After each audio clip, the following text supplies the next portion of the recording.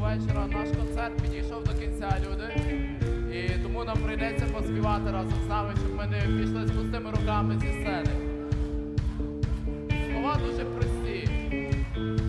Я співаю, де такий, а ви мені кричите, вайб взяв. Зараз все зрозумієте.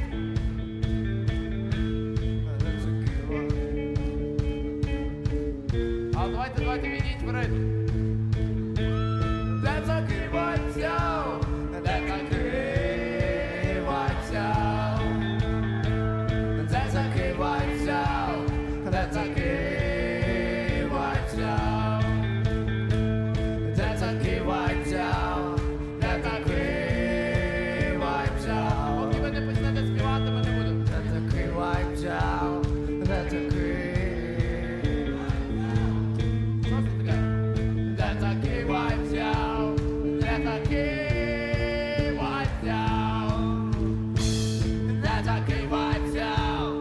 Де такий вайб взяв? Ще раз не чую. Де такий вайб взяв? Де такий вайб взяв? Де такий вайб взяв? Де такий вайб взяв? Де такий вайб взяв? Де такий вайб взяв? Де такий вайб взяв? Де такий вайб взяв? Де такий вайб взяв? Де такий вайб взяв? Де такий вайб взяв? Де такий вайб взяв?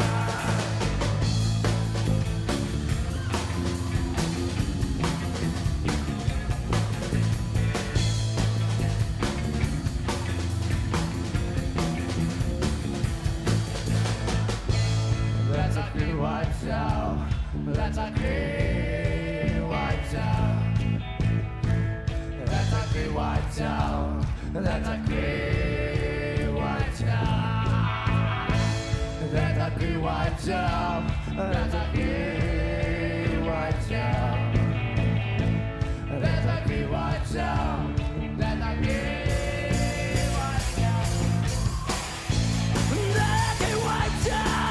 That's a good white sow.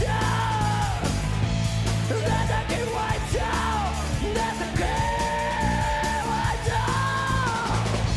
That's a good white sow. That's a good white sow. That's a good. Сина коня струмпалка, як його ім'я Юра. Сина коня струмпалка, як його ім'я. Сина коня струмпалка, як його ім'я Юра. Сина коня струмпалка. Let that be white down. Let that be white down. Let that be white down. Let that be white. Yeah, yeah, yeah, yeah. Let that be white down. Let that be white down. Let that be white down. Let that be white.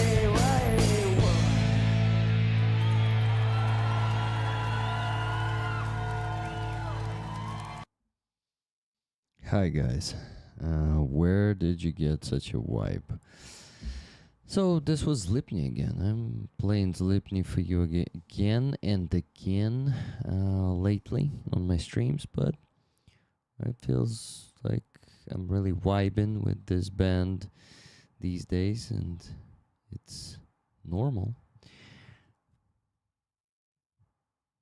Okay, sorry. I was distracted by a message, but here I am. You cannot see me. I'm here, believe me. Here I am. Hi guys.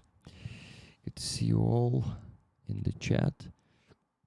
Hi, Катерина. Рік, покажи котів в честь Дня котів. Я котів не показую без їхньої згоди, а вони дуже рідко її дають. Вибач, Катерина. Katrina says, show the cats in the name of the Day of the Cats. And I say, sorry, I don't show the cats without their permission, and they rarely give their permission. So, yeah, not today probably. I'm actually also keeping this door shut when I'm streaming, and the cats are outside, so I can rarely show them. Well, but I cannot keep this door open. I'm too noisy.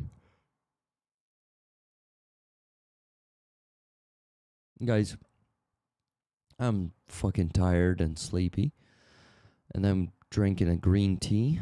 Here's the pot. Here's the tea. Today's tea's name is Buddha. So, yeah.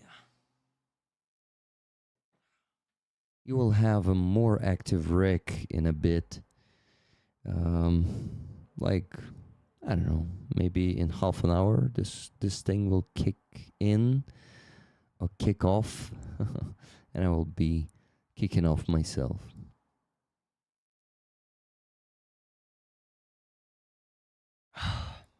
So, my friends, what the hell did I do today?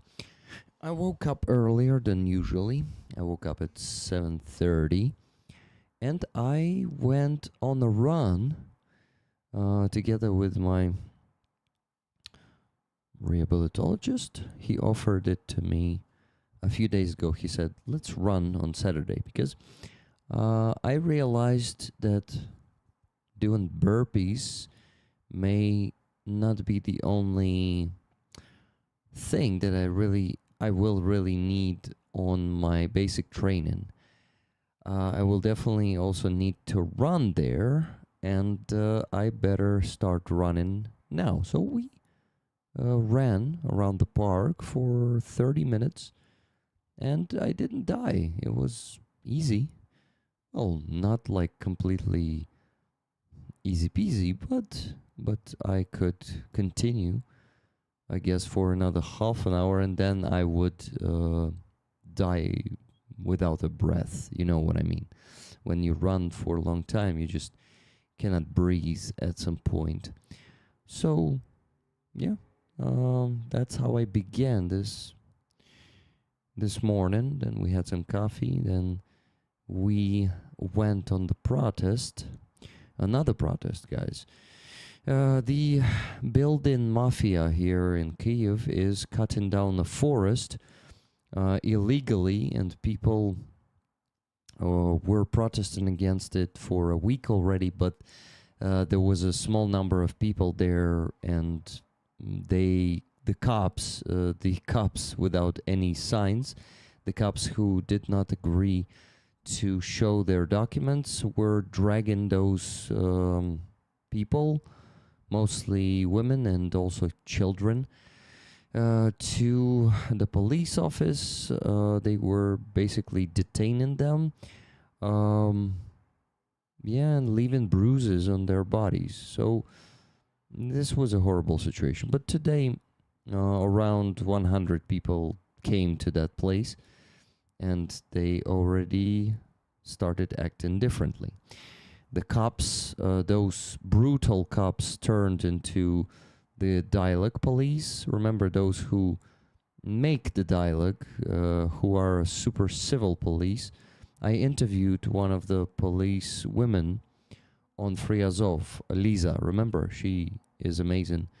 And those people are gentle. They are taught to properly speak to protesters and to actually deal with any potential conflicts that may arise during the protests. So better cops appeared there. So yeah, by the way, I see Loza on the protests time to time, on the protests on Ivano-Franka Square, protests in support of Fedorov and in support of communication of our people in power with our society, with our citizens. So these protests, there was a different protest today. Yeah, then we were given the tour by a local friend of ours in that forest hours in that forest. Also had some lunch nearby, and then I was kayaking for 2 hours. I wasn't alone, it was two of us. Me and my wife, we were kayaking, and it was amazing. And it was a bit hard physically. This is why I'm a bit exhausted today. I began with some run today, then I spent most of the day on my feet. Then I had 2 hours of kayaking, and yeah, I came back home, had dinner, and to be honest, I want to sleep, not stream at the moment, but I have work to do, I have responsibilities, and I have a promise that I've given to the soldiers that we're gonna supply them with equipment, mostly cars, but there's gonna be different other equipment. Kayaking is great fun, good to build muscles gently. Yeah, exactly. Muscles are not super tired, they're really being built up gently. And kayaking in general is also good for my stamina. And in general, it is preparing me for the basic training. Since I want to be doing the rear work in the army, I probably won't have to have a lot of physical, how do you call this? Physical навантаження. How the fuck I call that in English? So workout, right?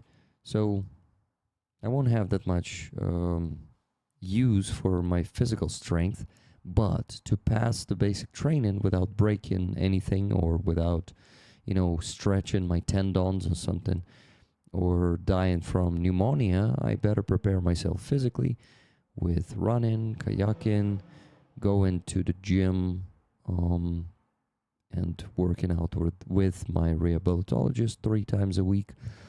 All of this is already making me much stronger, and I started taking mass gainer. I told you that before.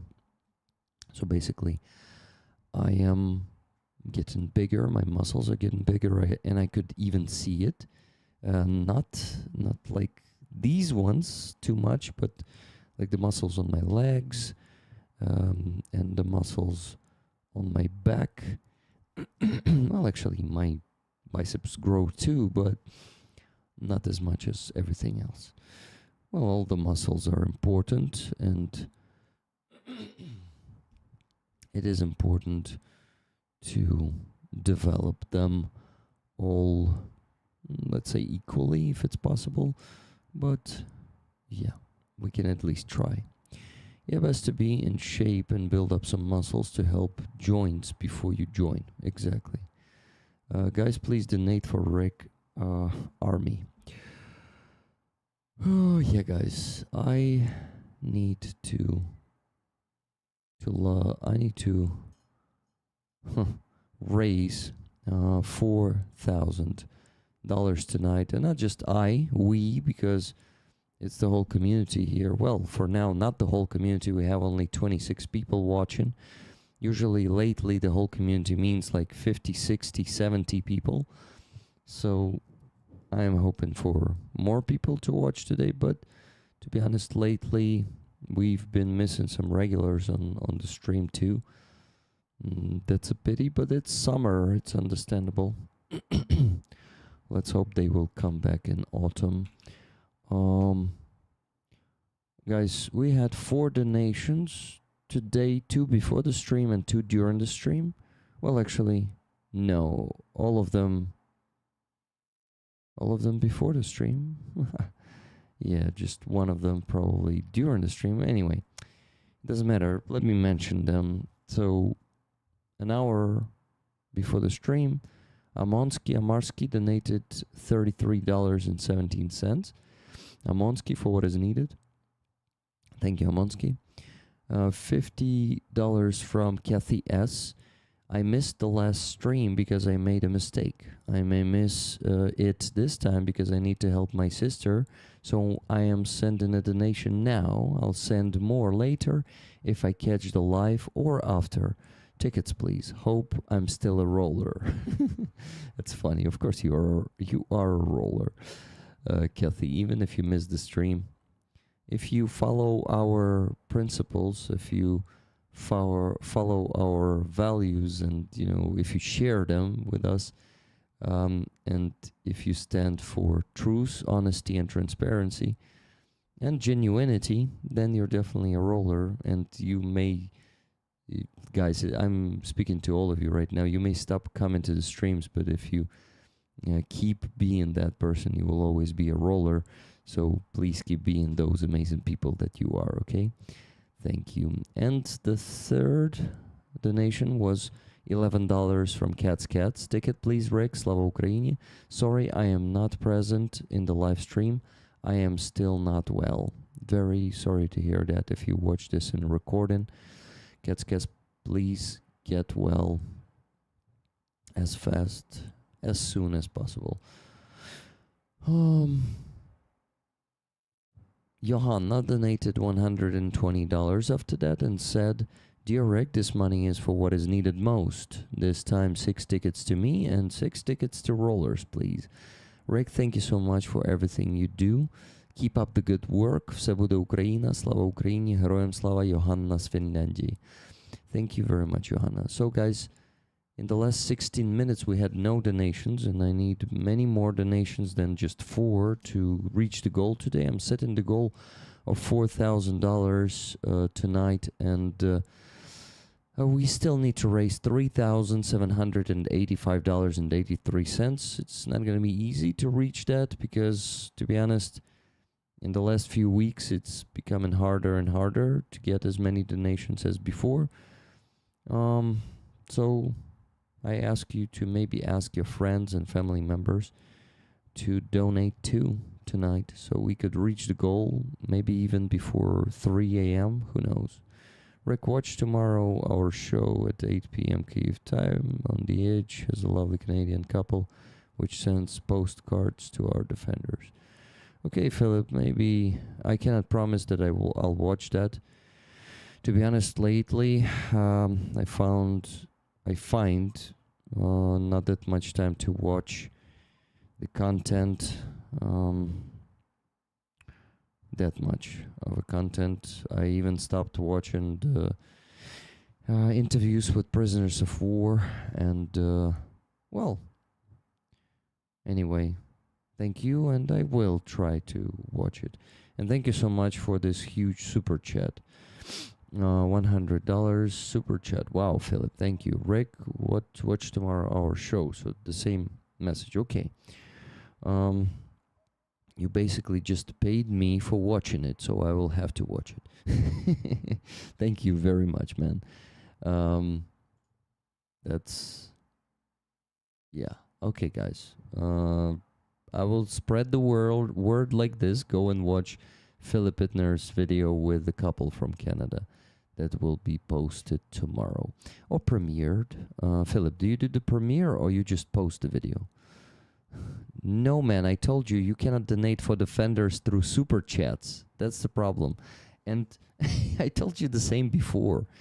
I simply cannot turn this money into donation. First of all, YouTube takes 30% of it.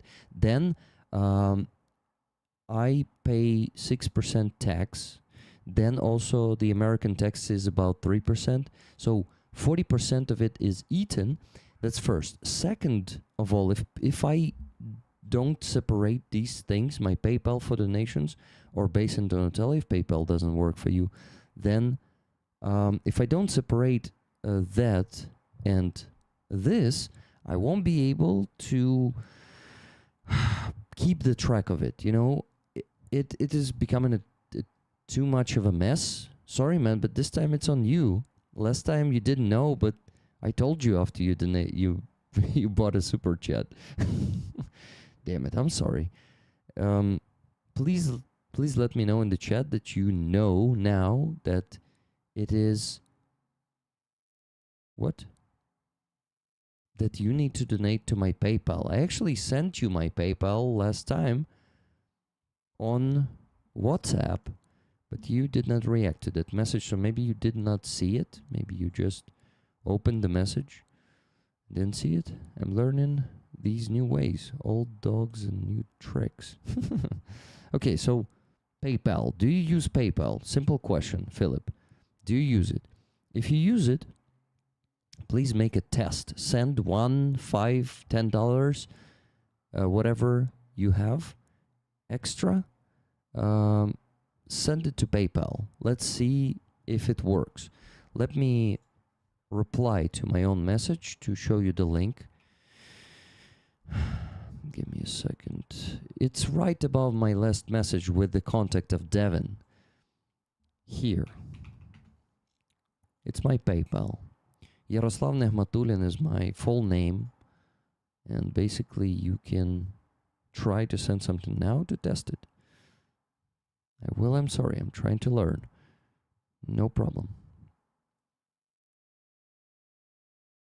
No problem, man. I just don't want to disappoint you. And, you know, if you want to refund that $100 that you accidentally contributed to my salary, please refund it, but inform me that you refunded it, okay? Please tell me if you need to refund it so I would know how much I still have to that goal, because I also have the goal for the gifted memberships. By the way, guys, there's a function here. Let's see, start there.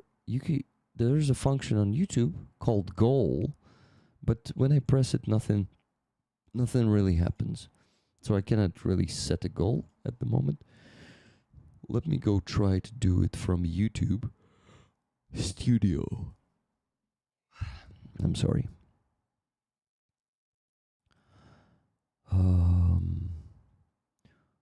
What do I need to do? I need to go here. I need to go to this tab, press live, and open this stream. Yeah, let's see if I can start a goal here. No, it doesn't start. It doesn't work, unfortunately. The goal function doesn't work for me. I have a button, but when I press it, nothing happens. Well, YouTube and its bugs. Philip, are you still listening? Please let me know if you will be refunding that super chat. Thank you. It's totally fine if you want to refund it because it was an accident. Yes, so are you refunding it? Please say, yes, I am no refund. Okay, thank you so much then for contributing to my salary. That much. Send more. Okay, thank you. Then, let me set that goal, guys, real quick. I will close this. So the goal is 400 gifted memberships. As always lately, a lot, but we're already very close to it. Let me tell you how much. By the way, Leah B, thank you for 10 gifted memberships and $10 super chat after that. You don't think you work, but you do. You have worked to build an amazing community based around caring about others. Thank you. Thank you so much, Leah, for these kind words. And Martin Bissek, also thank you for 10 gifted memberships. Guys, that is 270 gifted or super chats in that equivalent left. So please also buy gifted if you have the extra funds. They are not the priority. The donation to my PayPal for Ukrainian defenders is the priority. So let's focus on that. And only if you want to support my work with some extra, please buy a gifted memberships or something like that. Yes. Philip just donated $100 and said, okay, hope this works. It works, man. And you get 10 tickets for this patch. Do you accept the tickets, my friend? This is the patch of Forpost, Anastasia Havriluk, who's going to be the guest just in a bit. I actually already need to invite the guests. She gave me this patch. This is from her cousin, if I'm not mistaken. And she will tell the story of her cousin and of this patch. This is the patch of the 11th detachment. Here's 11 in Roman numerals. This is 11th Bird Guard detachment called Forpost. Forepost. I don't know if you have that word in English, but it seems you should have it. So, yeah. So when you say sure, you mean you would like to get the tickets, right? Okay, I will give you the tickets. 10 tickets for you, Philip. Thank you. You have the chance to win this patch now. Of course, the luckiest one wins, but we have this thing that we call Roller's Magic. And, you know, we usually have, like, usually the person is winning that like, really wants it, or the community wants that person to get it. Or, I don't know, the universe wants it. So, who knows? Maybe you're the lucky one today. Rick, it could be a country thing. What exactly? Please specify. Okay, Anastasia says that she will be able to join in 10 minutes, in actually 9 already. And I need to invite Loza. He can already join. By the way, I missed to mention one more donation. Carlo donated 7 minutes ago, $22.11. Awesome. So for now, we have 6 donations today. Minus 22.11 and minus 100. Awesome. So we still have to raise $3,663.72. I will drink more tea. I don't drink enough of it, so I'm kind of sleepy, still sleepy. Take care, Rick. Say hi to Anastasia. Will do. I'm with you always. Thank you very much, Philip. Thank you for the support of our fundraising. Well, the fundraising of the whole community. It's not just my fundraisers. And with this contribution also to my salary, the support of my work, it is basically my salary. I call things with their names or by their names. So thank you for that, man. And thank you for the work you do.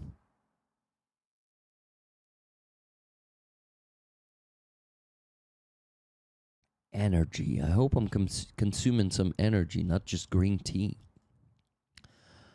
Okay, Google Meet. Meet and greet.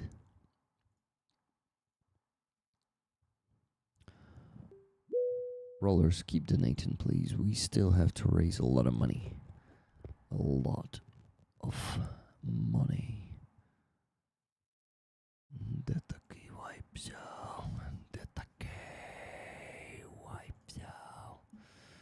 Robert, thank you very much for 50 gifted memberships. Nice. That's only 220 left to get today. That's really cool. Damn. Thank you. It's almost 50% done of this goal. And $3,663.72 left to raise today.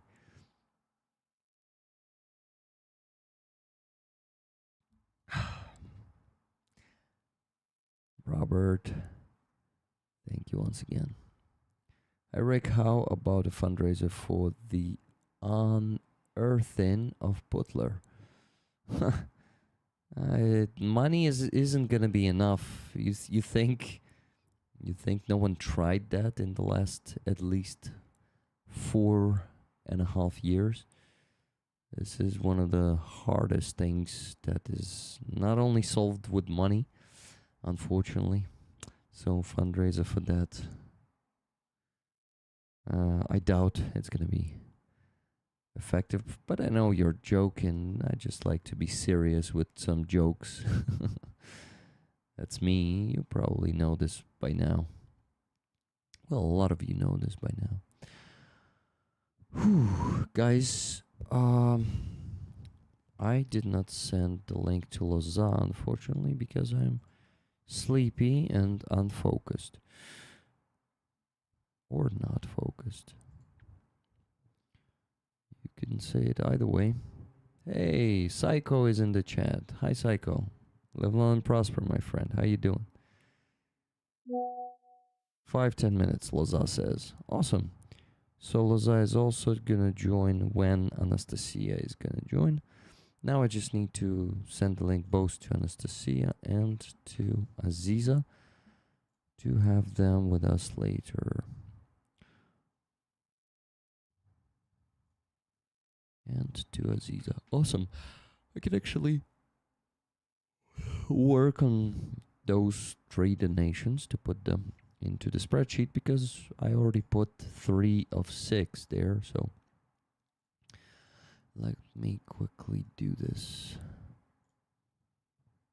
I already put the donations from Kathy S, Amonsky, and Cats. Yeah, this one. Amonsky was first, then Kathy S and Cats. Oh, by the way, Kathy S donated on Wednesday after the stream. She said that she missed the stream and donated $50 more. So this week we had extra 50 from Kathy, who missed the Wednesday stream, but still donated that day, because missing the stream isn't enough to not donate. Where do you want me to donate, Rick? PayPal? Yes, PayPal, RC William, please. We need to raise a bigger sum of money today. And for now, we are far from reaching the goal. And we need every donation that we can get today. So please join the fundraising with all you have. No, not with all you have. With all you want. It can be $1, 5, 3, 50 cents. It can be 10. It can be anything. Up to $1 million. I don't accept payments over $1 million. I don't know. I don't even know why. I just made up this rule, so don't worry. It's the fake news. It's all the fake news.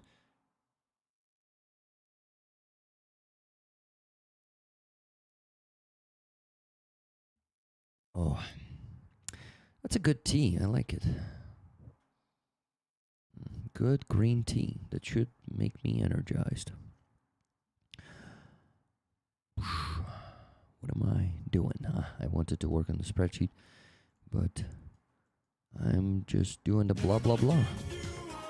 Never gonna let you down. Raffle tickets for rollers. Never gonna run around and desert you. Never gonna make you cry. Never gonna say goodbye. Never gonna tell a lie and hurt you. Doom is not coming for Ukrainians. Because we keep fighting, you know. Doom is coming to those who is losing hope, losing faith in victory. And even despite our president's action of firing the effective Minister of Defense after just half a year on position, we don't lose faith, we don't lose hope, we don't lose the power to keep showing the president that we are not okay with this decision and that he needs to bring Fedorov back. And he needs to start a real, honest dialogue with the society and not ignore the citizens of his country. Well, we are waiting, and we will be waiting on the square next to his presidential office. Today? Today they actually left 14 minutes ago because the protest is scheduled until 10 p.m. And, yeah, it basically takes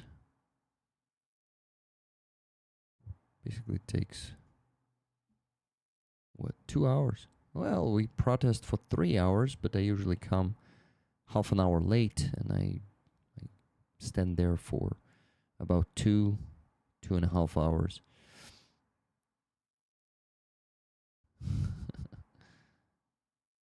Ага, good. Могло бути краще, а так норм. Розумію, друже.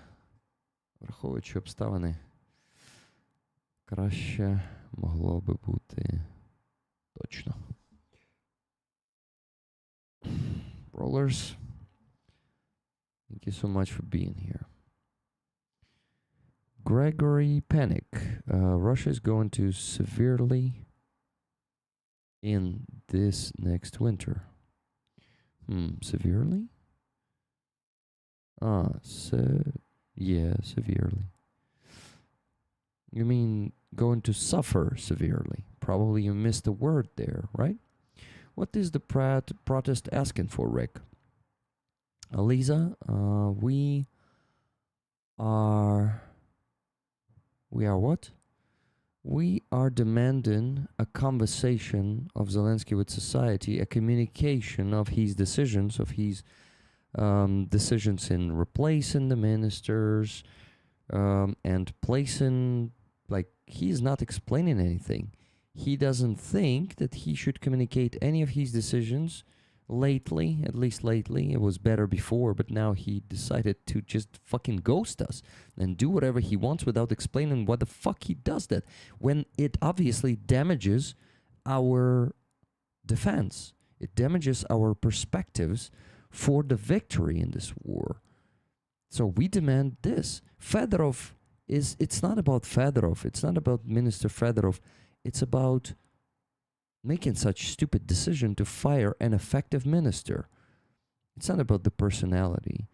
It's more of a doing the reforms and also communicating it with society. So that's what we stand for.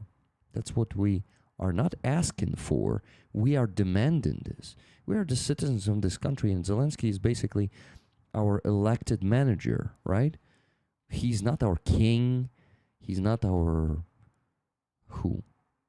dictator. He is an elected manager. An elected manager has to communicate with his electorate, right? But he doesn't. For now, he will have to eventually.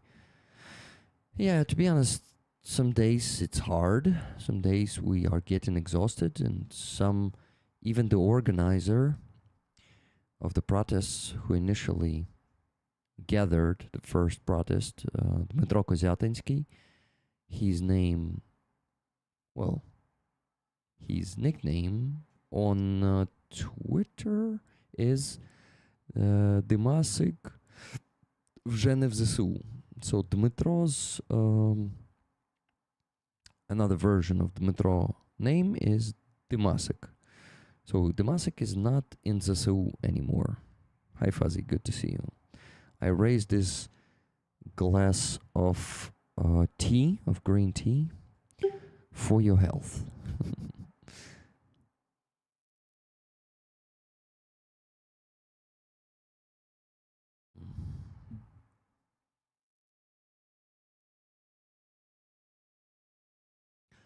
Does he need to run decisions by Congress first? No, man. Sorry, not man, Lisa. No, not that our orange president does, but he is supposed to. That's the problem. Right now, our parliament is not controlling anything. Our parliament is completely subjected to the president and his will. So basically, it all depends on Zelensky. Yeah, that's also against our constitution, but in time of war, we kind of tolerate that, and we just need a fucking communication. We already gave him the right to not follow the constitution. We at least demand a communication with us, you know? So yeah, we just had 4 more donations. $110.55 from R.C. William for Undoing Putler. Thank you very much. I give you 11 tickets. R.C. William, are you still there in the chat? I give you 11 tickets for this patch. Do you accept it? Please let us know. Us all know, not just me, but me in general, because I'm gonna be putting you, your name into the spreadsheet. Then $4 from Rochelle Ann, without a comment. Thank you, Rochelle. Thank you, R.C. William. Then Susa $22.11 from Susa, a small step towards the goal. Slava Ukraini, Heroям Slava. And then Wella donated $30 and said, for the defenders, tickets to rollers, please. Thank you very much, guys. We're getting closer to the goal, but still pretty far from it. So keep donating, please. Yes, I need your help. And 2 guests are joining us at the same time, actually. And these 2 guests are... I need to put you on the screen. Hi, guys. Good to see you. Hello. Hi, Rick. Can you hear me? Yep, I can hear you. And see me, right? And see you too. Bogdan, how you doing? Great. A little bit tired, but I'm okay. Oh, I know that feel, bro, as they say. I'm also tired today. But I had a actually great tiring day. I was running today. I was also kayaking, and I was on the protest. So it was a productive day, you know, in terms of preparing for the basic training, for sure. But except for the protest, yeah, it won't really help me there. Anastasia, what about you? I have been trying to relax today because I've had quite a tiring week. So basically just catching up on sleep. And by the way, Bogdan, very nice to meet you. Because I think we have seen each other a couple of times during Fryazov protests, but I mean rallies, right? It's not protests. Yes, but haven't actually met. Дуже приємно. Yeah, in Kiev, Раді знайомству. Навzajem. We met in Kiev, yeah, because we visit with my wife when we visit Kiev every time when we can. Yeah. Okay, guys, now rollers also can see you, or can also see you. Hi all. Long time no see.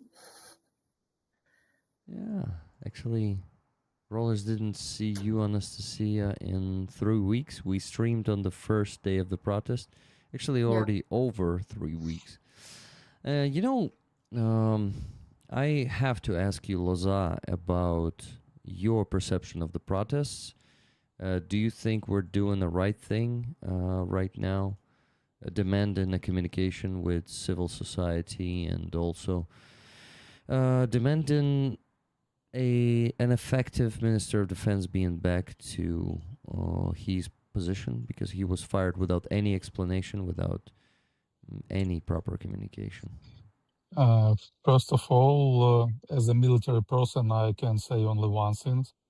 I think that it's the best minister till this time. Maybe in future someone will be better, but my honest opinion that this one is the best till now. So Fedorov, in your opinion, really did a change. He really made a change. Yeah, this person changed a lot of stuff, and to be honest with people, we need half year more to understand what he started and what he could finish. Because at this moment it's like you start to do something, you have some positive results, but in the end the biggest part of things that you try to create to improve in army, you could not finish at that moment, because without no word you get off your position. And I don't visit protest at that moment because I'm in army and I don't have time for this, but my family and my wife and my dog visit it every time in Poltava, and I support this. That's really cool.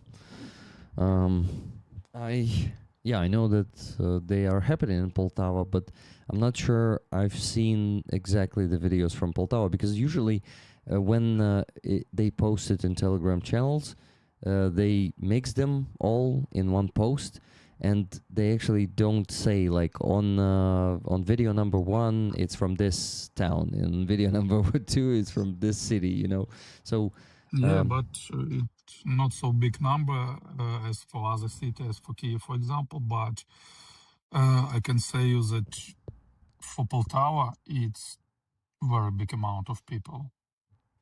That's really cool, and I'm happy that it's not only happening in Kyiv. It's happening all over Ukraine, and that also shows that the whole country isn't agree with such a behavior, and it's really cool.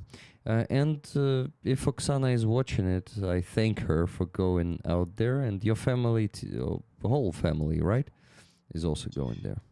I don't remember if my mama visit because she's living in small town. I don't remember.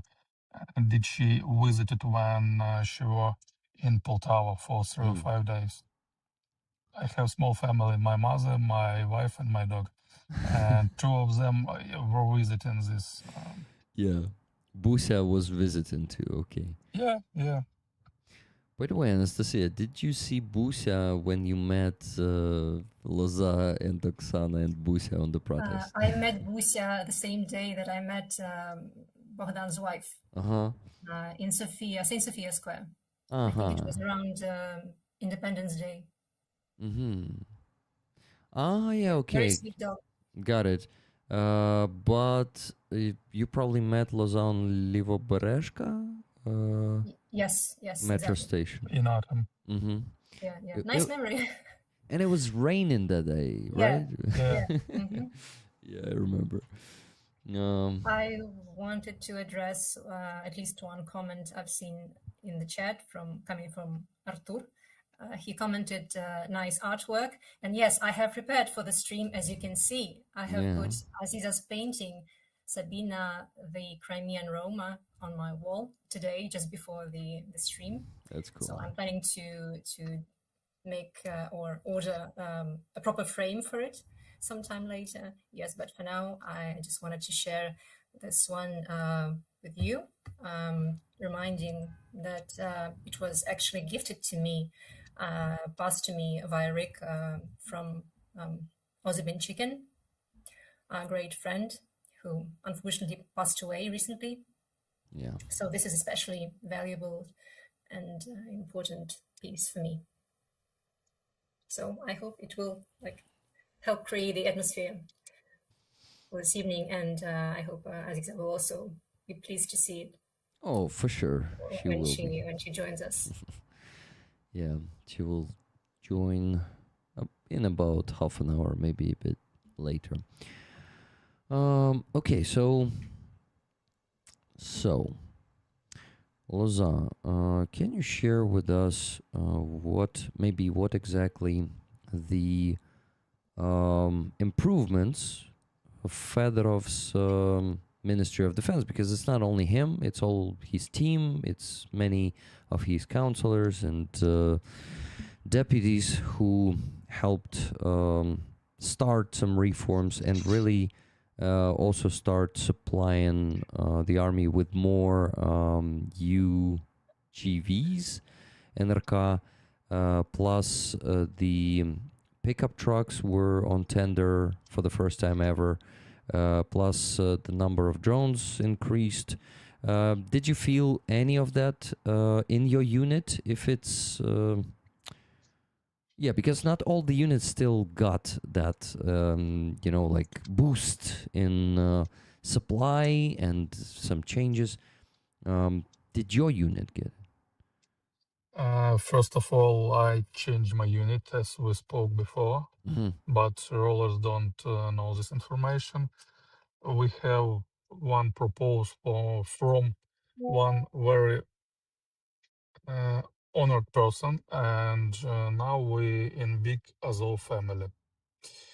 Nice. If be more specific, I can say only that we in 41 regiment Pilum. It's in Azov Corp. So it's not even a secret. That's cool. It's not secret where I am because it's not such information, but I will stop right here about information where I am and what we are doing. About your questions, I can say that yes, we feel a little bit at that moment, but you need to understand that in such war as now, it's not enough of everything. Yeah. I can say truly that Fedorov done many stuff. Starlink, big work not only to forbid for Russians, to create special Starlink units for us. Second one is to stop buying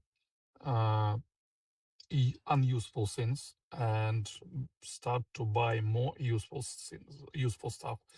As we spoke before, as you said before, cars, because it was very interesting information for me that our country don't buy too many pickups and other cars for our battalions and for our brigades, because it was not priority. They buy armored vehicle, they buy some kind of logistic vehicle, and that's all. The other stuff is about drones. As I said before, it's not enough every time, but further a little bit change the system, and we get more useful drones and less unuseful drones. And also the same stuff with some artillery shells and all other stuff. But we do not understand what Fedorov could done if he will stay for half a year more or maybe for 1 year. Yeah. At least he would decrease the corruption in Ministry of Defense, and that was named the main reason why he was misplaced by him. Actually, that's his opinion, because, well, and not only his opinion. Anyway, the guy still has the chance to come back, as he said on Sternenko's podcast a few days ago, that he still has some talks with Zelensky, and this question is still not resolved. This topic is not finished, so he still has the chance. So let's hope. I think the chance is not that big, considering how Zelensky behaves, but I think there is still such a chance, and we hope to see him back, because that's what we're standing for on those protests too, among the other things. Loza, I wanted to ask you also about the new actions of Drapati. You've already seen that Drapati started distributing the men from those infamous assault regiments, Skela and 225th. Yeah. But I'm not sure that you guys will get any of those men, because you are in National Guard, right? And they are being distributed. I can't say you any information about this. I only can say that as we understand, this assault regiment will become regiment, because at that moment they looks like 5 regiment at one.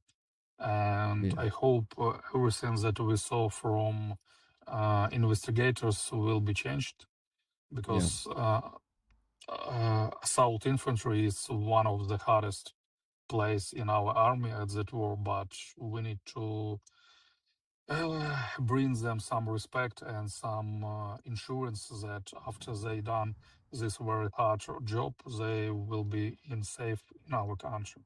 And they will be treated like normal person, like war heroes. I think it will be a very big change, because new commander Drapati is a person of honor, and he will change a lot. Yeah, so basically all the military I read, all the military I talk to say that Drapati is the man of honor, and they heard only good things about him. So you say the same, basically. Yeah, it's a person who take part in this war from the very beginning, from 2014, and he earned his respect in every branch of commanding lane till this moment. But to be person of honor is good, but it's very hard. Yeah, having these principles and values and following them is very fucking hard. By the way, it's heavy rain here, so my bed and stuff wet as fuck. Yeah, Loza, you gotta understand that Artur in the chat, he is also in Ukrainian military, so he is somewhere on positions, and his bed is wet as fuck at the moment. Thank you everyone who is in the chat right now and today. Guys, please ask your questions. Loza is not gonna be with us for long today. He said that he is gonna join for an hour. So basically, we kind of have, I don't know, like 35 or 40 minutes to ask him some questions. Something like this. Yeah, so Anastasia, maybe you have some questions to Loza. I wonder. Still muted? Well, I was curious to hear your Bogdan assessment of the work that Fedorov has been doing, and I'm pleased to hear that you actually assess his achievements. I mean, in terms of how much he could have achieved in a span of just half a year. That your assessment is rather positive, because I've heard other opinions, and you can see that Artur is commenting in the chat as well that he's more critical of what has been done and hasn't been done. So in terms of your expectations, so I know it's relative, right? We have some ideal vision of what we would like a minister to do, but in terms of like comparing to the previous ones, as you've said, it's been like way better, right? And as he could have done even more had he had the time to do so, right? Had he been left in his position to continue his work. As I said before, I said only that at that moment it's the best one in our country for all the times that we have independent Ukraine at that moment. Is it the perfect one? No. And I can say you that salary problem, for example, for me was very painful, because it's not easy to solve this problem because we don't have enough money. But to be honest, I want to get a little bit more in my position, because I don't have any extra money to make some reserve for my family or for me in case if something will happen. Because previous 2 years, previous 1 year I was in special operation forces, and 2 years before special operation forces I were intelligence ground squad, and injured. I could be injured or something could be happened, and I don't have enough money to create this подушку безпеки, друже рік, як буде? Some запас. It's like a fund, some Financial reserve fund. Financial reserve, yeah. And it's one of the problem, but as a person who can understand everything, I understand that we don't have enough money at that moment to raise salary for everyone. I am pleased that salary for assault infantry and for infantry is growing rapidly, multiple times. But for me, do not change anything at that moment.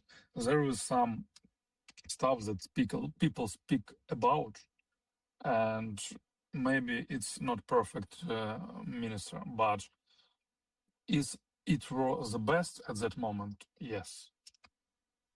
Yeah. Also, by the way, about the salary, guys, I want to mention that Fedorov said that it was a communication mistake how they did it. He admitted the mistake and the lack of communication about the salary reform, and yeah, at least they admitted the mistake. But The problem is they cannot really communicate it. He cannot really communicate it normally sorry, anymore. what was the mistake about? Because being a financial professional, I could also comment on yeah, if it at all can be some kind of reform in terms of the salaries, because there has to be a source of money for that. exactly. So where did he take the money? As he said, they saved 16% on the contracts for artillery shells because the short ones were not. Actually, they did a tender procedure for the first time, right? And saved 16%. Not for drones yet, but for artillery shells and for pickup trucks. For drones, they should be launched soon. But it's not certain now if they will be launched or not because the minister was fired. So as for the shells, he said that money that they saved, and that's billions of hryvnias, they used them for this fund for increasing the salaries, and also they planned to save more money on the tender procedures for drones.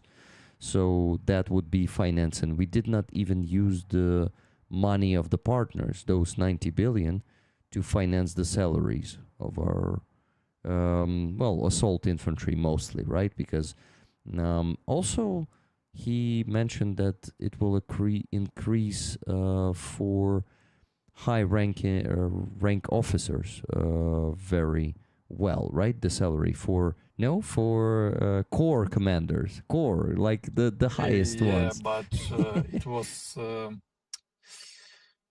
it was permission. They speak about that salary will be X2 for battalion commander, everyone in battalion commander team, and high brigade commander, regiment commander, and for corps commander. Because that guys, for example, corps commander is person who need to be with good salary because it's very hard and very risky job. But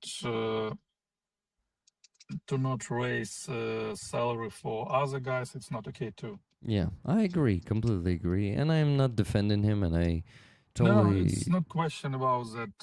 This is a problem and someone is responsible for it. It's a question about that. In perfect world, every person who deal here with many jobs at one and don't sleep and don't have time with family need to get very big salary. But at that moment, we don't get such money for our country to create this salary. They can say we will rise it 2 times, but in the end of the year, the money will be finished and we will not get any salary. That's why it's a kind of problem. They try to solve it, and I think it's very important that they increase salary for infantry and for assault infantry, because as I understand, the same job that we done in intelligence ground squad 1.5 year ago for 2 years with all my guys, it's not okay to do at that moment with such small salary as it was before. That's why it's good. It's very good that they increase for the highest commanders, because, as I said before, corps commander is very big pressure and very hard work. And infantry team guys and assault infantry guys, it's very important too. That's why they solve the biggest problem. The person who hold weapon in the first line is getting normal salary. Yeah, I understand. And I actually already heard, it's just a rumor, no confirmation, but I heard that those salaries for infantry started being paid for the first time in the end of July or something, or in the middle of July. But I cannot confirm that.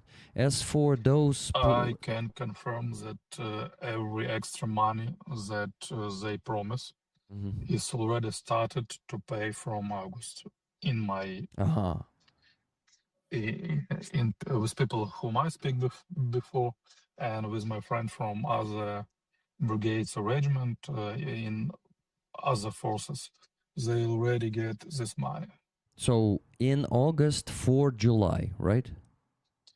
I know that in this month they get some extra money from this, but I can't tell you which one of this. Yeah. But it's For low. which month? For July, yes, but no information at that moment. Yeah. And I also heard that most of the people who work with drones don't get an extra 10,000 to the basic 20,000. So no one gets that extra 10,000 for now. Can you confirm or deny? No. Person who provide supply in як буде тил, друже? Rear. In rare, they get this 10,000. They get it. So 30,000 for them now. Yeah, but it's salary only for person who don't contact, and who stay, for example, in Kiev, in other places. At that moment, we have only 20. we have some types. Right. We have some types of extra money. As it was before, we had people who in a rare, and they don't prepare something for first line. They don't do some work for first line, and it's extra 10,000. Person who sitting somewhere near the front line. What I mean near front line, 50, 70 kilometers from the front line, and they help to provide work of your unit. For example, preparing something, take care about your supply, take care about your drones and all other stuff. They can get extra 30,000 if this person sitting somewhere there and they control the moment of control everything on battlefield, and they help to provide information and operation on battlefield. Battle caps, person on a duty on streams and all the stuff, they can get extra 50,000. And then our pilots, for example, that on a mission near the front line, 5-10 kilometers, different types of drones, they had extra 100,000. And then our infantry and assault infantry guys, they have amount of 300 till 400 for full months in first line. Okay, thank you for explaining this, Rollers. I hope you find it interesting. I find it really interesting, the explanation from Loza. Anastasia, it feels like I interrupted you there at some point, and you also wanted to talk about the money part, since you work with finances. To make it clear that I would be very happy if every defender of Ukraine serving, especially on the front lines in the kill zone, would get like X3 or X5, the amount that they are getting or are eligible to get now. But the problem is we have bad financial situation in our country. We need financial resources. Unfortunately, the population has dwindled and we have less tax accumulated in the state budget. And that's why we desperately needed the help, the financial aid that we have been promised by the EU. And finally, this time with this program, we will be able to pay, to use some of it to fund the salaries for the military. We didn't have this opportunity before, it was forbidden. So it all comes back to the sources. So we as taxpayers, as employees and entrepreneurs who honestly pay taxes, we fund the war effort, including the salaries. But there is only so much we can do, and I would be happy if we could pay more, especially to people who really risk their lives and not just serve somewhere in the rear, right? Yeah.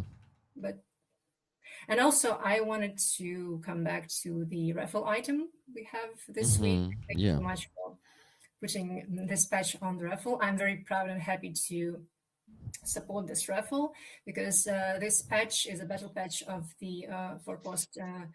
Actually, it used to be the 11th detachment, Kramatorsk border guard detachment. It was reformatted into an assault brigade in the fall of 2024. And my second cousin has been serving in this detachment first and now the brigade since 2022.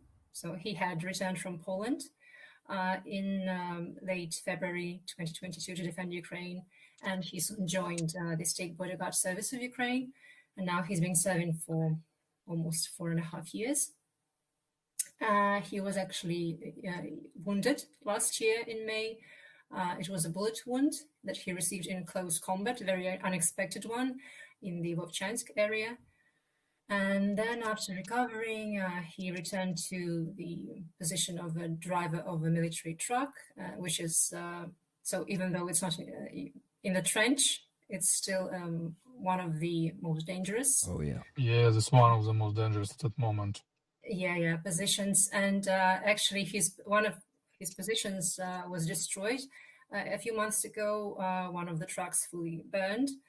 But yeah, he's still so humble and tries to cover the replacement of some equipment that the state doesn't provide with his own income, salary, and that of his brothers in arms. And yeah, right now he's still serving.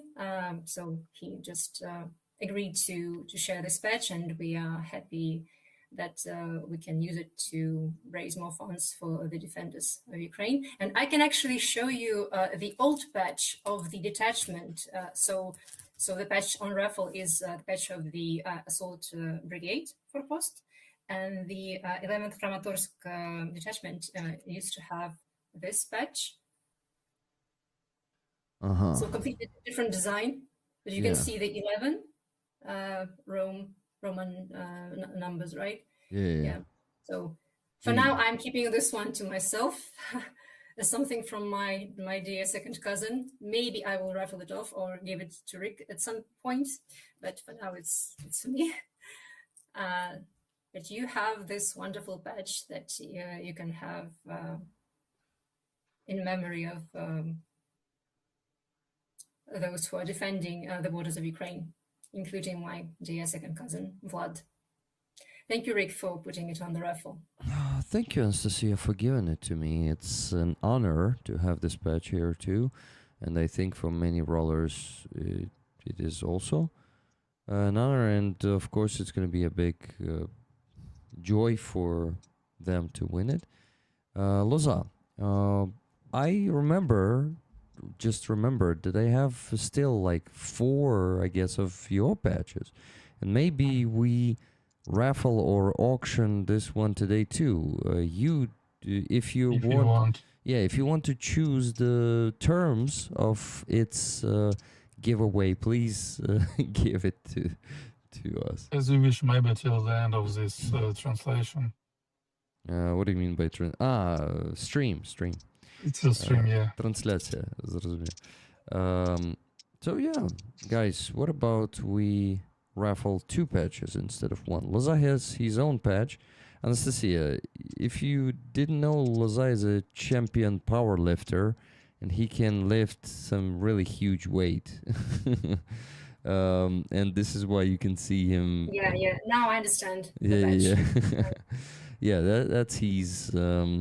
that's his passion, and he really wants to get back to training, but he unfortunately cannot do it because of obvious reasons because of fucking katsups. He cannot do it at the moment. But he told me he tries to train even in I VR. train all the time, but the main point is it's not always with barbell in gym or somewhere else, because I have some times that we work in the field with no time to train. But at that moment, I have some time, and when we visit some city where we had gym, I visit the gym at that moment. I even think about maybe I will visit national championship, but I'm not sure that I can show something at that moment. And it's very interesting because we speak about Ukrainian economic situation, but we forgot to say that all Europe tried to help us, but Russia is in a very terrible position at that moment, and we're hoping that everything will be very bad for them, and they could not provide in 2027 as much as they want. Yeah. Yeah, if I may, I just wanted to go back to the question of financial resources. To finish off with this topic, so it's not actually for the Ministry of Defense to find the sources. It's for Ministry of Finance, and it's a matter of, in the first place, to do the reform of tax service and customs service, to finish the customs service reform and to close the corruption schemes, right? So Yeah.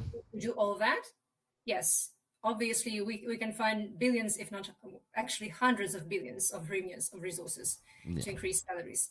So that should be done in the first place, but it's not the responsibility of the Ministry of Defense. Definitely not. And reform in customs is going to be even harder than reform in the Ministry of Defense, because customs is one of the most corrupt institutions we have, and there has to be some positive developments in the recent years. And so, according to one of the progressive and productive MPs, Yaroslav Železniak, who is deputy chair of the special committee, finance and banking and tax committee of the Verkhovna Rada, the parliament. He was one of the authors of many good laws in this field, and he says that actually in terms of customs service reforms, it's been that some progress has been achieved, but in terms of tax service, it's way worse. It has to be done from scratch. So, and he's initiating some change, but a huge work still has to be done in this regard. Yeah. By the way, also coming back to the hobby, Bogdan, that you have, powerlifting and attending and participating in the championship, as you mentioned, do you need to take a vacation, apply for a vacation for that? And in general, in terms of vacations, how is organized in your unit, whether it depends on your commander? How often can you get a vacation as a serviceman, and how long can it be? What are the general rules, if you can share about that? We have some official vacation, some regular vacation. Sorry, it's not about official and unofficial. And we got some short-term vacation, 3, 4 till 5 days. For example, if person stand at position for 2 weeks, then it's 2 weeks off, but this person need to prepare drones, prepare other stuff, make repair of cars, of any ammunitions or any stuff. And in these 2 weeks, this person can take 3, 4, or maybe even if it's possibly and necessary 5 days of vacation. It's official. This person don't get extra money for this time because it's not on service and all this stuff. And what about me? I'm some kind of manager and I don't have such privilege. I visit my family less time for full this small vacation. But from time to time, when I need to visit Kiev, I sleep at home for one night or maybe two when I have these options. And in this year, I already had one regular vacation for 15, as I remember, day or 17 even. And I hope I will get one more because we had two regular vacations and one extra for if you have status of combatant UBD. It's extra vacations. And also there is some vacations that you can take if something happened. Yeah. But they are short, like a few days, right? Till 10 days at that moment. Up If to we will 10 speak days. about up to 10 days, if we speak about something good, for example, if you had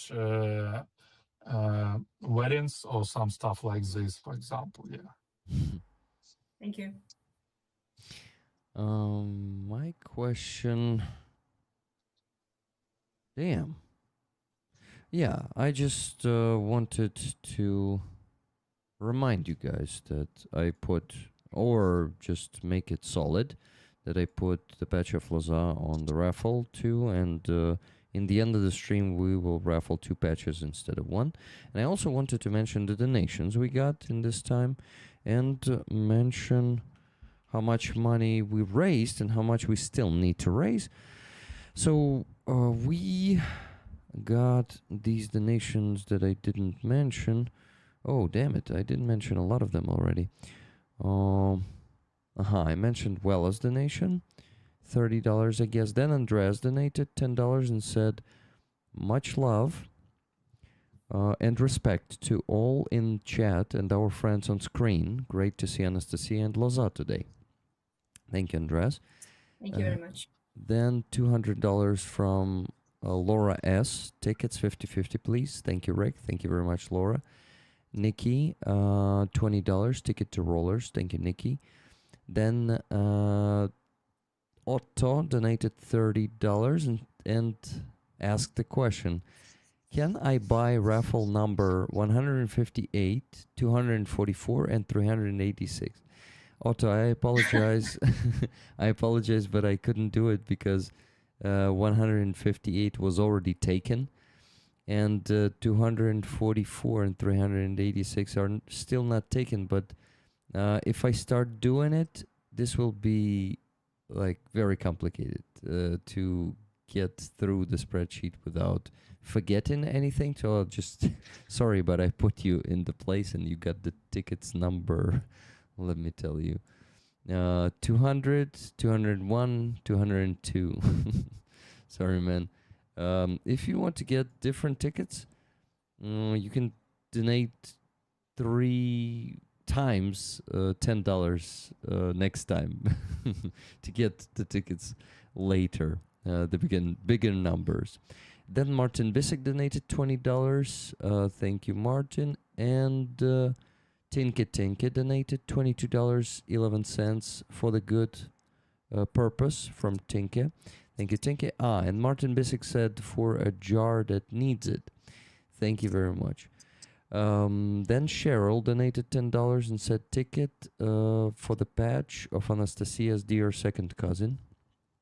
Thank you, Cheryl. Thank you. $200 from Adrian. Glory to the heroes. Thank you, Adrian. Tuna Ottoson donated $30 and said chipping in some for Fuzzy Fund. I'd like Freya, Andreas, and Stefan to have my tickets. Awesome, Tuna. I'll give it to them. So, how much did we raise today, guys? We raised $1,045.05. So 1,000 out of 4,000 is raised, and we still need to raise $2,954.95. I need to explain to you, Anastasia and Loza, why I'm raising 4,000 now instead of 3,000 on Saturday stream. It's because since I'm joining the army sometime in October, I have only maybe 2.5 months to close all the requests to, provide the equipment for all the requests I taken in the last 10 to 11 months. So almost all of those big ones are for the cars. It usually takes 10 to 11 months to close 10 or 11 fundraisers. And now I have like 3 times less time. So I have to close this instead of 10 months, I need to close it in 2.5 months. So it's like 4 to 5 time. Sorry, less time, 5x less time. And this means I need to raise bigger sums of money, and this is why I increased this goal for Sunday, and it's not getting easier because of that. So today I'm hoping to get there, I don't know, at least before 3 a.m. But guys, I need you to, I need you to maybe also help me somehow, not just be active yourself, because I understand that a lot of your budgets are limited, but maybe somehow promote these fundraisers more among your friends and families. Because to be honest, these days, since I'm also kind of preparing both physically and mentally, and sometimes preparing mentally means not overwork and, not work my ass off, and also sometimes rest, have some days of rest and recuperation. That means I cannot work some extra to, I don't know, go to other channels and promote my fundraisers and work. I just don't have the extra energy for it. I'm also finishing some stuff here, at least trying to finish it, because I will have less time and opportunities when I join the army. And I see the questions in the chat. If I joined, no, not joined yet, but made this decision that I will definitely be joining in about 2 months, because that's enough for me. I realized that I really want it, that I wanted it for a long time, and actually this inner conflict of wanting it but being afraid wasn't letting me be fulfilled and happy, and that's one of the reasons I got into depression. So I feel much better and relaxed now when I decided to join. It's like letting that shit go that was keeping me And down. at that moment, every units try to fight to get rigs in the units. Yeah. I was going to ask, Rick, so you privately told me that you had, maybe you actually shared publicly this information also with the rollers in terms of what units or a number of units you considered joining, right? So have you now decided which unit you're proceeding with? I actually Have you started the process? I actually decided. I didn't start the process because I just want to, as I told you, I want to get ready and not get into the process of recruiting yet. I will do it sometimes in the end of September.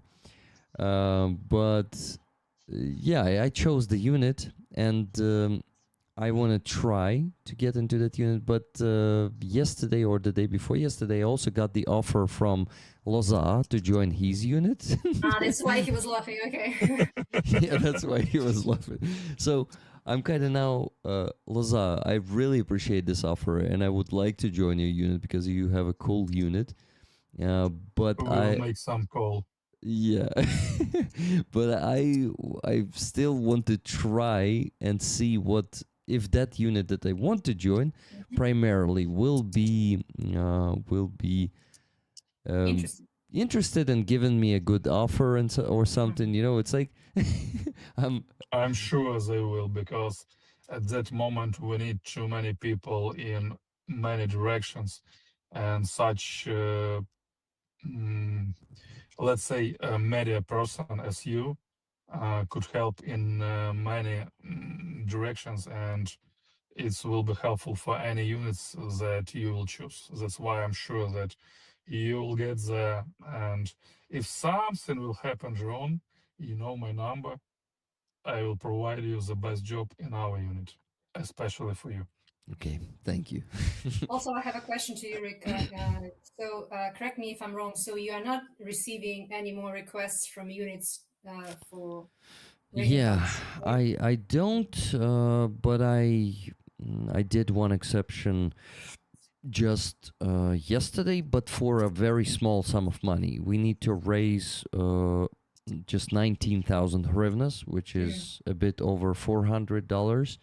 Why did I do that? Why did I make the exception? Because actually, the person who asked me to help their relative helped me already like 3 times to close my big fundraisers with Car for Ukraine by promoting them on his big channel. And I didn't, he never asked me for help before. And I thought, damn it, I owe this person, I gotta help, and it's just a small sum of money, so I need to make this exception. So, guys, we have to help the guys to buy the anti-drone rifle. So it's not some of that electronic warfare rifle. No, it's just a simple, good rifle. 12 gauge. Um, actually, give me a second. I have. Let me. Are they effective? Yeah, yeah. it's last call, because if it's a radio controlled drone, it's a little bit more fast.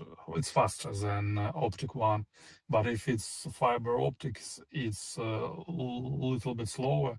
And when you shoot with 12 gauge dробовик, you have not one bullet, you have many of them. It's like a shotgun, right? Yeah, shotgun, 12 gauge. It's a caliber of shotgun, and you have a big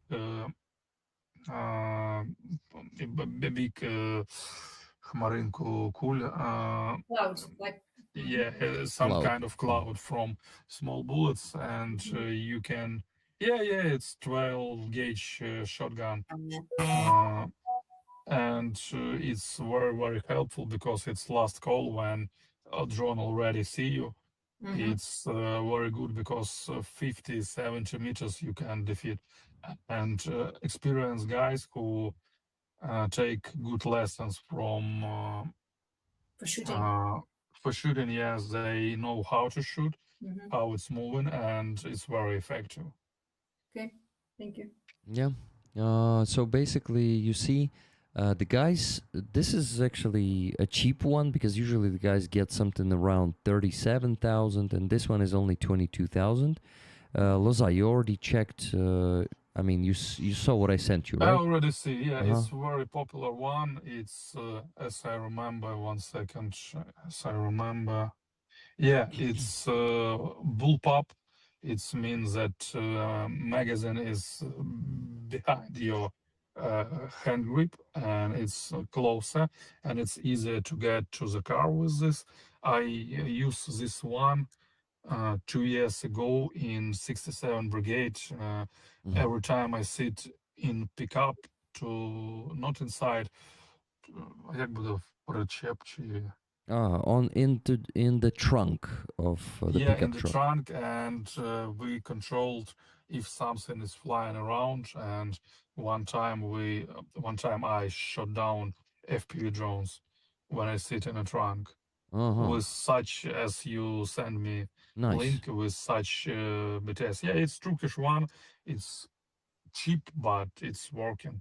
Nice. So, guys, here's a feedback about the exact rifle that they need to buy from. Our country try to provide as much as they can, but Loza, it's very hard to provide for everyone. I stuck there for a second on a term how to call you. You're an officer, right?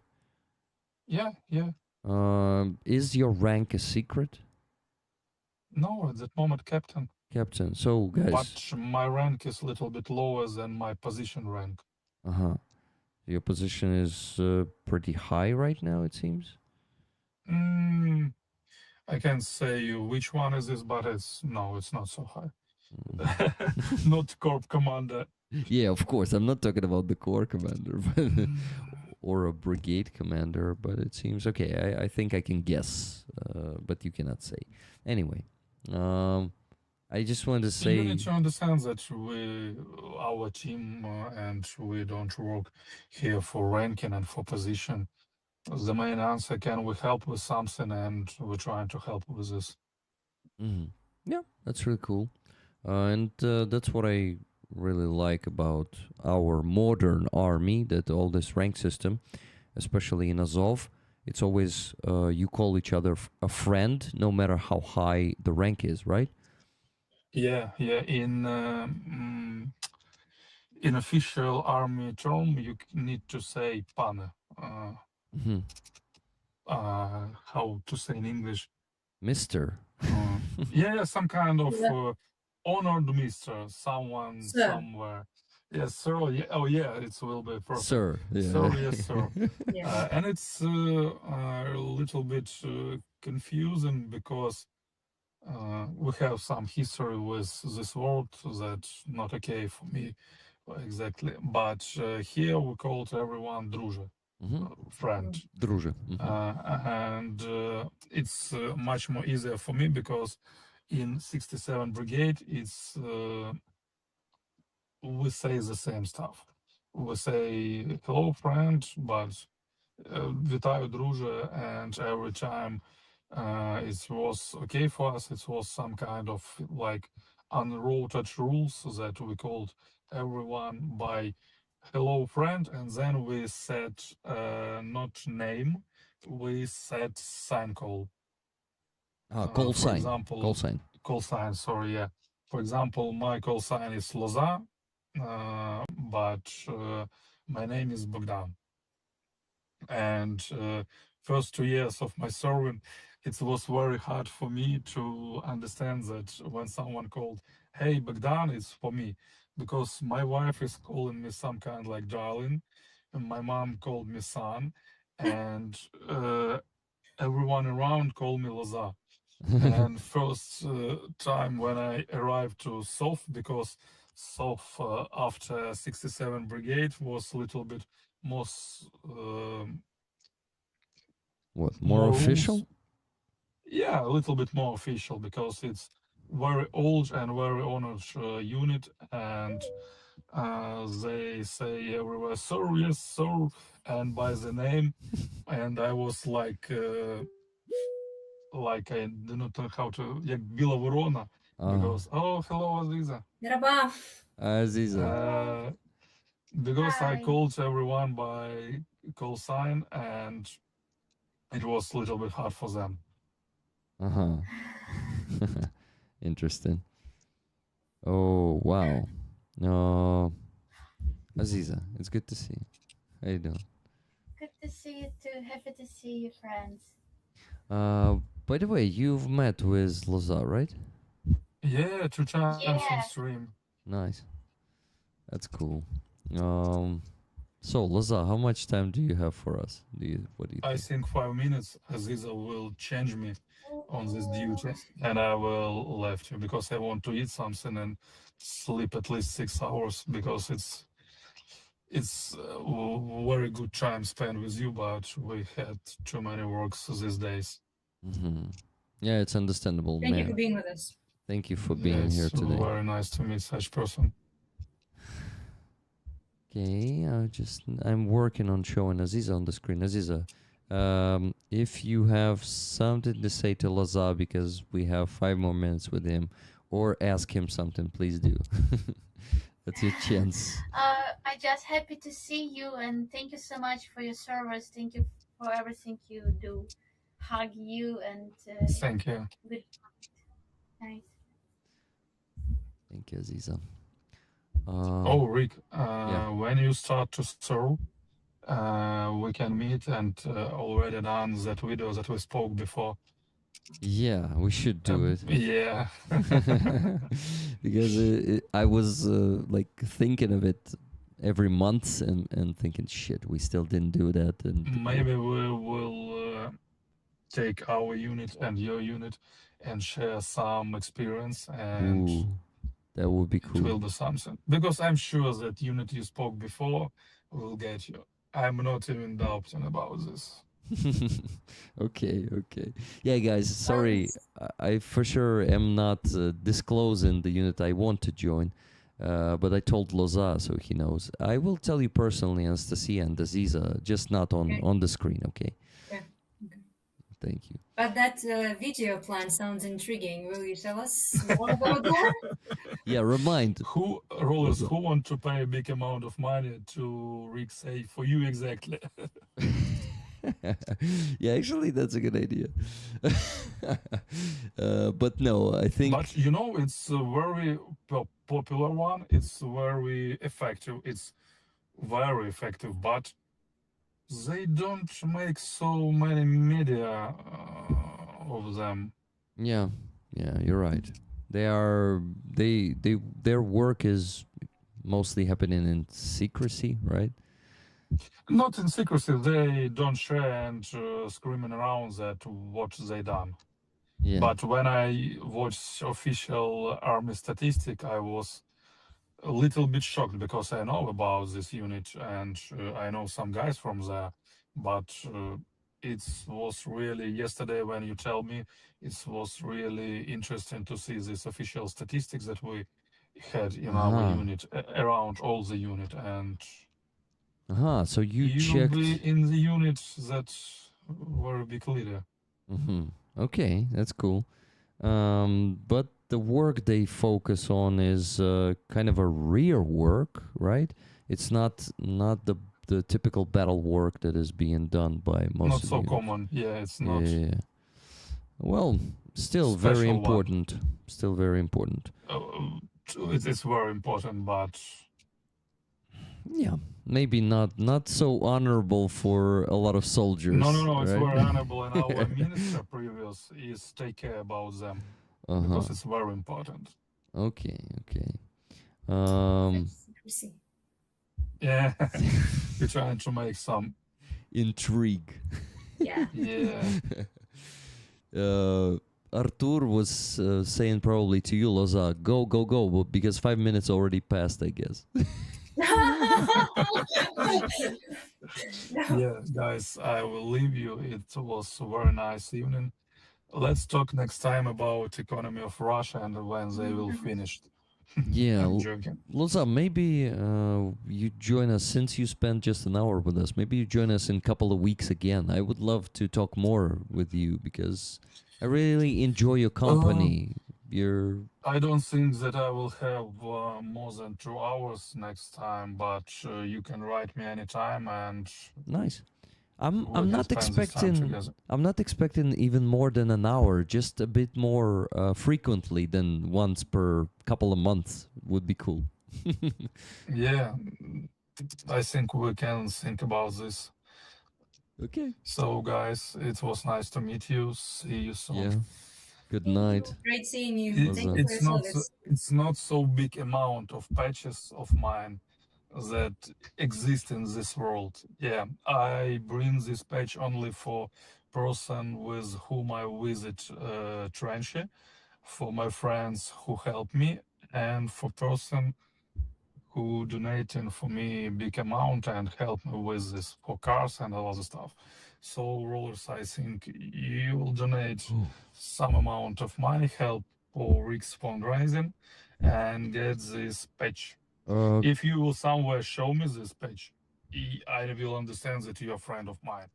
Nice.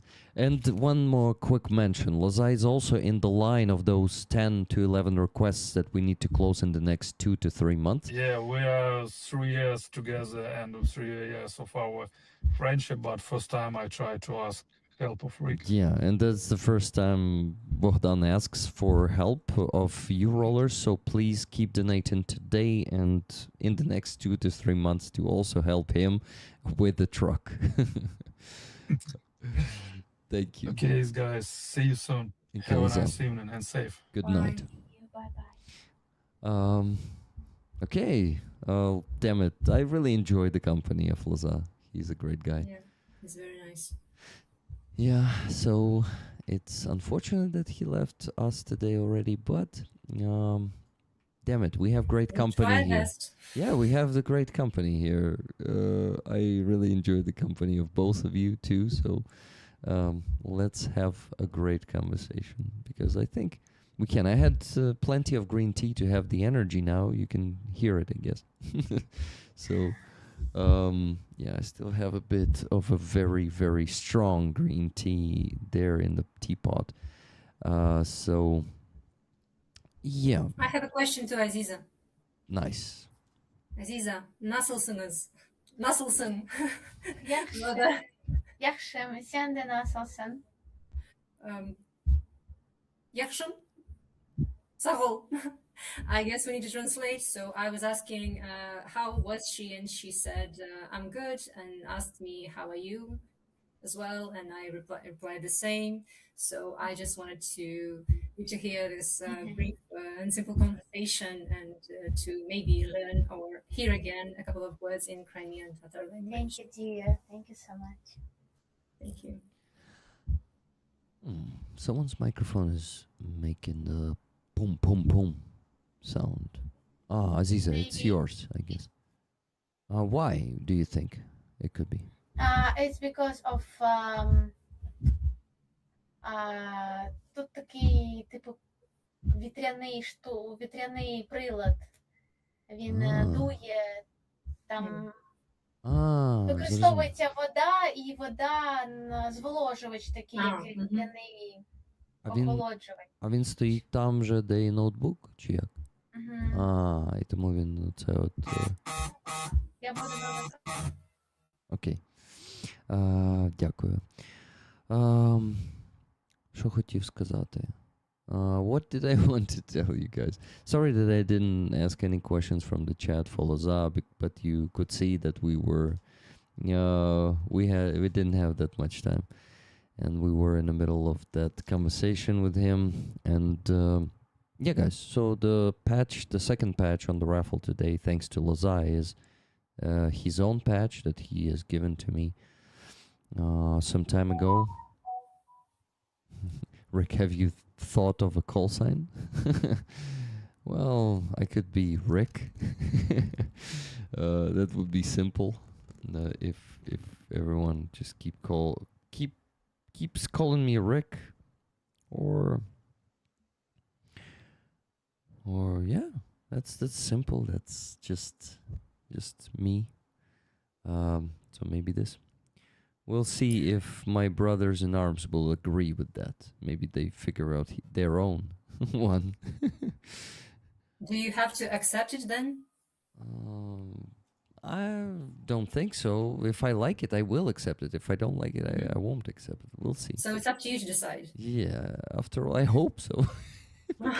I see. Because, sometimes soldiers tell me the stories how they did not really have the chance to Right. choose, and unfortunately their brothers in arms chose it for them. Because if they keep calling you some other name, it doesn't make any difference if you have chosen one that you like, right? Yeah, probably. We'll see. I have good news, and thanks to Kathy S., who donated $500 Wow. and said, "This is another donation in honor of my father for the shotgun, but I will take all the tickets." Thank you so much, Kathy. So Kathy covered all the shotgun fundraiser with this donation. Nice. And took the tickets. Amazing. Thank you so much for this, Kathy. And yeah, I will put it into the spreadsheet. I've been actually working on the spreadsheet in the last... Yeah, guys, so I forgot to tell you that this fundraiser is for 2 such rifles. It's for 44,000 hryvnias. Each rifle is almost 22. It's only 100 missing, but I said let's round it up to 44,000. So extra 200 hryvnias, so extra $450 were given to soldiers for maybe the delivery or some couple of bullets for that shotgun, but they didn't ask for any extra money. So yeah, I kind of am touched and also sad because Kathy made that donation in honor of her father, and as we know, Kathy was sharing it a couple of streams ago. Kathy, can you please share the news once again for rollers and any updates, because you were still sharing the news with me that when your father was ill, and yeah, I kind of don't want to say anything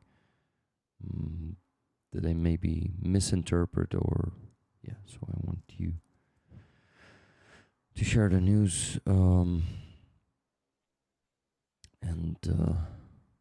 yeah, I just don't want to say anything that won't be the correct information.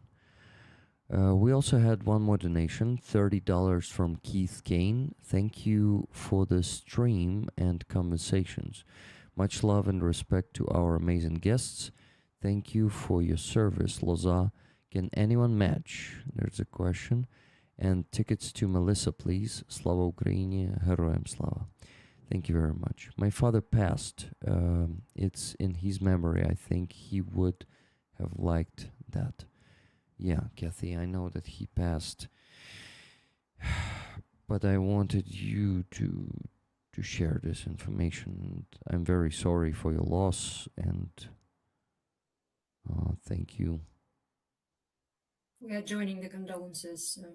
Yeah. So our thoughts are with you, and thank you so much.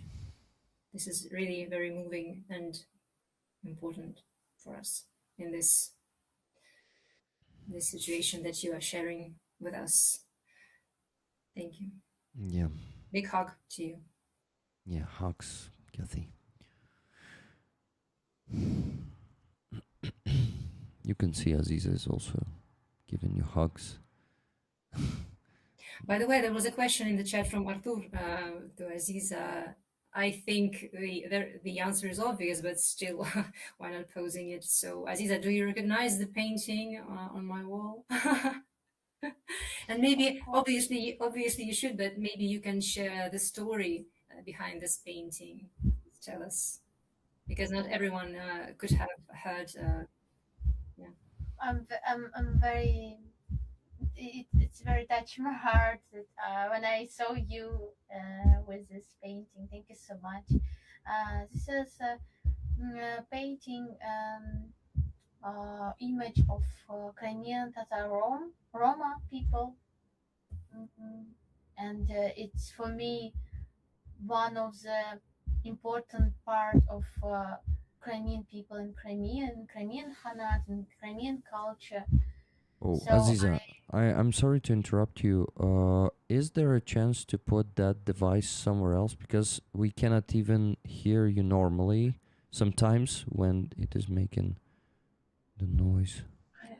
maybe I can do like this if it's better. Yeah, it's much better. It's not affecting the microphone anymore.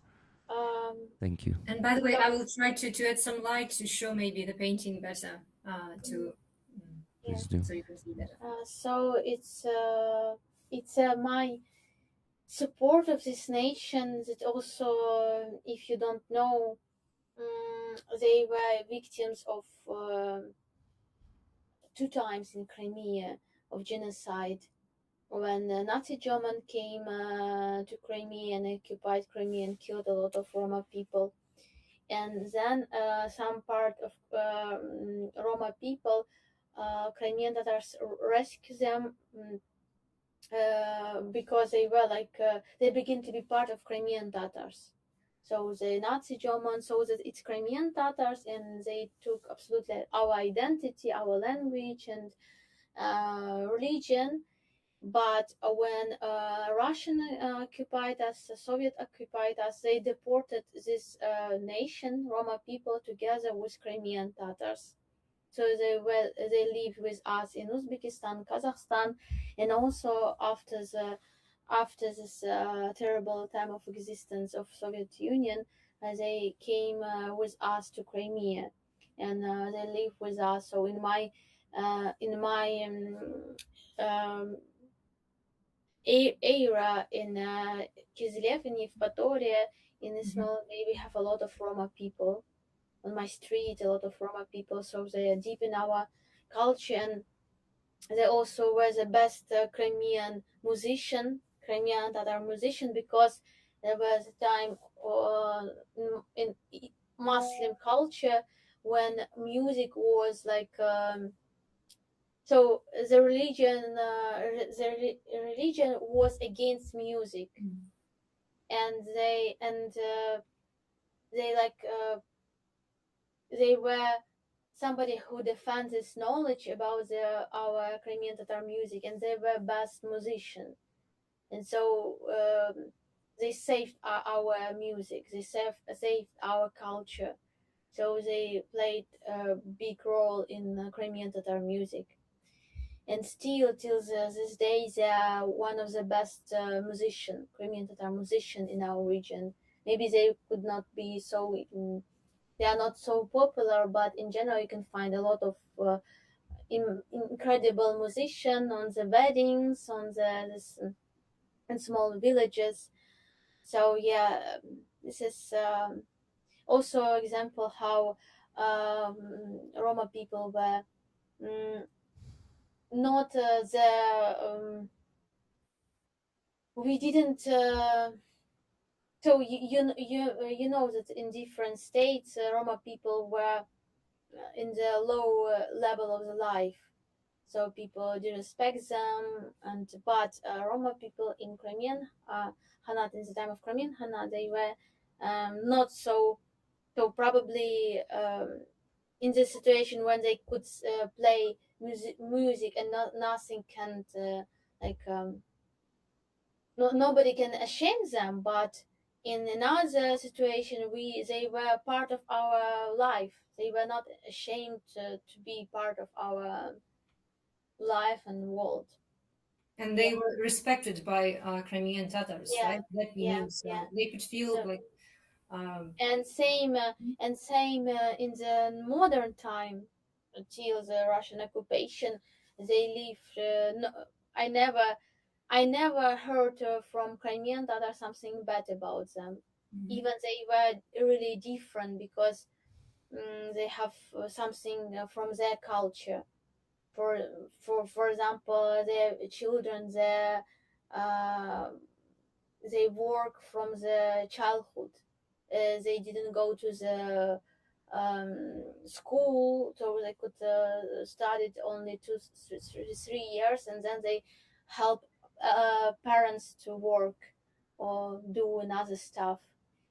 But still, they were Crimean Tatar, so they have all our traditions for the weddings, for like everything. But in terms of religion, do they also have Yeah, they Muslim. They are Muslim. Muslims too? Yeah. Okay, that's interesting. Thank you very much for sharing. I also wanted to say that I have noticed some very nice words addressed to me in the chat. Thank you very much, Ecstasy, for saying that. I really appreciate that. And I will tell Mr. A Mr. A. that he needs to He needs to to what? adhere to that device or rule or something. We'll discuss that privately.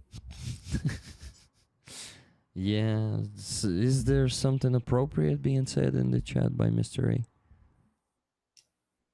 No, it's just that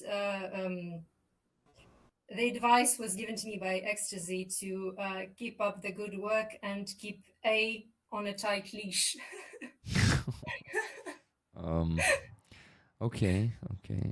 So the ecstasy is a nickname of a user there, right? Yes. Okay, got it. I thought it was part of the what? Part of the sentence, but it's just a name. Okay, it was confusing me. Sorry. No, that was a nickname. Ecstasy, something. Yeah, some numbers there as well. Oh, okay, got it. Correct the whip, Anastasia. Okay, so guys, I wanted to mention another donation that I got before that I forgot to mention. It's 10 Canadian dollars from Julia Fiera. Thank you, Julia. And just got a donation of $500 from Trevor T-Bone. Thank you very much for this donation. That brings us to, let me tell you how much we raised. So this is 30, and I think before that, yeah, that was 200. So minus 500 minus 30 minus 500 and minus 10 Canadian. What is that? Canadian to USD. 10 Canadian is 717 minus $7.17. So we already crossed the mark of 2,000 today. We raised $2,082.22. And we still need to raise only $1,917.78. So less than 2,000, less than 50% of today's goal. Today's goal is 4,000, guys, because unfortunately I need to increase the tempo of fundraising in the next few months because of my decision to join the army. I, every time I say this, I already start being sick of myself because, I always, I say this, but I still didn't join, and it feels like, just doing the blah, blah, blah without the real action. But since I am still not saying, I'm going to join in a year, it already feels so much better. It's like just a couple of months, not that much long to do the blah, blah, blah again and again. So I can at least be talking without action for not such a long time. So yeah, since I'm joining soon, I need to speed up the fundraising and cover all the requests. I also am planning to do something in parallel with my PayPal fundraising soon. You will like it, guys. That will speed up the fundraising potentially, but we'll see if it should work. Yeah, it should work. But yeah, sorry guys, I kind of feel, I don't know, I don't feel something is wrong inside today. I don't know what it is. It doesn't feel tickets for rollers. doesn't feel like an anxiety. Sorry, it was just a donation from Robert John Sauer of 4,000 hryvnias on bass, and he the Rickroll was playing, and then the funny voice was saying raffle tickets for rollers. So I kind of started laughing there a bit. But I don't know, maybe it's green tea giving me a bit of anxiety. I don't know what the hell is that, but I feel some kind of something that is just bugging me, if I can say so. It feels like I need to shut up and breathe while you talk, okay?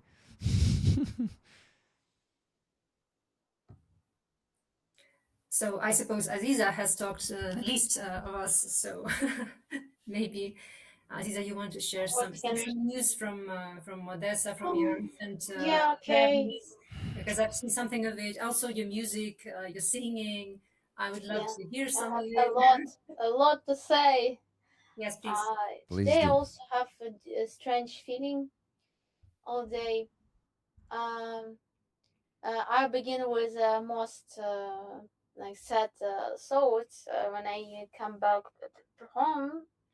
I was in the bus and I heard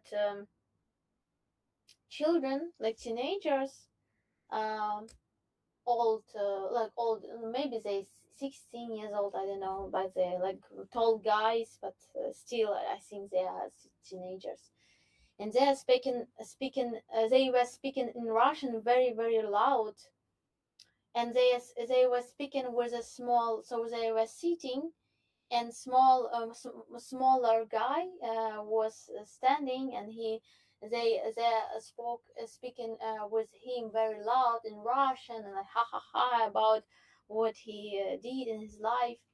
And it was so loud and it was so painful.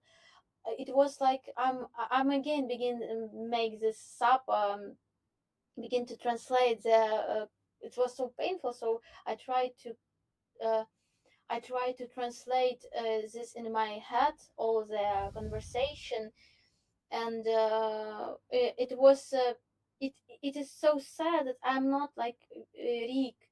I have no power. I have no brave feelings to sad to this children, to teenagers. Please, um, about uh, prisoners of war that came back, about myself that I'm from occupation.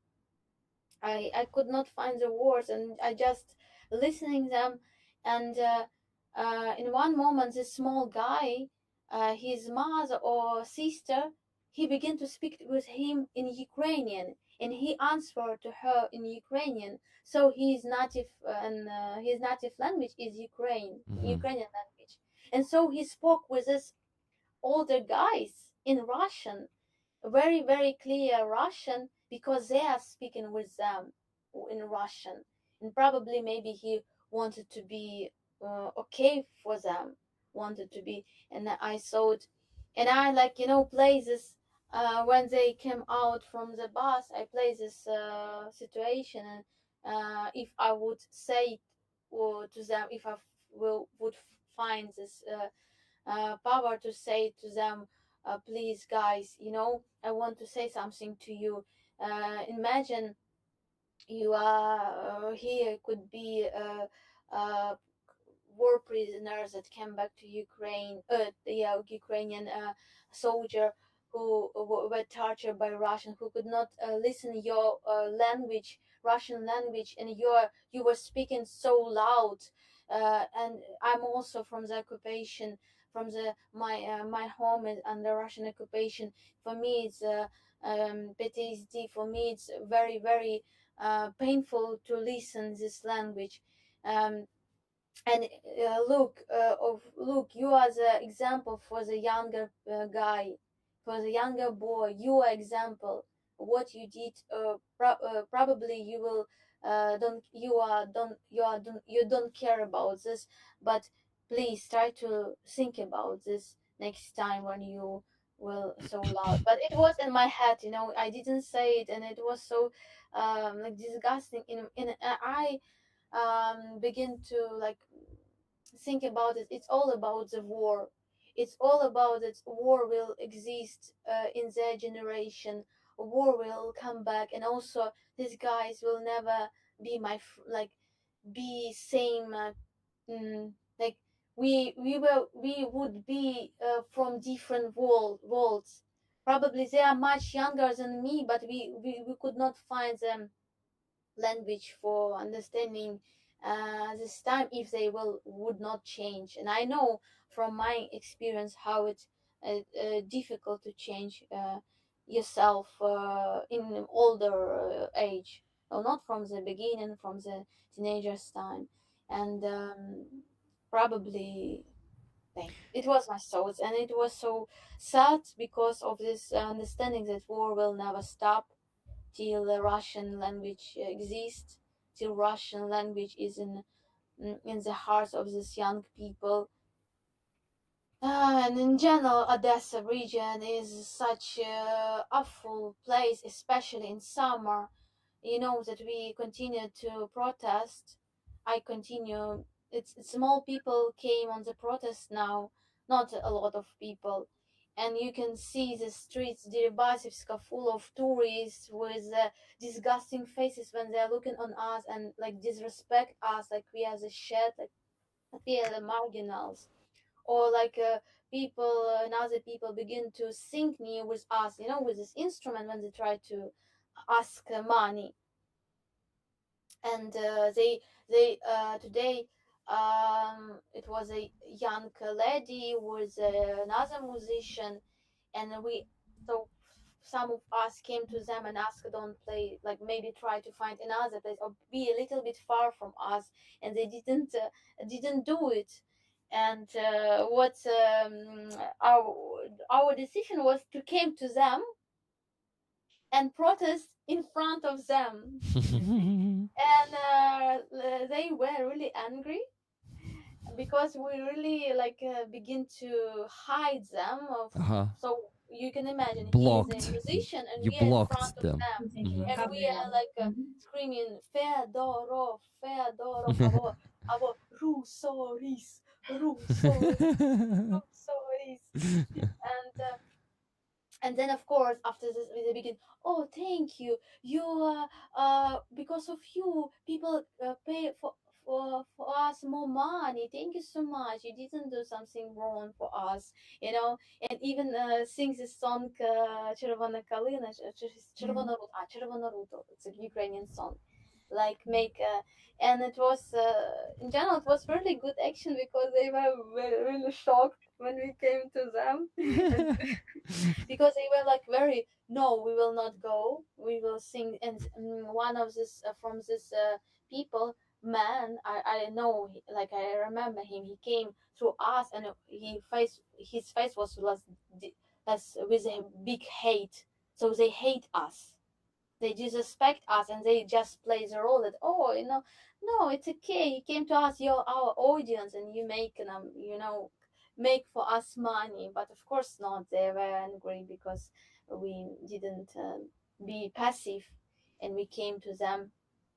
And you know, they're very loud, they have microphones, and they it's like I wrote about this a little bit, that it's really absurd world. You are standing on the streets and you are screaming that on the war you have no каникулы, я забыла как сказати. Vacation.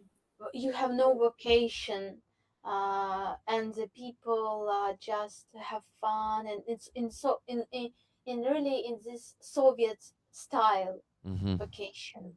So it was like flashback from my childhood when you was from Crimean Tatar ghetto, and you saw the stupid tourists that came like just to drink, to listen the chanson, Russian music, to play some to be on the beach without, you know, place with the dirty water, with, you know, like shed places where people just pay the money for being on the heat.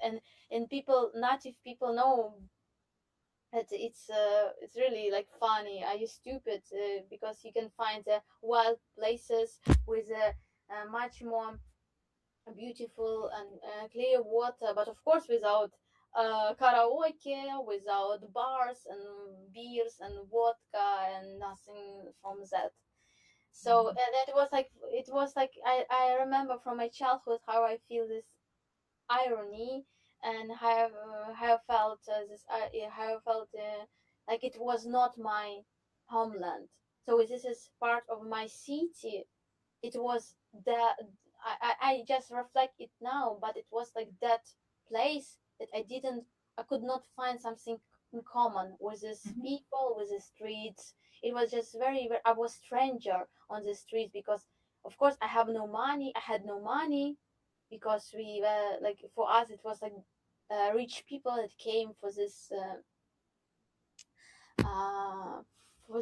goal.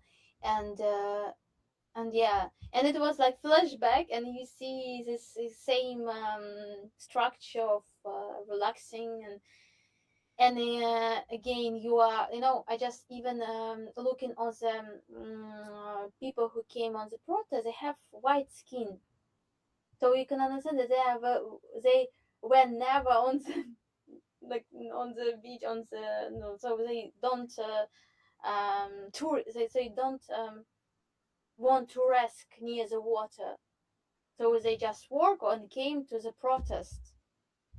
Uh-huh. And they have no time for the sea and for the relaxing, and for them it's not the time for this. Yeah, so all the people who were among you, their skin was not a jak zahar angliško? Thinned? Tinned. It was not sun tinned? Sorry, it's tan, I think. Tanned. TAN. Tanned. Yes. So they did not spend time on the sun relaxing on the beach. Yeah. Because They you just, have other priorities.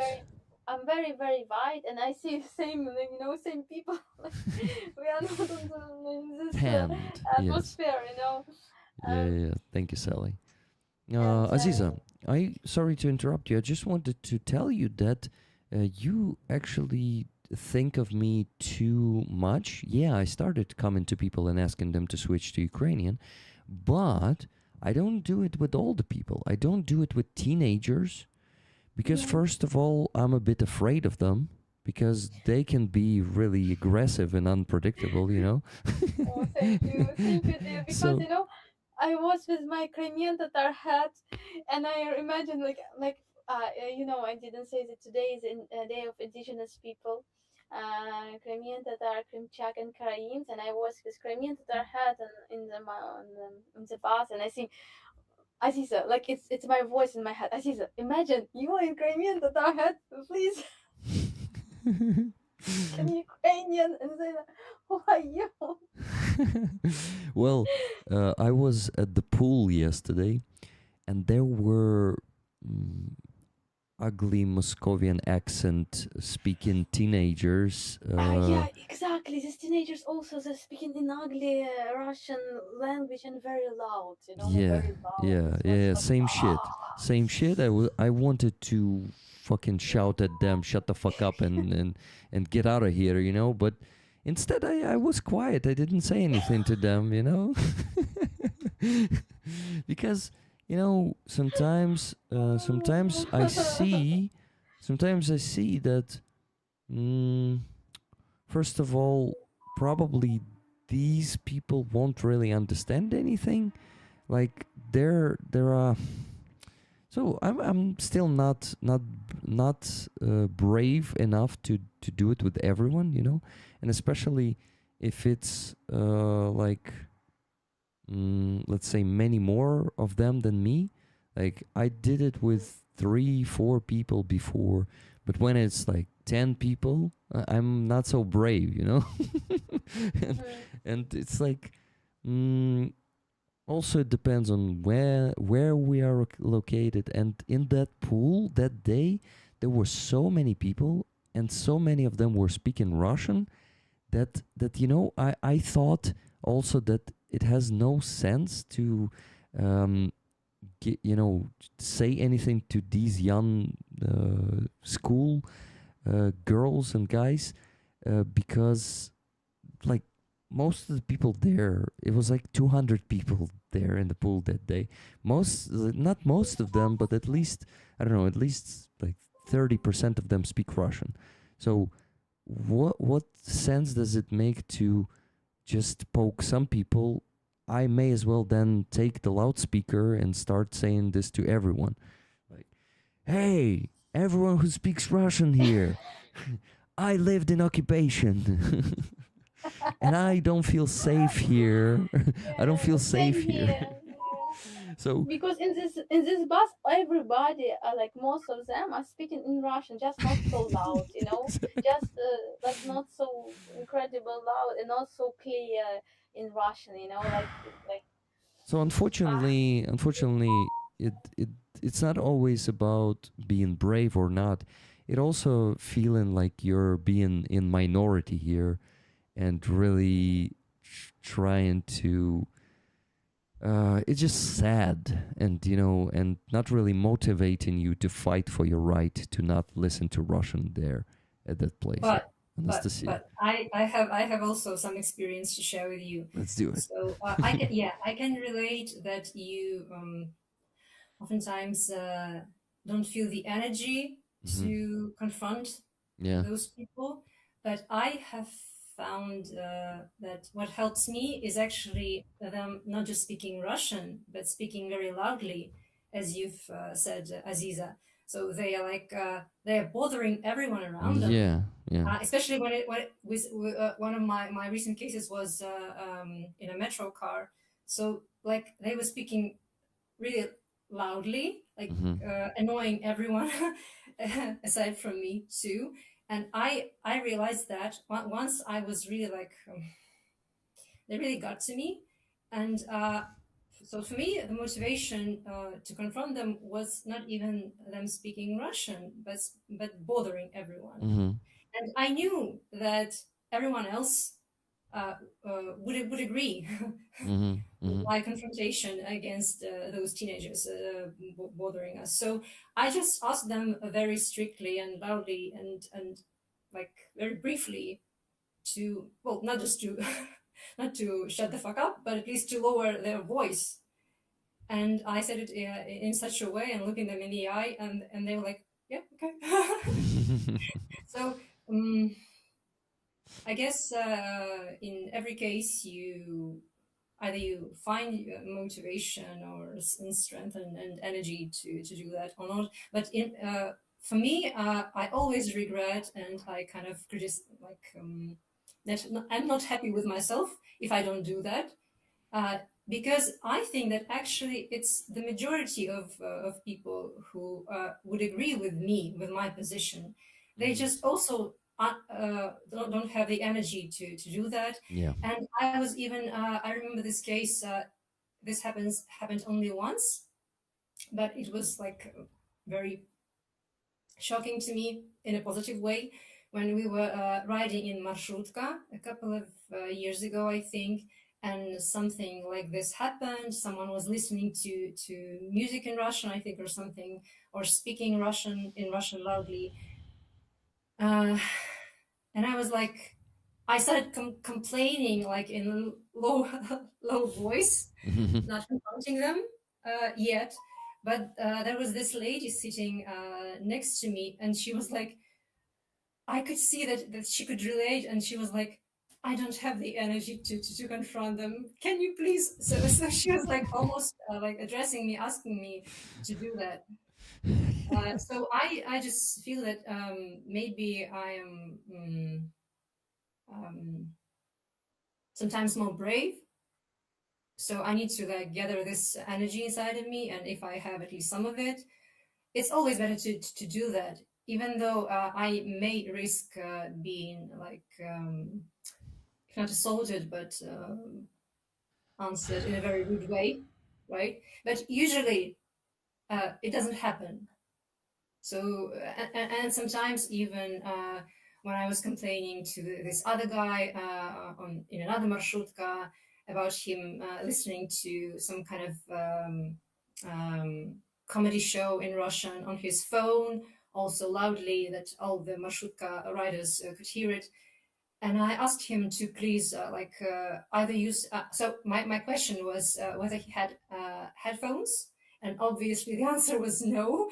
And then I said, "Oh yes, if no, then please turn this the sound off." And he just quietly turned back. And then in a few minutes, he like turned again to me and asked me, so if it was me, somehow it seemed like it wasn't obvious that I addressed him. So if it's you who was bothered by me listening to this Russian show and why? So his interest, his question was kind of genuine, and I realized that, well, first of all, it's very good that this huge guy that was like twice the size of me at least, and that I risked confronting him in this limited space of marshutka. So he was genuinely asking me, and I really appreciated that. And I explained, like in a strict manner, but like calmly still, that so I don't have to listen to what he's listening to, like and like everyone else. So if he wants to listen, he's free to listen to anything that he wants, but not bothering everyone. And also because I'm very triggered by hearing Russian, and he accepted that. And also, and then he like turned away, and in a few minutes he turned back again and told me that he was actually trying to switch to Ukrainian, but then when he needed to how do you say it, to exit marshutka, right, at his stop, he was shouting loudly to the driver to stop in Russian, and then I was like, oh, so it didn't work.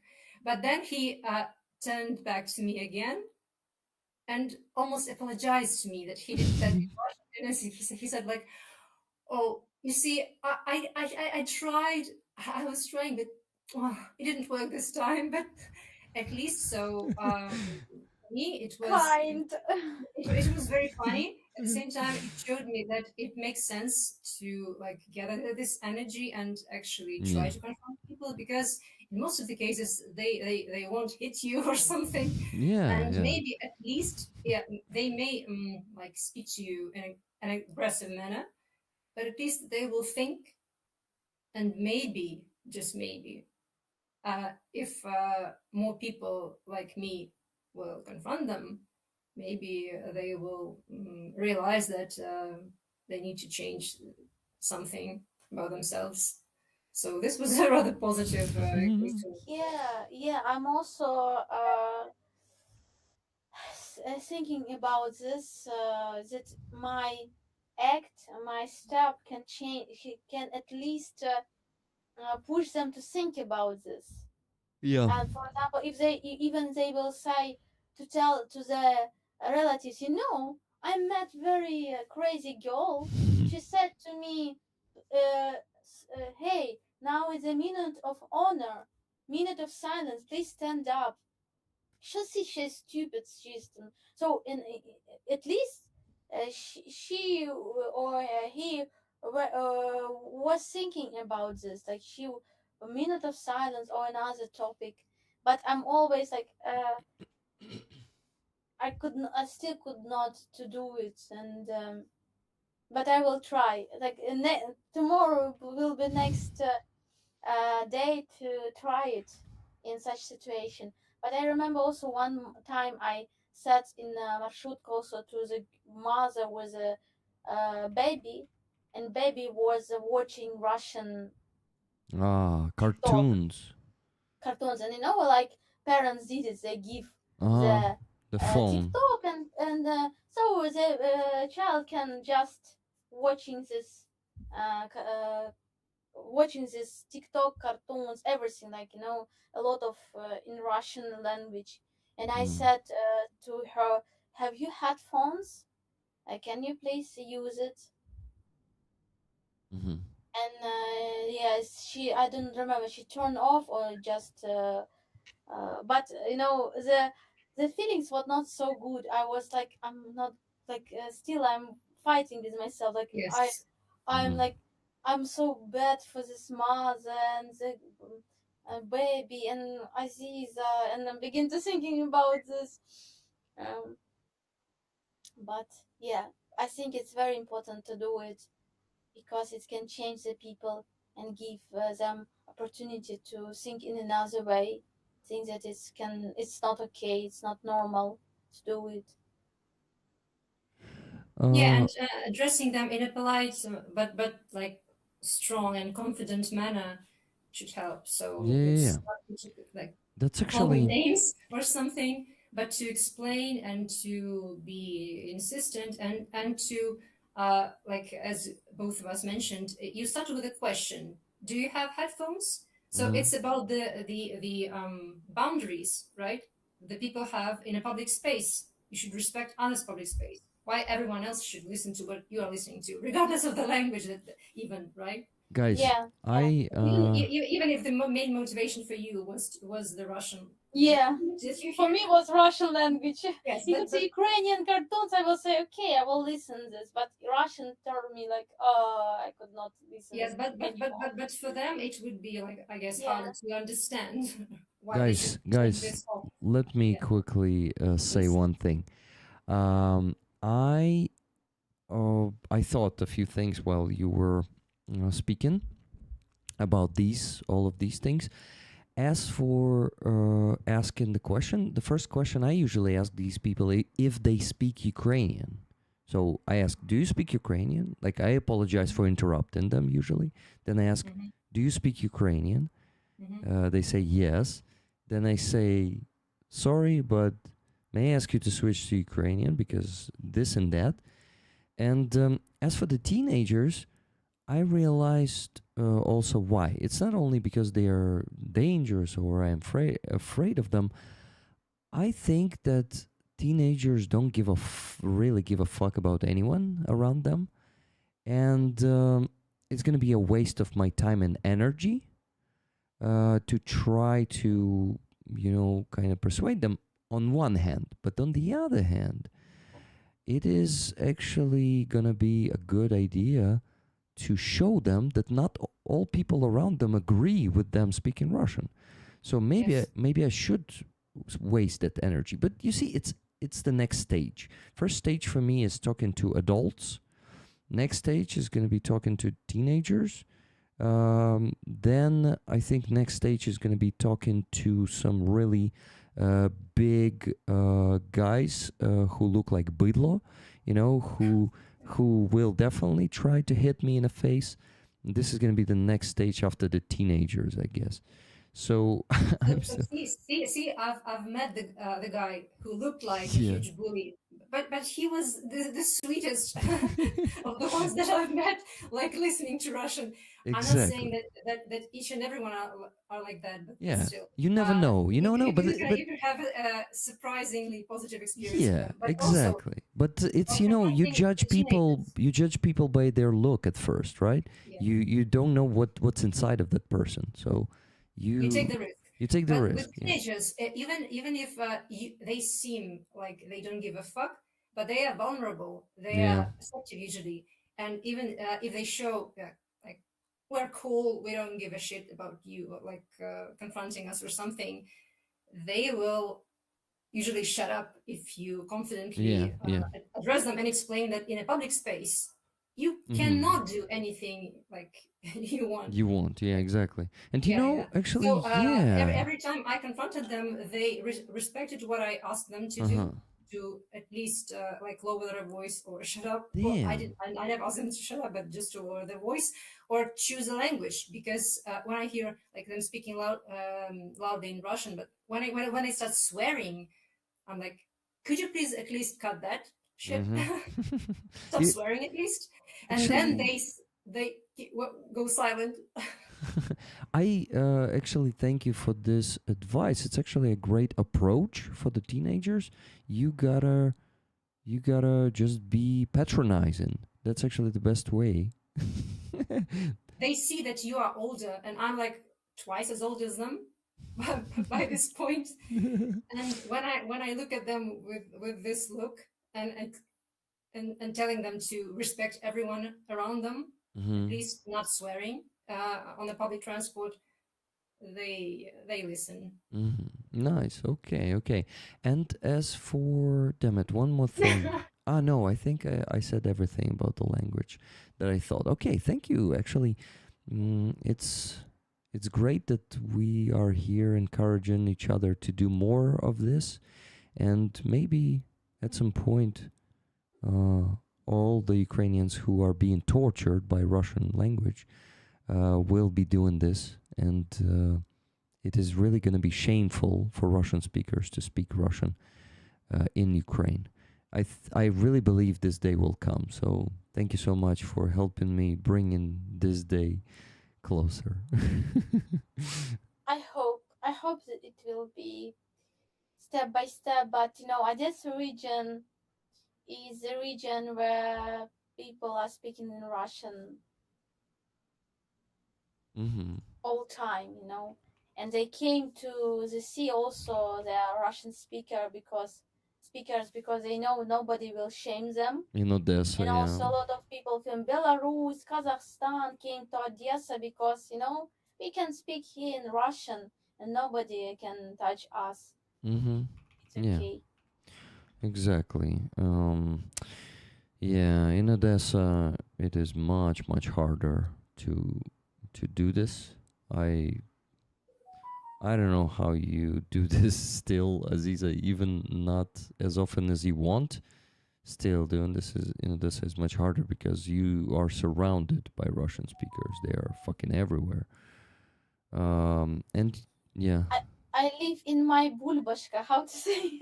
bubble, So bubble. in my bubble of great people, activists, volunteers that are speaking in Ukrainian. They are very, very incredible, unique people. They support mm, my heart, support my soul to be in Odessa. Okay, but everywhere you can find a lot of triggers, a lot of things that you hate, Yeah, you don't like, you begin to be aggressive, you constantly feel yourself that you hate everybody, you know, and it's not good because people are in general beautiful. People in general, especially Ukrainian people, they are not bad. They are do their life in the time of the war. They continue to do businesses. They continue to work, but you begin to hate them because they did a lot of such things around of you, and you continue to live in this past world. It's not the present world. It's not the future world. It's a past world. It's like nostalgia. You know, these people are living in a nostalgia yeah, world that can be same that before the war.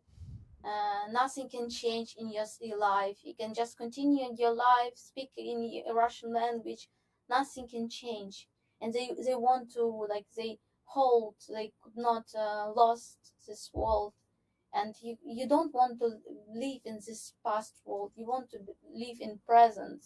You want to live in the future. yeah. You don't want to be same, and you are like before Russian speaker. You feel you're like you are like they want to took you not no like сказати, To the bottom.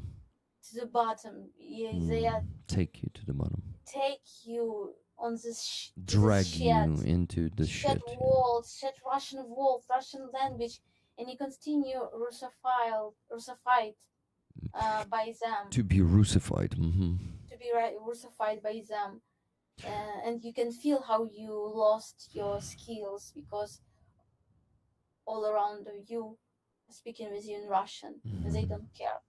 If even you are speaking in Ukrainian, if even you go to the shop, you go to the different places, they will speak with you in Russian sometimes. Motherfuckers in In Odessa. many examples in Russian, and it will be like okay. Aziza, when you said they want to drag you down into that shit, I also remembered what I wanted to tell to both of you when you were discussing that. When Anastasia said that she started quietly complaining about him listening to Russian stuff on his phone. Or speaking Russian at that point, it doesn't matter. I remembered what else I started doing. When I am passing by the Russian speakers, I say, not very loudly, but I say, smells Russian. I started saying that смердить російською. Oh my god, it's so great. I say смердить російською, so it smells like Russian, because I identify Russian with shit lately. So when you sit next to shit, you either want to leave that place because it smells, or you want to throw the shit away from the place, right, and clean the place. this is why Russian language really matches the word shit and the concept of shit. So I kind of, when I pass by, I say it smells like Russian. So yeah, maybe I it know will one. make it a bit easier for you to Yeah. get through that. You know, it's when you will be not alone with some friend, maybe it will be more now on. Because when you will be alone, it's like you are speaking with yourself. Yes, yes. Very strange. Well, I And you know, like usually. imagine me with this Crimean Tatar hat. And it's very interesting. No, you know, I remember one also trick from one actress. She recorded the video, and when she heard Russian language in somewhere, she said, "Oh, а вы из России? Are you from Russian? No. From what city are you? Are you? Are you?" Like, and they and other people are shocked. Another person is shocked. No, I'm not from Russian. Yeah. That's actually Obviously. also a great way to approach them. You know what I did once? We were driving bikes with my wife, and we passed by some tourists that were loudly speaking Russian. It was a group of them, like 20 of them, and I loudly screamed to her, "Oh, турист из России! The tourist from Russia, look!" Sometimes, yeah, I also make fun of them like this. And yeah, actually asking them, "Are you from Russia? What city are you from?" It's like, and you express your genuine, like, fascination, like you're interested, like, "Oh, where are you from exactly?" It's like, and then you say, and when they say, "No, I'm from Ukraine," you say, "Oh, sorry, I thought you're from Russia because you're speaking Russian, right?" You may just like, "Oh, sorry, I didn't mean to Yeah, it's insult you or great something." trick. Yeah, it's really great. Let's fucking do this. Yeah. Let's next time. Rick, I noticed that the patch has fallen off of your microphone. Yeah. But maybe you can show the other one, the purple one. Yeah, thanks. Guys, let's also talk about donations for a bit. Guys, Sky, please donate, help us reach the goal you tonight. kind of stopped donating, and in the last 50 minutes we had two. One of them was $20 from Levy. Tickets, please. Slava Ukraini, Heroям Slava. Thank you, Levy. And Kathy S. donated $20 and said, "Keep the ball rolling, rollers. Tickets to whoever can match me. Next person who matches Kathy with $20 or more will get her tickets too. So please match her." This Forpost patch was given to me by Anastasia, and it was given to her by her cousin, or as she say, the second cousin, right? It's a двоюродный. No, cousin is двоюродный, and second cousin is троюродный. Троюродный. So okay, so second. So it's a second cousin, but he's. I have many second cousins because I have a big family on my mom's side.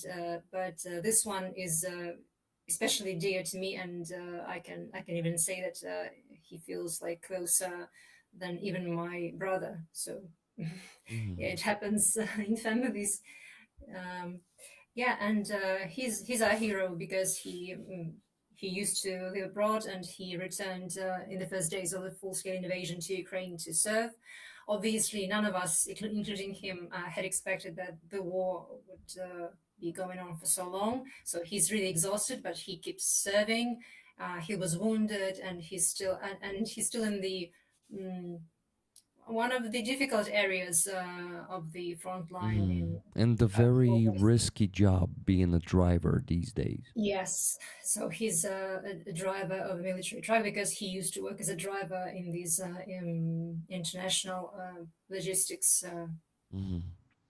companies. We call them deliveries, yeah. Oh, by the So, way, Andreas, in the continuation of our potential conversation with Russian speakers, why do you not speak Ukrainian then, if you're from Ukraine? Next question, maybe. Or we can just finish with, "Oh, I thought you're Russian because you speak Russian, and that's gonna be No, enough. That's gonna be enough. yeah, it's gonna be enough.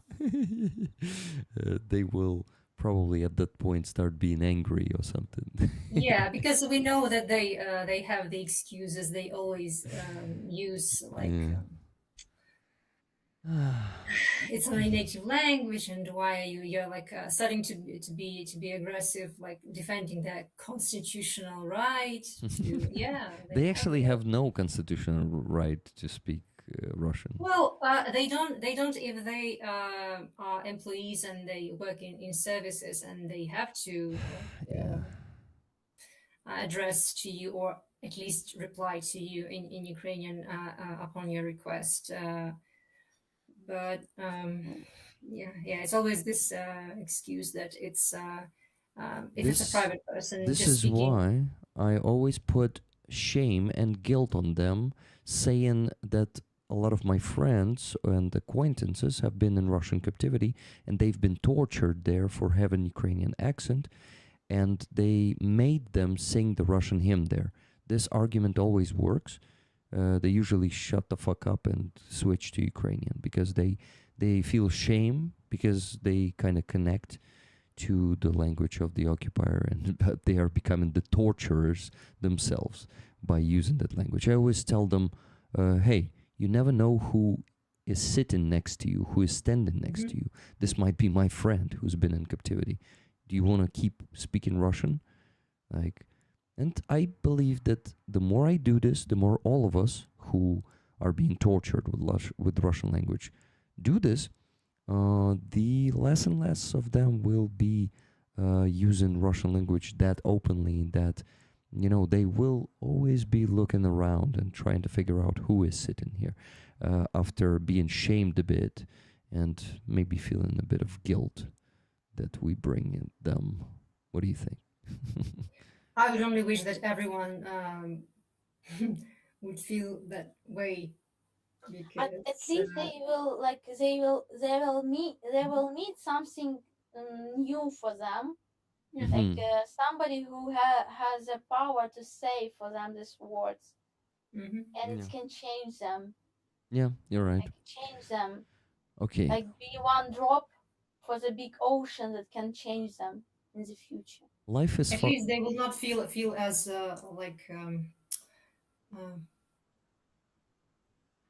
sorry, I'm running out of words in English.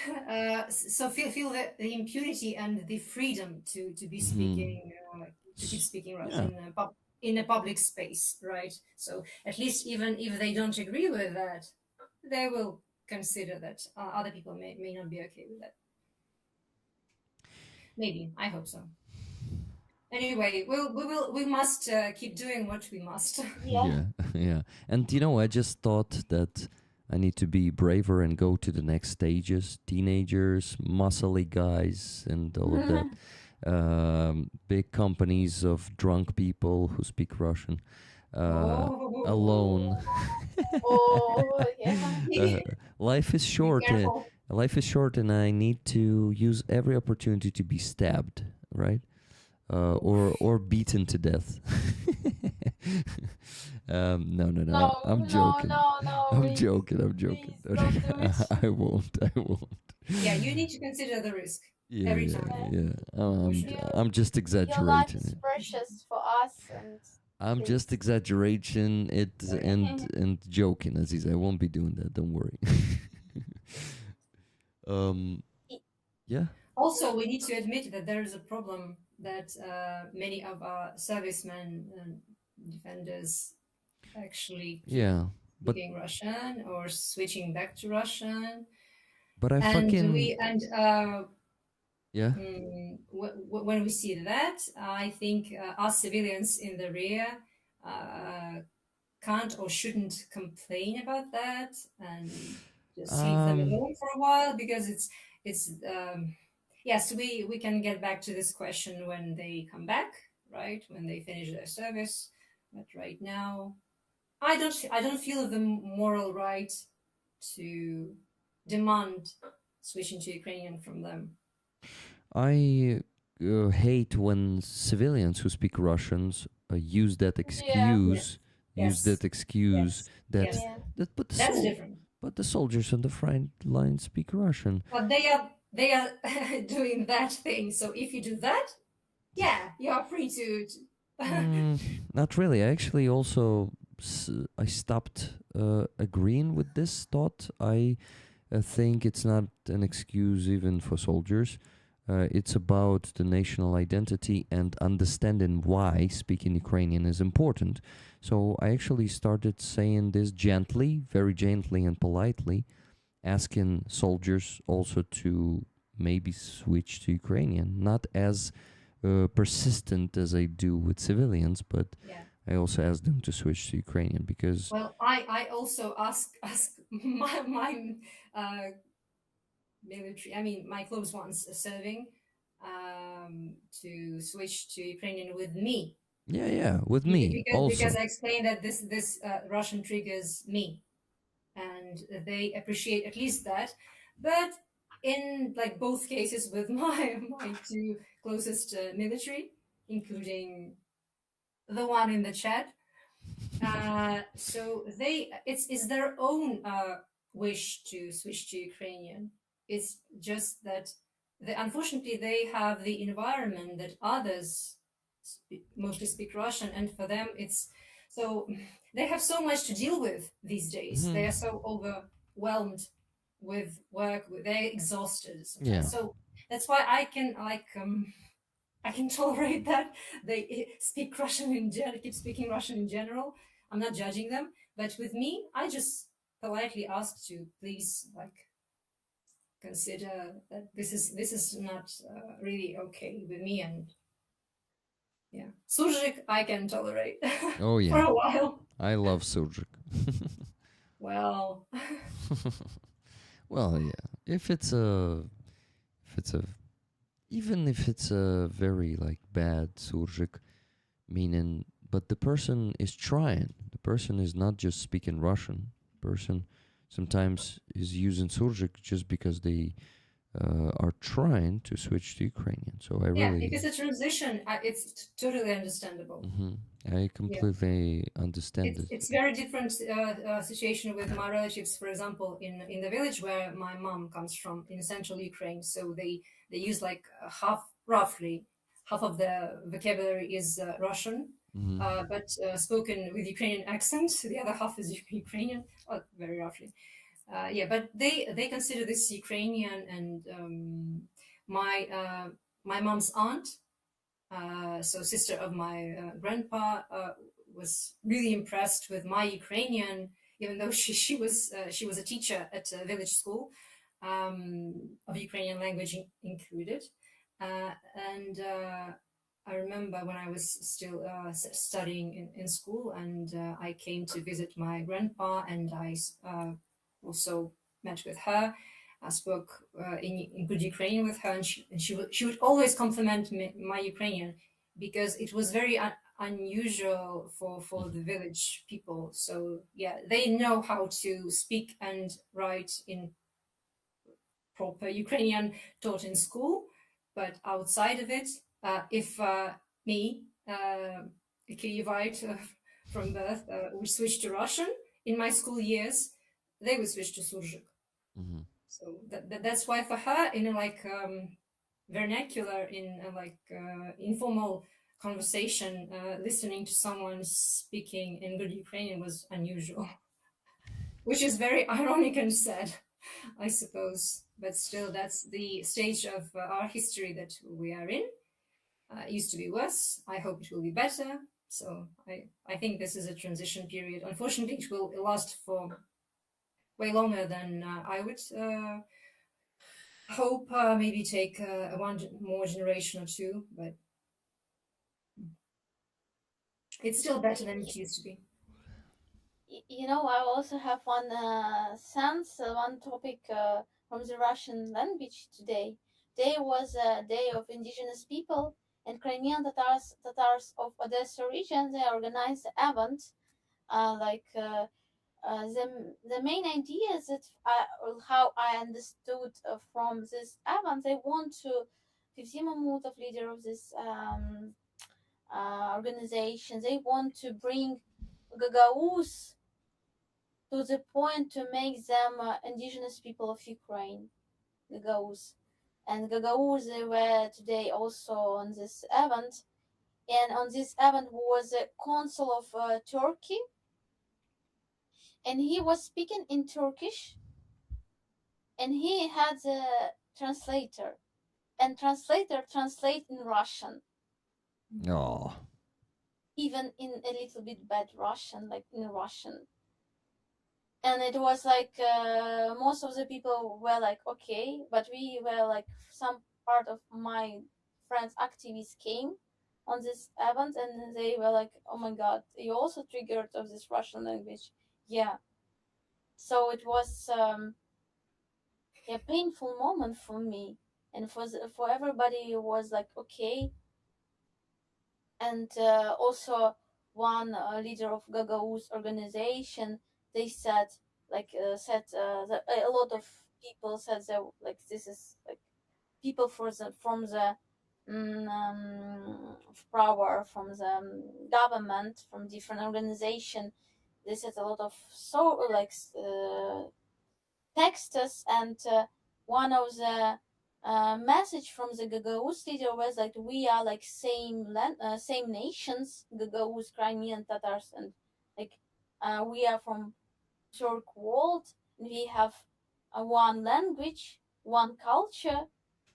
And it was for me a very, very dangerous moment. And like, it's unfortunately also the different nations, they are speaking in Russian between each other, and Crimean Tatars in general, especially older generations, they are speaking in Russian.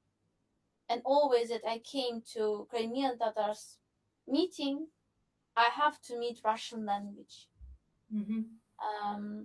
And it's, for me it's very painful, because I feel myself very far from my nation, because I'm not so perfect in Crimean Tatar language, and I don't want to speak in Russian with them. And yeah, interesting topic with Turkey from this thought, because for Crimean Tatars, I think Turkey also some kind of Russia, because a lot of Crimean Tatars disappeared. Like when they ran from Crimea to Turkey to Romania, in Romania you can find this diaspora, clear diaspora, but in Turkey a lot of Crimean Tatars begin to be Turks, so they are more like, just they find themselves like they are from the Crimean Tatar. They have Crimean roots, but they belong to Turkey. And we are talking about the history, about Crimean Khanate that was vassal of Ottoman Empire, and still I can feel it sometimes. Crimean Tatars like continue to feel it.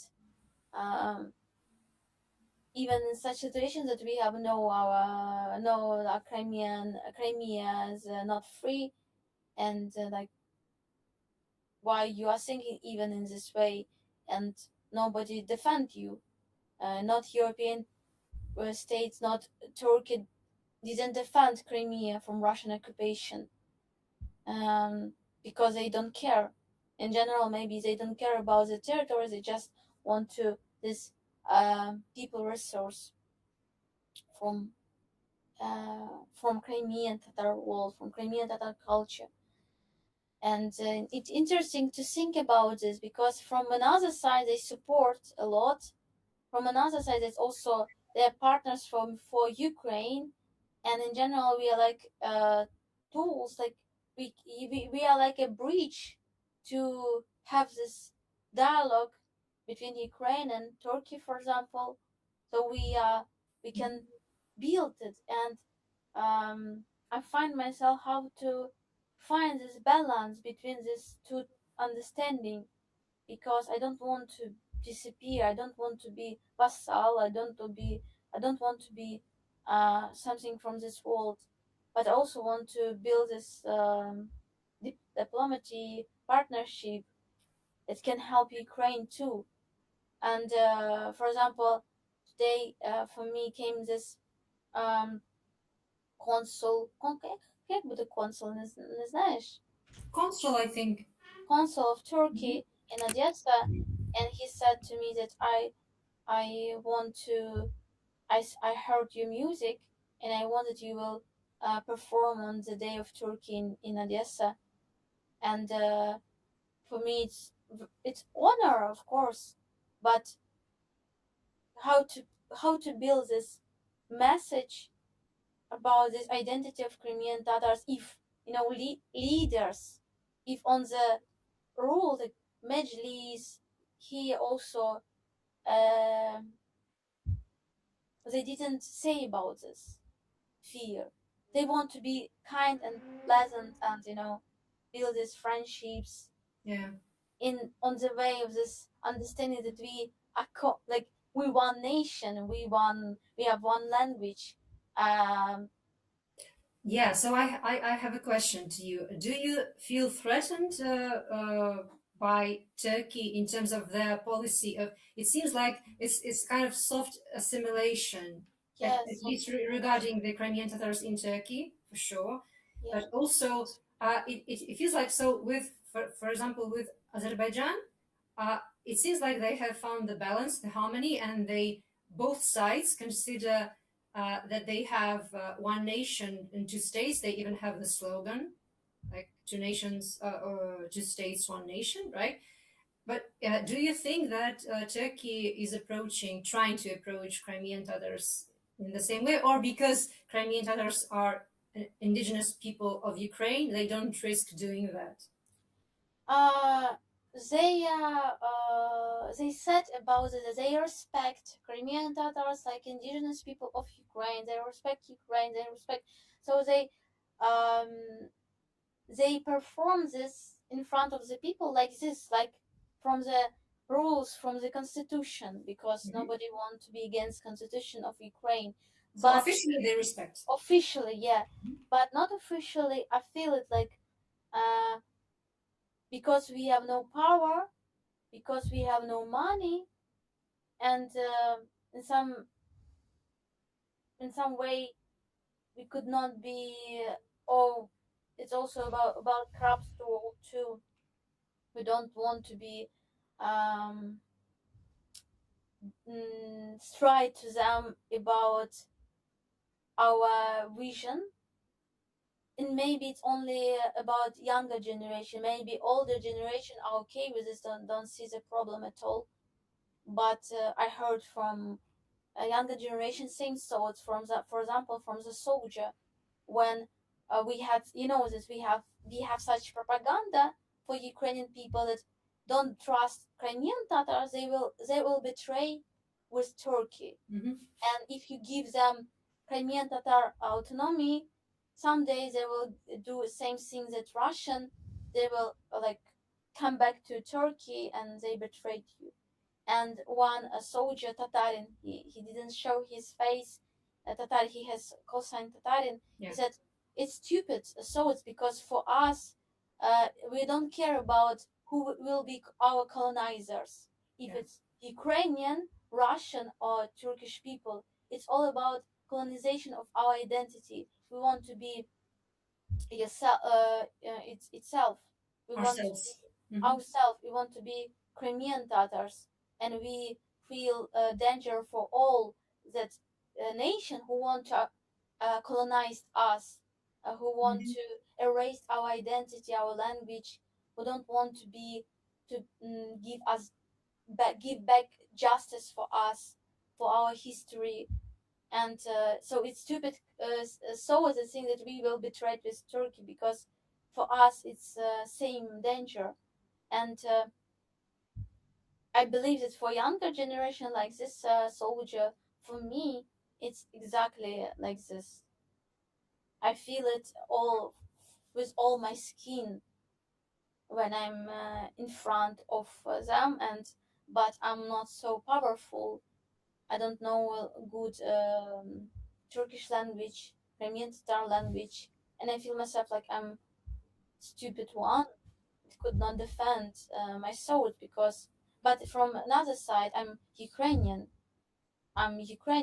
It's my homeland too, and Ukraine gives me this power to feel myself not so guilty because of losing my identity, because of Russian occupation, because of all this um, instruments that they use to erase our identity. Because for Turkish people, like who are everybody who are speaking, who lost own language, who could not speak in Turkish too. Because if you're good in Crimean Tatar, you can find the way to speak with Turkish people, because we have a lot. I mean, it's not same the language. It's not so near language like this Azerbaijan language, but still we can find a lot of words. We can understand each other. But if you lost your own identity, own language, you just begin to be Ukrainian for them, not Crimean Tatar. And the next week I will have the meeting with this consul to uh, speak about this, to speak about this event. And of course, I feel myself honored to do it, but still, I want to save this. When you don't betray your own Nation, people. Yeah. values, so that you Mhm. you believe that it's right, but you're going against your souls. Principles, right? So you want to make sure that it's clear to everyone looking at you in that event that you are a Crimean Tatar, right? Even though you're attending this I hope that Turkish it's possible event. in general. Um, Tricky situation, yeah, sensitive one. and good comments about Turkish from Andreas. Like, for example, the Turkish government are for sure not good guys. I agree with that. Do not trust them. And Turkish have a dark history on how they treat the Kurdish people. Exactly. They, unfortunately, Turkey has a very bad imperial history, just like any other, like Russia. Yeah, And the empire still in their heads. By Yep. the way, a short story. I visited Turkey a few times. First for a business trip, and yes, I think it was. I mean, a few times on holiday for a vacation, and then the last couple of times was first a business trip and then a private trip in spring 2013, and actually in the summer in June 2013. It was the time when the protests against the currently serving president were taking place in Istiklal, the main street, and it was quite dangerous to be staying at a hotel where I was staying at the time because I could hear the protests and yeah. But I was inspired, and at the time it was already tension felt in Ukrainian society, like months before Maidan started. And I remember when I was reading this Crimean Tatar journalist working with. I don't remember whether he was working with ATR at the time, Osman Bashayev. Aziza, you may know him. So he was writing a lot about Yeah. the Turkish politics, about the protests. And I met him accidentally in Maidan during one of the tough nights, 11th of December 2013, when the riot police was ordered to assault Maidan, and I like bumped into him, and I told him, oh, I had been reading your reports from Turkey, and I was like, being inspired and jealous of the Turkish people, like looking at those protests. And he told me that, you know, right now they are envious of us. So they they envy us in terms of how our protest, our Maidan, was developing, and eventually. Coming back to today, we can see that Maidan has been successful and their protests have not, because Yeah. especially after 2016, when they have this, I think it was a staged coup, when the government like arranged and pretended that there was a coup to like increase the grip on power, and yeah, so they backslided in terms of democracy, and then their economy started to crumble and suffer a lot. So I think they reversed the course that they had previously taken in terms of both economic and political development. Even though, like in general, their democracy had been considered like way more advanced than ours. But yeah, that's just something I recall just now when listening to you about Turkey. One more Yeah. comment from Andreas, by the way, on the Nazi topic. If you Google grey wolves and Turkey, you get a taste of theirs. So they have their own Nazis there, grey wolves. Sorry to interrupt you, just wanted to answer one question, maybe all together, because to be honest, I'm not sure I know the exact answer to that question, but Gregory Panic was asking, what language is the Slavic Mass spoken in church? I think it's like an old Church Slavonic, it's called. Church Slavonic. I think. Mm-hmm. Maybe it's a previous version of the language that they currently use. Since I'm not religious, I wouldn't like claim that I can Google. Yeah, Gregory, if you are still there, sorry for me taking too long to answer that question. Actually, I didn't answer it. I luckily have Anastasia and Aziza who know more than me. So I would give myself an Церковно experience. славянська.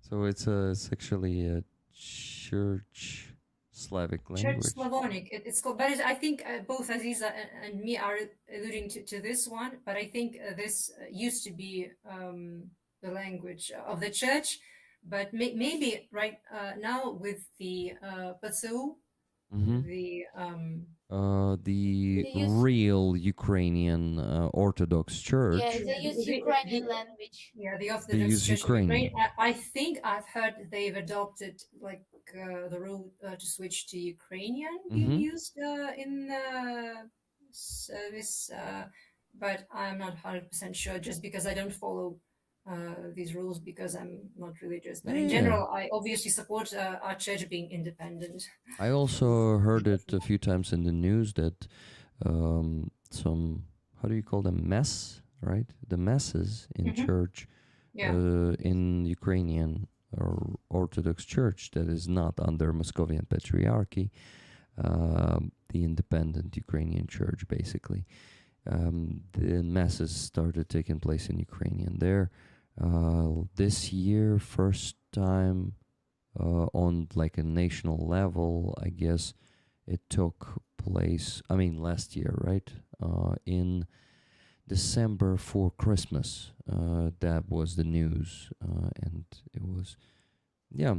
So we have this positive shift here, guys. As for the fundraising, bad news. We are stuck. We still need to raise almost the same $2,000 at the moment, $1,827.78. It's already 1 a.m. here. I think, of course, we can get to the goal, but I also am thinking if I should sacrifice my sleep to that extent that I will have to raise all the 4,000, or maybe I just should be happy with 3,000 tonight and go to sleep before 3 a.m. But I still need to raise $827.78. That's a lot, but there's a couple of donations that I didn't mention. Kathy donated the $20 that I mentioned and offered the next donor who matches her get her tickets. Sally Luz was that donor. She donated $20 and said, matching Cass. Can anyone keep on matching with at least $20? Guys, can anyone please keep matching it with at least $20? Tickets to Aziza, please. So Sally Luz gave her tickets to Aziza, and she got the tickets of Kathy S. Thank you, Sally. $20 from Paul D. 2 tickets, please. And $10 from Alvin Archer. 1 ticket to keep fundraising. Rolling, love, and blessings to you, Rick, our guests, and rollers.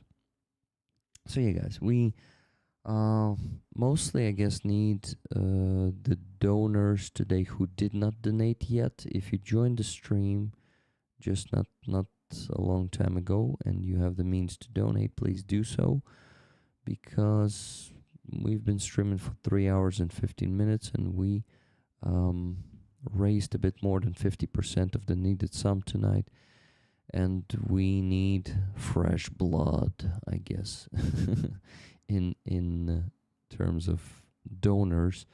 Yeah, so my friends, keep donating. The patch has fallen from the mic once again. By the way, I keep reading the chat.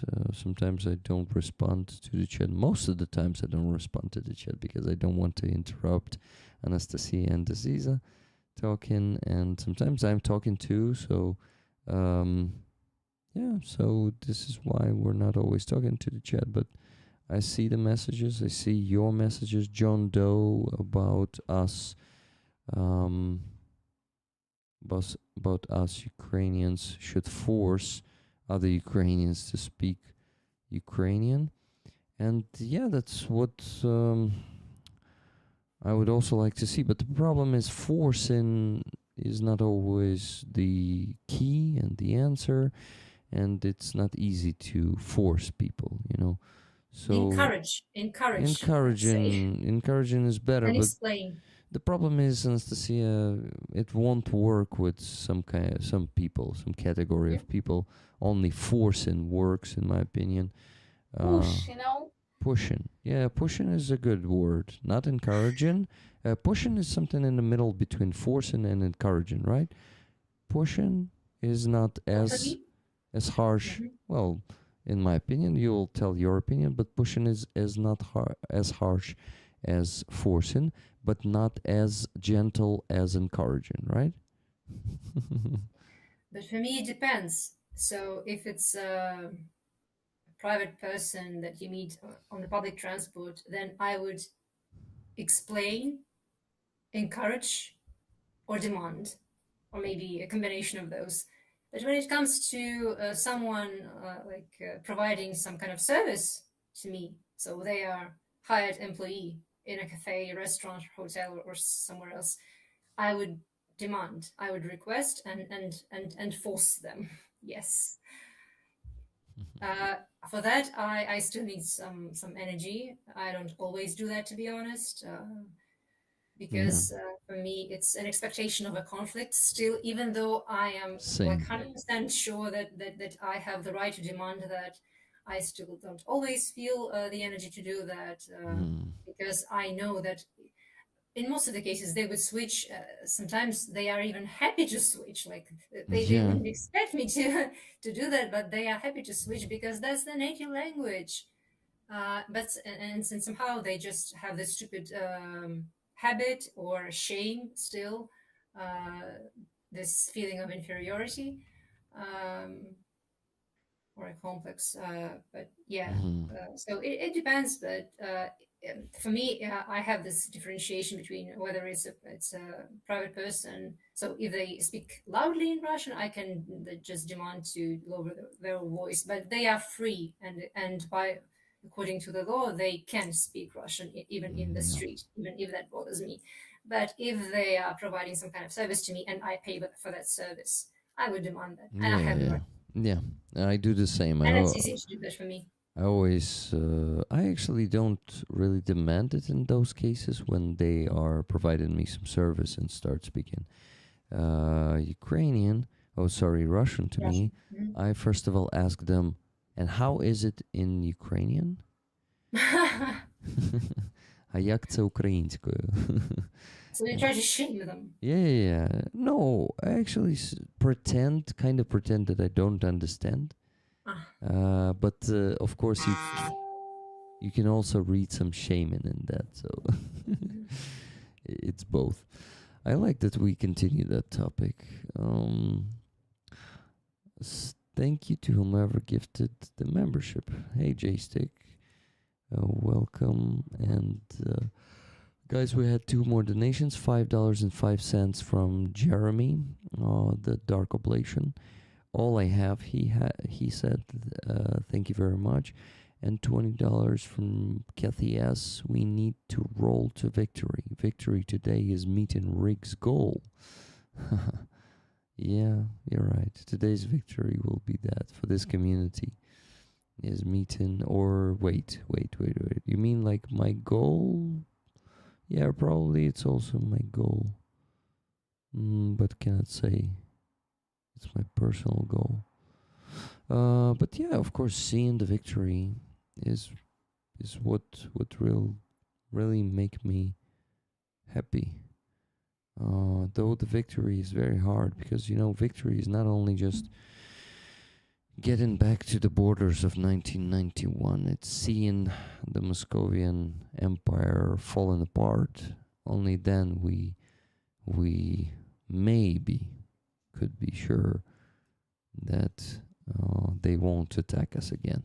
Who knows? Maybe the remaining parts of the empire, because they won't be able for sure to divide into 89 oblasts, or how many they have, those Huberni, but they definitely should fall apart at least in 5 pieces. So who knows? Maybe the Moscovian big piece will continue invading other countries.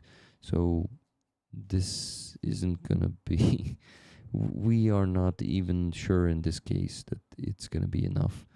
As a Ukrainian defender, Roman Sinitsyn said in the interview a couple of days ago to Suspilne, his nickname on Twitter is Mayor, and this is the guy who comes to the Russian propagandist or some sympathizers of Russia and always tell them "Иди нахуй."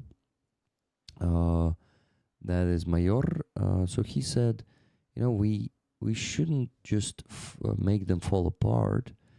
We also need to really humiliate them, and show and make it a big trauma for them, so they won't ever. They will be so afraid of us and so traumatized of this defeat that they will never come back again to invade us, to commit genocide against us. So yeah, humiliation along with the empire disintegration. These are the goals and the aspects of our victory, I would say. Make Russia small again. Exactly, Anastasia. Awesome hoodie.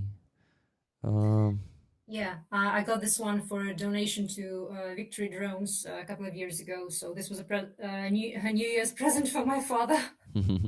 So make Russia small again, meaning getting it back to the 1462 borders of Moscovia. Yeah, 1960s. 1462. 1462. Yeah, Sorry. Yeah, before that, was his name Volodymyr Suzdalski? No, not Suzdalski. Андрій Боголюбський, князь Boголюбский. Суздальського. Yeah, the first knyaz who attacked. Who stole the icon from Vyshgorod, which is a suburb of Kiev. So he was the first Moscovian who, not even Moscovian back then, because there was no Muscovy back then, Залісся, and then Суздальське князівство, Суздаль, Princeton, or I forgot the name. I didn't even know such a word. No, not Princeton. I'm inventing words right now. Yeah, so principality. So he came to Kiev. He was the first of the dynasty hailing from Kiev, actually, but who considered Kiev the enemy state and came to plunder it and destroy it. And he stole this famous icon that later on was called by the Muscovites as being the main treasure of the Russian Orthodoxy. The first icon that they have is actually stolen from a Kiev suburb. Yeah, it's typical fucking Russians who like to steal everything. The cultures, the relics, the religious relics too. We got one more donation, $250 from Trevor. Thank you, Trevor. Thank you very much. Getting us closer to the goal. $1,552.73 left to raise. Okay, guys, we're getting closer to the last 1,000. Well, at this point, when most of the viewers donated already, we just need new people to keep joining the stream and donating. By new people, I don't mean like completely new people who don't know about this community. I mean by people who usually come to the stream and donate but haven't visited it today, and haven't donated. But it's harder because it's getting late and later for Europeans. So we have we probably have to sit here until Australians will wake up and start joining us in like 4 hours, I guess, maybe 5. Well, I think we have 8 hours difference now with 8? So it's already... it should be like 9 a.m. by now. 9 a.m. Okay, it should start happening. Let's see. But it's Sunday, so 9 a.m. for Sundays quite early, yeah. So. Yeah, so probably it's gonna happen later. Yeah. Just joking, just tired, really tired, and want to sleep. Rick, today on the protest,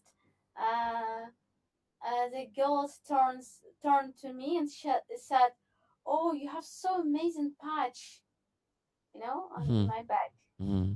Oh, so I began to explain about being the Ukrainian, about this patch, about everything, this community, and they were impressed. And I have to write your name, Rick the Ukrainian.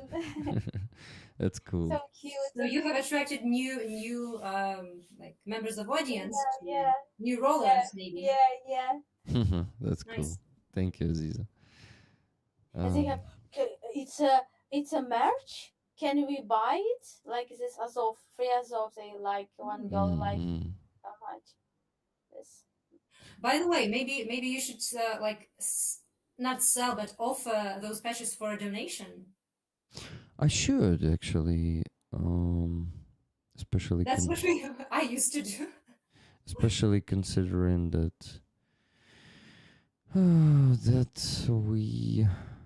we need to raise more money lately.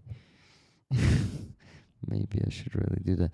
And I have the remaining 40 of those patches.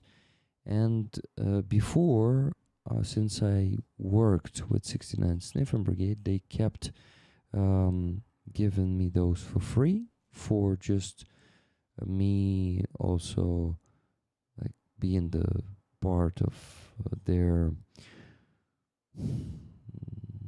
I don't know how to call it, fundraising initiative, right?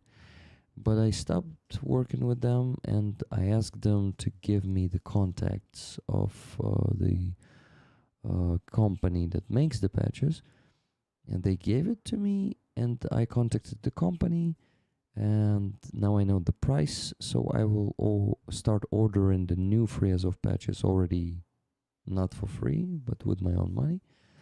And for 100 of them, I will have to pay like $160 or $70. Not that many.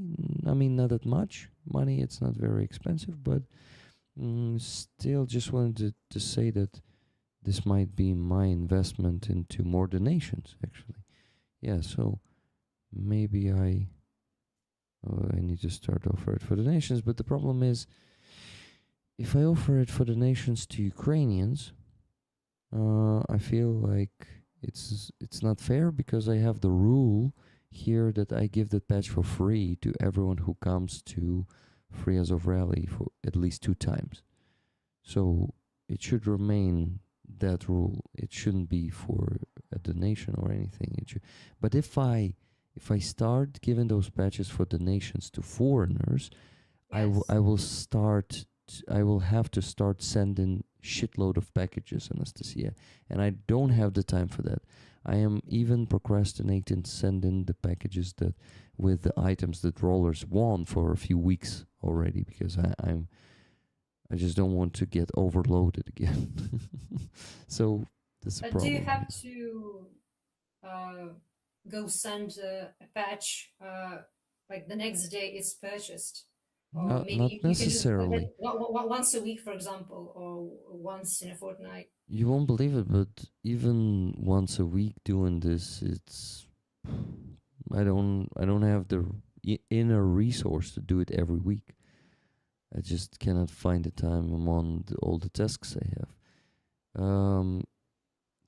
But in the last 3 years, I sent over, I think, 600 packages. So maybe less. Maybe it's from 4 to 600, something like that. So that is already the task that is not hard for me. But I kinda, at some point, I realized that I need to reduce the number of the raffles I do, the raffle items I put on the raffle, because I got overwhelmed and overloaded by the number of packages. Remember the weeks where I had the raffle item on every coffee shop stream, when I had multiple coffee shop streams during the week, plus the raffle item of the week? That's when I realized that I need to slow down and have just 1 or maximum 2 raffle items during the week. So, yeah, unfortunately, there are some limitations that I realized about myself that I need to keep my mental health well, like Yeah.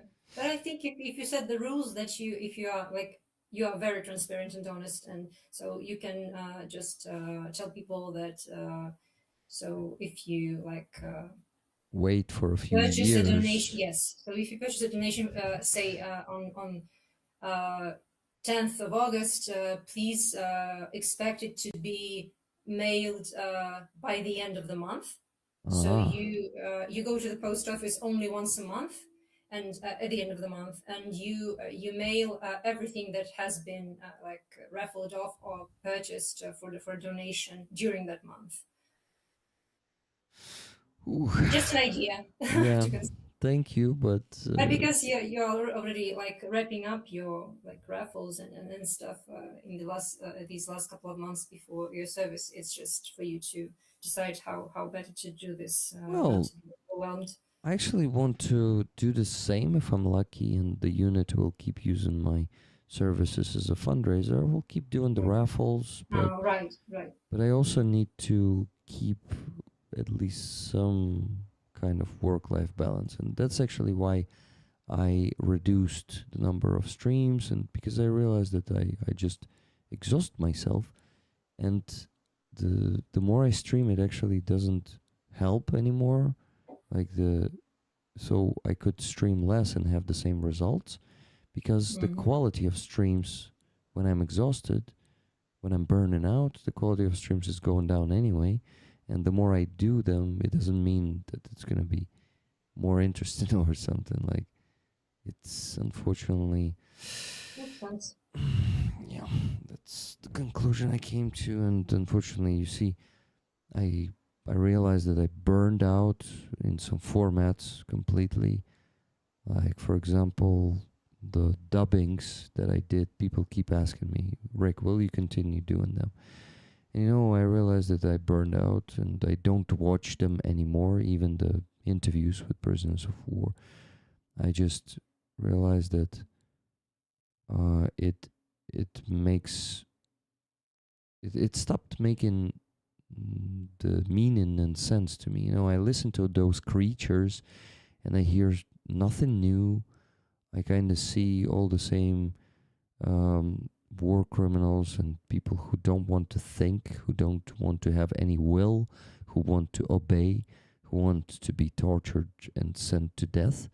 And all of this is really exhausting to keep listening to them, And I burned out. I cannot listen to that shit anymore. And I don't have the inspiration to translate that stuff anymore. Yeah, I suppose it has to be a really extraordinary case or story about Russian captive to be like to even well, not waste, but spend your time and energy on that story, dubbing it. Otherwise, it's all the same. And after 4.5 years of this stage of war, so it made sense a lot in the beginning as an inspiration, I think, for many Ukrainians. Yeah. And out of curiosity, and foreigners as well. Yeah. But by now, we all know the reasons why the excuses they say, or the real reasons they share. So, yeah, I understand why you stopped. It's reasonable. Yeah.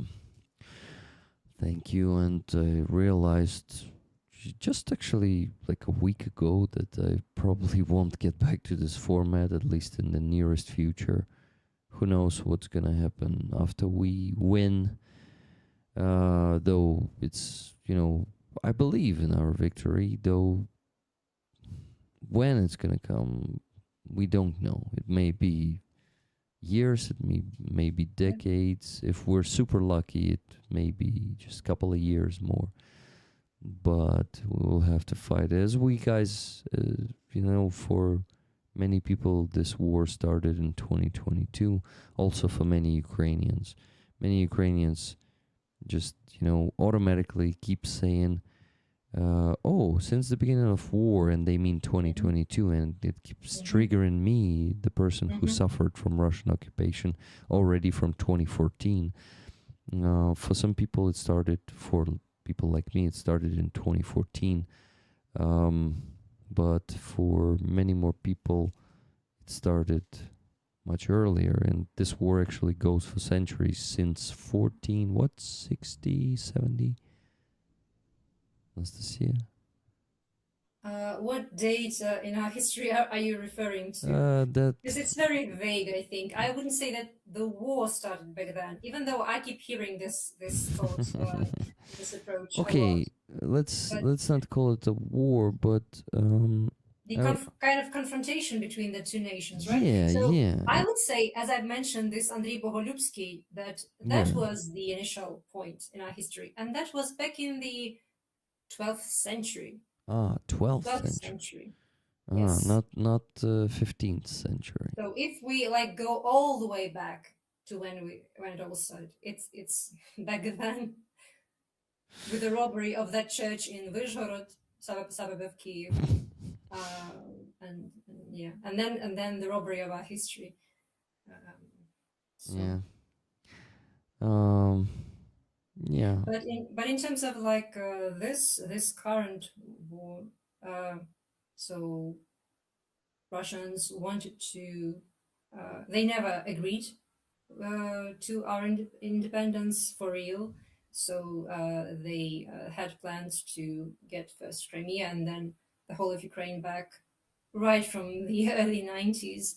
They tried many times with the political pressure, economic pressure. Once they have realized that they can't do this without the kinetic, physical aggression, invasion, then they started preparing for it and went for it.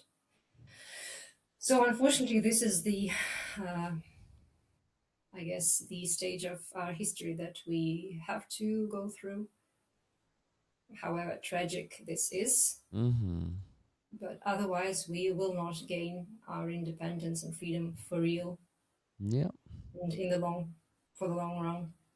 Yeah, and it may just become another stage of pause in this confrontation, as you called it. But this confrontation actually turned into genocide. Exactly. Yeah, at least a century ago. It is a genocide of our people committed by Katsabs. And by the way, thank you very much for using that term. And I think maybe we will ask Aziza to explain it as a Crimean Tatar that this term is actually from your native language.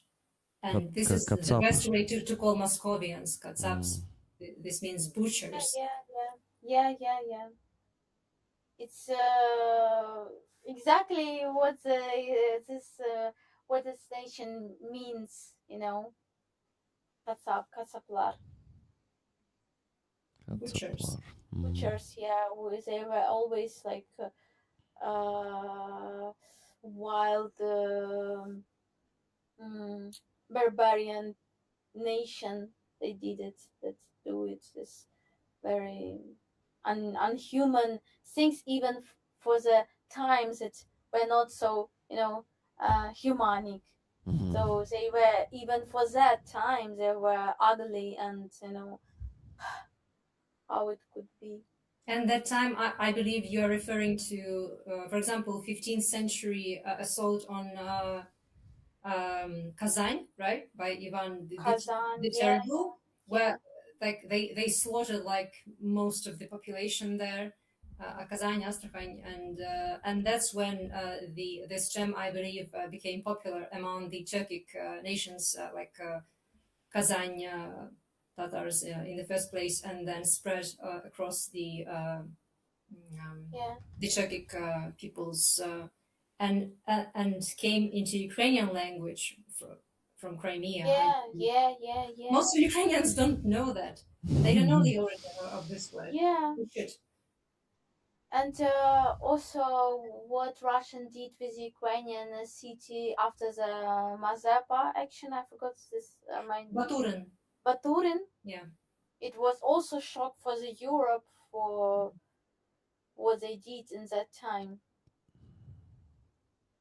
So in 18th century, they also like captured and slaughtered like almost every man, woman, and child in the town. That was the capital of the Mazepa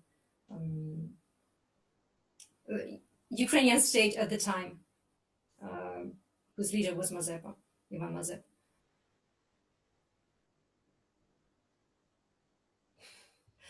Such a pause. Russian. History, yeah. So, They haven't changed. I need to do again. I did a lot of art about Russian, this nature. I need to do it again about Katsaplar, about Katsabs. I think it will be again useful to remind people about this word.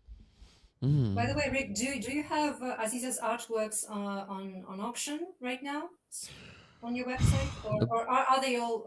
The problem is I forgot to put it. I mean, I didn't forget. I didn't have energy before the stream. So Aziza, I would like to put it on the auction right now. Okay. Let's choose one. Which one would you like to auction next? Maybe Gao Shanzu. Yeah, let's do it. Gao Shanzu. Let me quickly save it from our conversation and show it to rollers, and then I will ask you to talk about it. Thank you, Anastasia, for reminding about that. Okay. Give me a second. I need to focus. The name is... Okay, I'll save it this way for now. Yeah, please. Why I need to comment my actions is because that's the way I'm staying focused on it. Of course, you can just start talking, but I better finish it so we won't be distracted from this topic for a few minutes now. Yeah, found it. Now quickly copy this name from here. Gao Shanzu. Gao Shanzu sounds Asian. Maybe you can tell the story of that painting and the Yeah. meaning, the Wait, name. wait. I need to Why? show it first. Okay.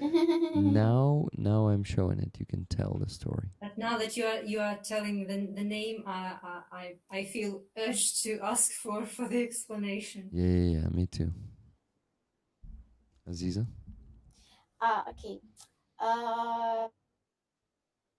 It just the painting about my wish to be more united with Taiwan, have more partnership with Taiwan, and I did it through this topic of indigenous people. Gao Shanzu, it's indigenous people of Taiwan, Mm-hmm. and so I want like connected. I'm from indigenous people of Ukraine, and this is indigenous people of Taiwan. And just this is a thought about how we can support the states that have a lot in common with us, with the fighting against the dictatorship, against this monsters, and in this topic with the China, communistic China, it's really hard for Ukraine. It's it's something maybe near with Turkey. So like you have to say that yeah, we have the uh, connection with red China, because China has money, has influence, and this partnership with the world, with the big players of this world. But in general, it's not real China. Real China is Taiwan, and like red China is a big LNR, a big yeah, and in my idealistic world, I feel the Ukrainians that choose the right place and build this partnership with the real states without this compromise with dictatorships. But it's impossible, unfortunately, in our position, because we have to survive. But I believe that when you close the eyes of crimes of the monsters, monsters begin to be stronger and more powerful, and it's just a reason of time when they will come to you with the weapons, with destruction, and it's all about the China, I think. So I have such uh, trigger or disgusting feeling when I feel when for example, when the president or like leaders shake the hand for such leaders, when we like tolerate this in general, in common with the world, I feel myself like it will never change it will be always like this, because nobody has this power to like stop this tolerating process. And probably it was also a mistake, especially with Russian too, when Russian occupied Crimea, and when Russian did it, and all European leaders, European states, are saying, "Oh, it's okay. Let's not be, escalate this problem. Let's buy Russia. Let's build the, this partnership. Let's build this Nord Stream. Maybe because we have this contract, they will never do the war. They will think about the money, but uh, such monsters in some moment they stop to think about the money. They just begin to be maniacs of own ideas, strategies, and they don't care about nothing, especially with all these opportunities that world gives them for stopping them to do some crazy things, because I think probably it's a business. They will never do this. But with example with Russia, is didn't work like this. Russian begin to be much more aggressive and um, unpunishment, unpunishment, evil. Unpunished. Sorry, So unpunished the evil will be stronger, will be more horrible for me, and that is why I create this art with this thought, with love to people who really are our partners. They people from Taiwan, they support Ukrainian, and they 100% understand our fight. Like also Baltic states, like also Wales, who are in same position. So it's like they for example Hong Kong people from Hong Kong. I know my friend from Hong Kong. He's absolutely deep in Ukrainian fighting because he absolutely understands this reason, because they also in this situation. So yeah, just this art was wish to change this, but I don't know how to change this. I just, if I will be like ministry, if I will work in Ministry of the Culture, probably I will do such project together with Taiwan to be Taiwan more visible for Ukrainian people, to explain this world, to explain the culture, explain the situation, explain the real history. So we will would be not so far from them, because also there is a such like fact that um, a lot of such nations, they were inspired by Ukrainian revolution. For example, people in Hong Kong, they Yes. were inspired by the Ukrainian revolution. They watched the film about Ukrainian revolution of dignity.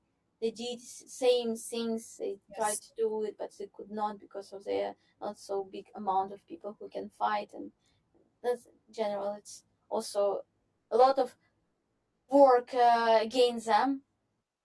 So yeah, so I think they probably even knew more about us than we knew. No, they know about us more than we know about them. So we have to build this more in the heads of our people.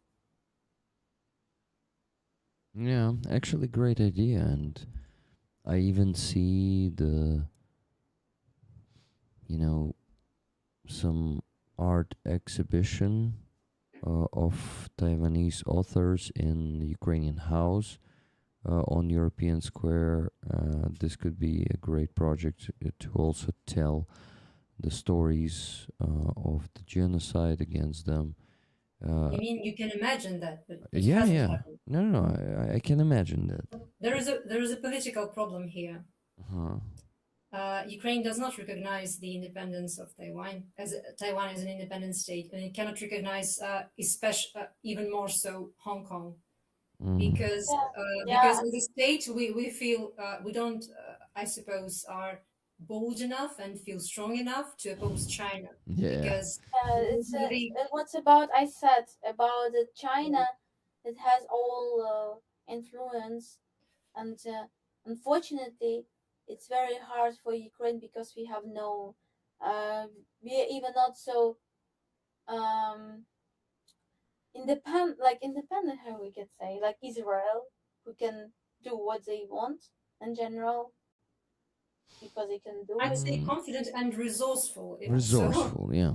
We don't have If we enough so resources. even the European Union cannot Yeah, be as so like ideologically, politically, probably. I mean, not politically, not in terms of public relations, diplomacy, but in terms of like but their lifestyle, right? So they obviously can see the difference between them and China, but because of the economic dependence that the West has, it's by itself created yeah, between them and China, like the West cannot just sever the tie. Actually, I think they have the leverage, or the leverage, and because China is also dependent, it's interdependence. So there's a potential to actually change things for the better, but there is a lack of political will, I think. Yeah. yeah. This is why this doesn't work. Still doesn't. Of course, because of not perfect system of diplomacy. Because even with European people, with European states, we don't work good for me. If we are talking about Ukrainian culture, about even um for my Боже, можливість. I can work Possibilities. for this Possibilities. For your possibilities. possibilities. I can do everything that I can for European state from the cultural side about Crimean, about we don't work in this, and I have people who are in the government, like just they know about me, and they didn't do it. They didn't work in this direction, and yeah, one side is of course politician reason, but from another side, it's also about how you how the system doesn't work good in this direction for me, because I think you don't need organize Taiwan to invite the artist or something. You mean And recognize, they officially did that, yeah, recognize. because I saw in the news because I subscribe on the Taiwan radio. So there is a Ukrainian who work in Taiwan, and they have the media, and they visited Kiev like maybe last month, or so they have the visit. So we can work, we can do steps in this direction, at least in the heads of Ukrainian. But of course, it's hard, and of course, for me, it's the same. When we didn't recognize Taiwan, it's same evil that killed today us, kills today us. So it's same. When we said that somebody don't want to change their life, they close their eyes when Russian did something. It's the same. Same. What is the word? We do the same when we do business with China, right? Like it has the same roots. So it's because of this also we have the Russian here with occupation. Yeah, I get. Not directly because we like it's not a victim blaming. It's not our fault. Yes, Yeah, exactly. not victim blaming, but it's like same nature of this appearing of this evil in our houses. And really, I don't know how to change this, what we have to do. probably with in the shadows with a soft power. I think we need to learn from Lithuanians. I think in this particular case with China, because Lithuania was bold enough to recognize Taiwan. They had to face the at least some diplomatical confrontation from China because of that. I am not sure how it developed. I just heard something about this. But I know that Lithuania, I think, was the first EU member state who recognized Taiwan, and they did face some kind of economic or political, at least threats, if not Perfect real. state, you know. Hmm? Perfect state, Lithuania. Perfect Well, state. no. I am joking, but they did a lot of good things. Yes, and I know that they are a very special state for your people, for your nation, due to the history that you share with them. Because one of your Hans was, I'm not sure if he was born in Lithuania, but he lived quite a lot of his life right. You can share the story. I'm sure you know better about this than me. But I mean, yes, we can learn a lot from them, and in terms of this diplomatic approach towards China, maybe because Lithuania has the back of the EU. That they felt that they could do that. But I think that our government just is afraid to upset China by doing things like recognizing Taiwan, and don't feel that in this situation that we are in, facing this genocide from Russia, that we are like strong enough to face like additional potential economic consequences coming from China once we do that. Yeah, I guess this will happen only when we are gonna be at war with China, because yeah, China, as Andreas said in the chat, is playing the long game.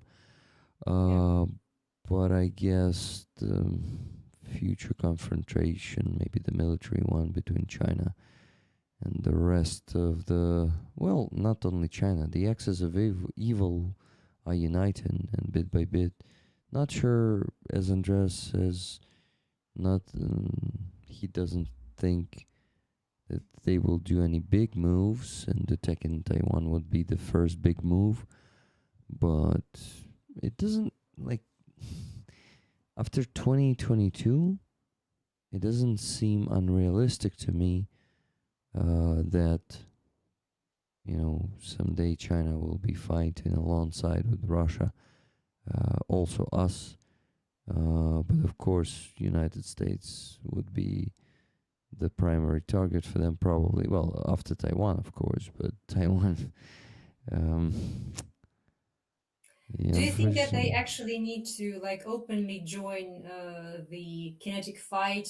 Well, what they have been doing is helping Russia economically and technologically. Yeah. And I think that's the perfect way for them to do this. Yeah.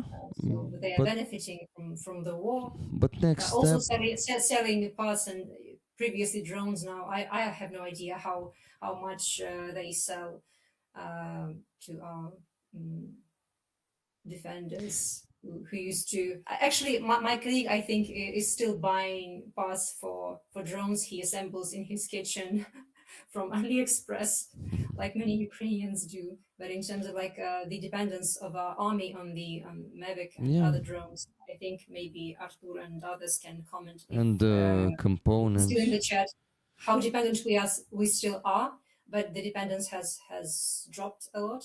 I believe.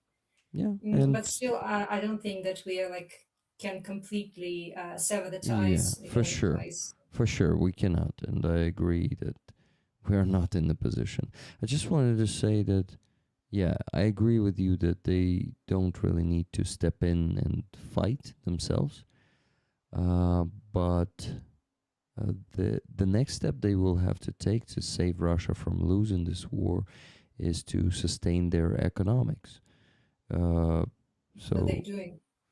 How are they doing this at the moment?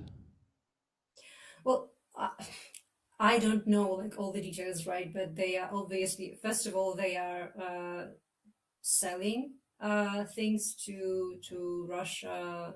Um, they used to buy, or I think they are still buying. I have not checked it, and I'm not Ah. sure that I can rely on the sources that are available in terms of how much oil they Mhm. buy Mhm. from Russia, right? And they it's a very lucrative deal for them, very like um, profitable, Mhm. because they buy the oil with a huge discount.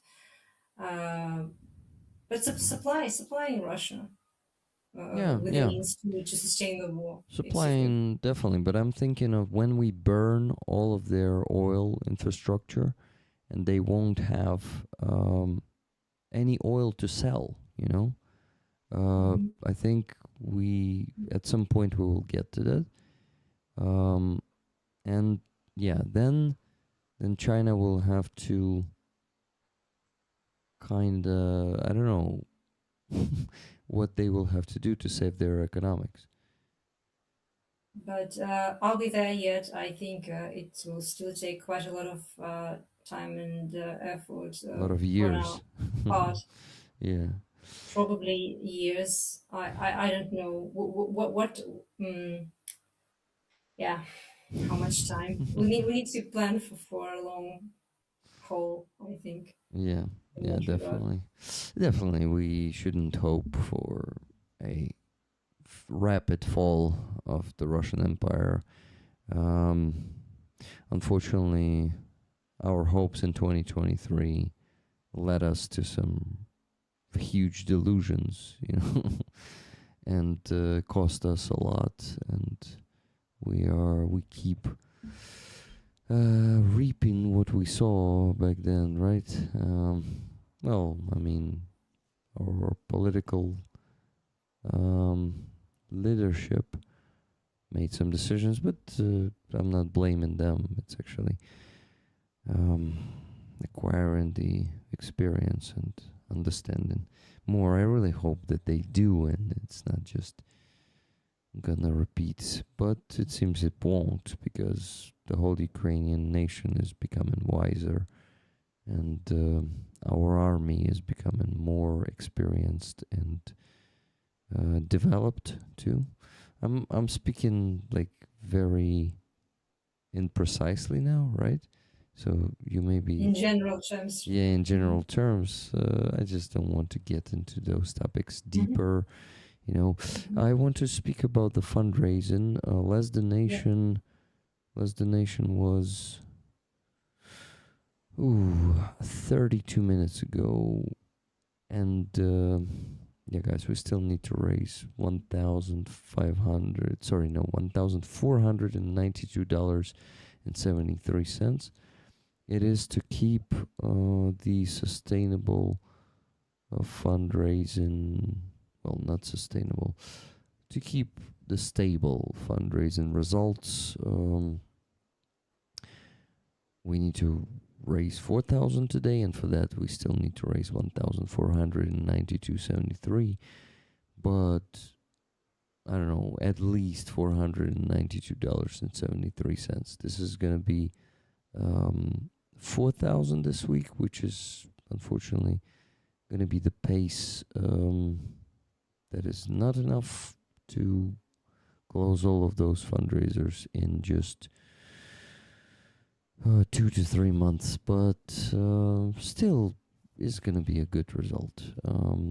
So let's maybe make the last push to at least get those $492.73, and then And let's either, show the patches. yeah, let's show the pitches again. So this is the one from Anastasia's second cousin, the four-post 11th detachment of the border guard of Ukraine, which was transformed into brigade in 2024. I wonder what is the real size of their brigade, because I know some brigades in the Ukrainian army whose size is basically a battalion, you know. It's just, yeah, They are all understaffed, yeah, understaffed, I suppose. understaffed. They are very understaffed, right? Yeah. I don't know, honestly, but there was a reason why my second cousin had been transferred from the position of a military truck driver to basically an infantry fighting in the trench, and that's how he got wounded in the battle, because he wouldn't have been wounded as a truck driver. Because his brothers in arms, like who had been serving and fighting in the trenches, they were killed, and there was a problem with mobilization, and that's why he had to go fight. And then, so it's a challenging situation, to put it mildly. Yeah. Hence the need for mobilization and like real change in the approach that the state takes regarding mobilization. It needs to be stricter, and because we cannot rely on recruiting anymore. Yeah. Please thank Vlad for his service from me and all the rollers. And Thank you very much. I will. From Aziza too. I see she definitely wants to join that. Thank you. We are very proud of him, and he's also very proud of himself, because it was a huge transformation for him, from being not like a successful person at all, like first in Ukraine, then moving to Poland, and then but he felt this urge to come back to Ukraine, where his father was living and is still living, and his brother with his family, so for us he's a hero, and I hope now he just wants to, obviously, like all of us Ukrainians, we are the ones who want the war to end the most. But for that, we realize that the only way to end it is to defeat Russia, at the very least, and ideally to make it disintegrate. So he still keeps serving. He understands that he has to until the end of the war, but after that, he tells me, like when I was inviting him to this stream yesterday, texting with you, explaining to you why he can't join. So he really appreciates what we are doing here. Thank you, everyone, for donating again. But he just wants to keep low profile, and also after the war, just to go to the village where both of us hail. So my mother is from this central Ukrainian village, and he just wants to go live there, even though he was born in this central Ukrainian oblast capital, Cherkasy, but he wants to go live in the village. Because he just wants to like a quiet, peaceful life, and that's his dream, and I really hope that he will be able to fulfill it, because he deserves it, like all of our defenders who are risking their lives for us for years and years now. Yeah, and that's what I wish to him and Thank you. all of our defenders, including Loza, by the way, the guy from this patch. This is the second patch in the raffle, and yeah, guys, Loza was a guest on the stream today, and if you're just joining and you missed the part with him, go listen to it. He was, actually, we had a great conversation, and Anastasia had a great conversation with him when I was working on the spreadsheet, so you have some interesting stuff there. Go check it out. So, 2 patches in the raffle. my head started aching real bad, and we still have no more donations. And guys, today we are still 89 gifted memberships away from reaching that goal, which I set as 400 gifted memberships, and we're really close. Please, let's reach it today, because without it, reaching the average income will be tough. Well, probably possible, but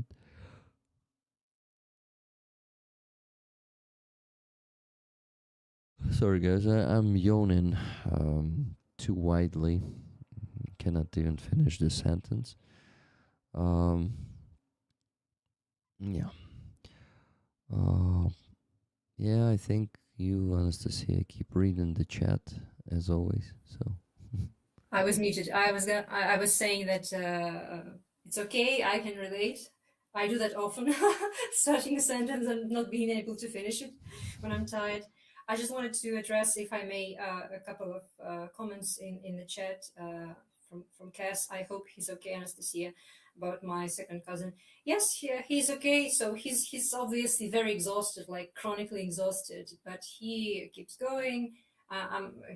Keeps telling me that it's all like the same, meaning it's okay. So he's alive and relatively well in that situation. And what's the most important sign for me is that he retains his like very peculiar sense of humor, which was like always very characteristic of him, and made us all laugh and love him especially. So for me, it's yeah, I'm really glad that he's still able to communicate that way. That shows that, as he like, I remember a couple of years ago he made a rare post on social media, um, posting this meme that if military like being aggressive or commenting something like using swearing or something, it's not as bad. What's really bad if they are silent. Yeah, so I'm happy that he's not silent. We keep the communication, and he keeps joking. So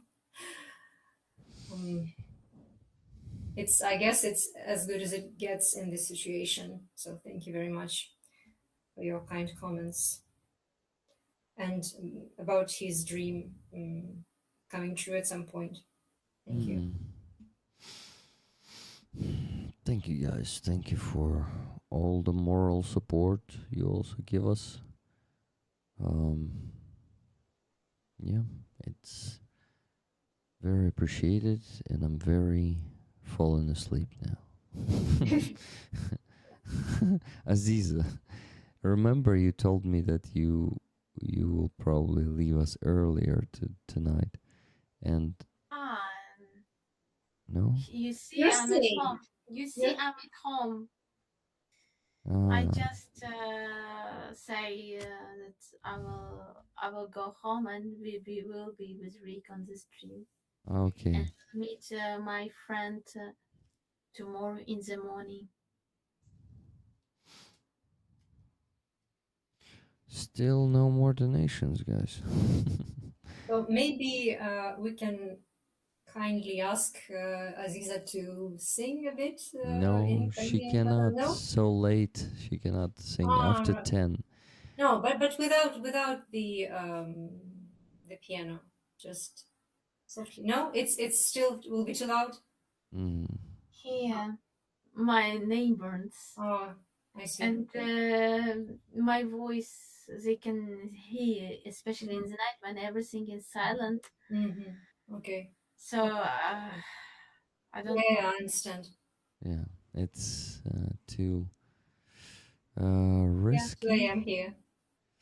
Yeah, thank you very much, Kathy, for 5 gifted memberships. I guess it's... Oh, how many of them left? I need to check.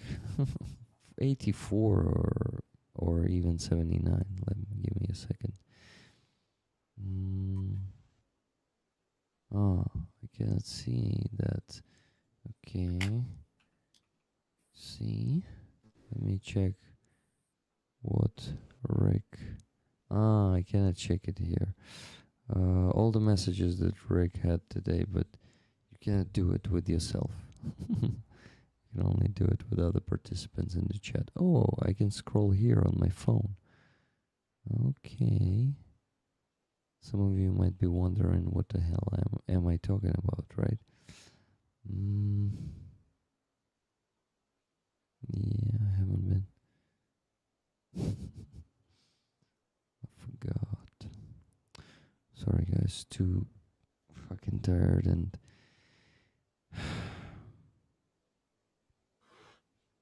lately cannot. Okay, if you want, I can send you a very short video, below 1 minute, of a dance that we recorded during one of our summer Scottish country dance classes that I ran a couple of weeks ago. So because of the full-scale invasion, I stopped giving regular weekly classes, lessons, but I hope to return to it at some point. But over the last 4.5 years, we at least have been able to gather a couple of times during the summer and dance outdoors, and this was lovely. Just to see each other. Well, I see some of my dancers because they are my friends more often, but to dance together just to remind ourselves how great this is and not to forget the dances. And yeah, so just to show you what we've been up to in this regard, if you want. Yeah, send it. Yeah, I can send you the link and you'll show it. And I can explain a bit if you want. Gabriel, thank you very much for 20 gifted memberships. 64 left only, guys. Let's maybe reach that goal. But it's not the priority. Donating is the priority. And Gabriel not just bought 20 gifted memberships, he donated $100 and said, just dropped in. It's not a good shape tonight, but all the best night with Anastasia, so tickets for her. Oh, thank you so much. That's very sweet. Thank you. Okay, minus 100. We still need to raise, ideally, $1,392.73. But yeah, let's at least raise 392.73 until until 3 a.m. So in 1 hour, and I will be I'll probably go to bed and send everyone to bed without reaching the goal, but we need to at least reach $3,000. Yeah. So I don't want to. I guess is commenting dancing for donations time. Well, unfortunately, being here at home, I can't actually dance right now for you, but at least you can see the video. And maybe if we get back to coffee shop streams at some point, but it depends on Rick, and I will not push him to do that. No one can push me to do that, unfortunately. Yeah. Exactly. Maybe if you are going to stream from protests, maybe I could do it there, but it's up for discussion. Yeah, we'll see. I mean, we need to discuss it. Here's the video, guys. Here's... yeah, I made it a full screen, so please enjoy.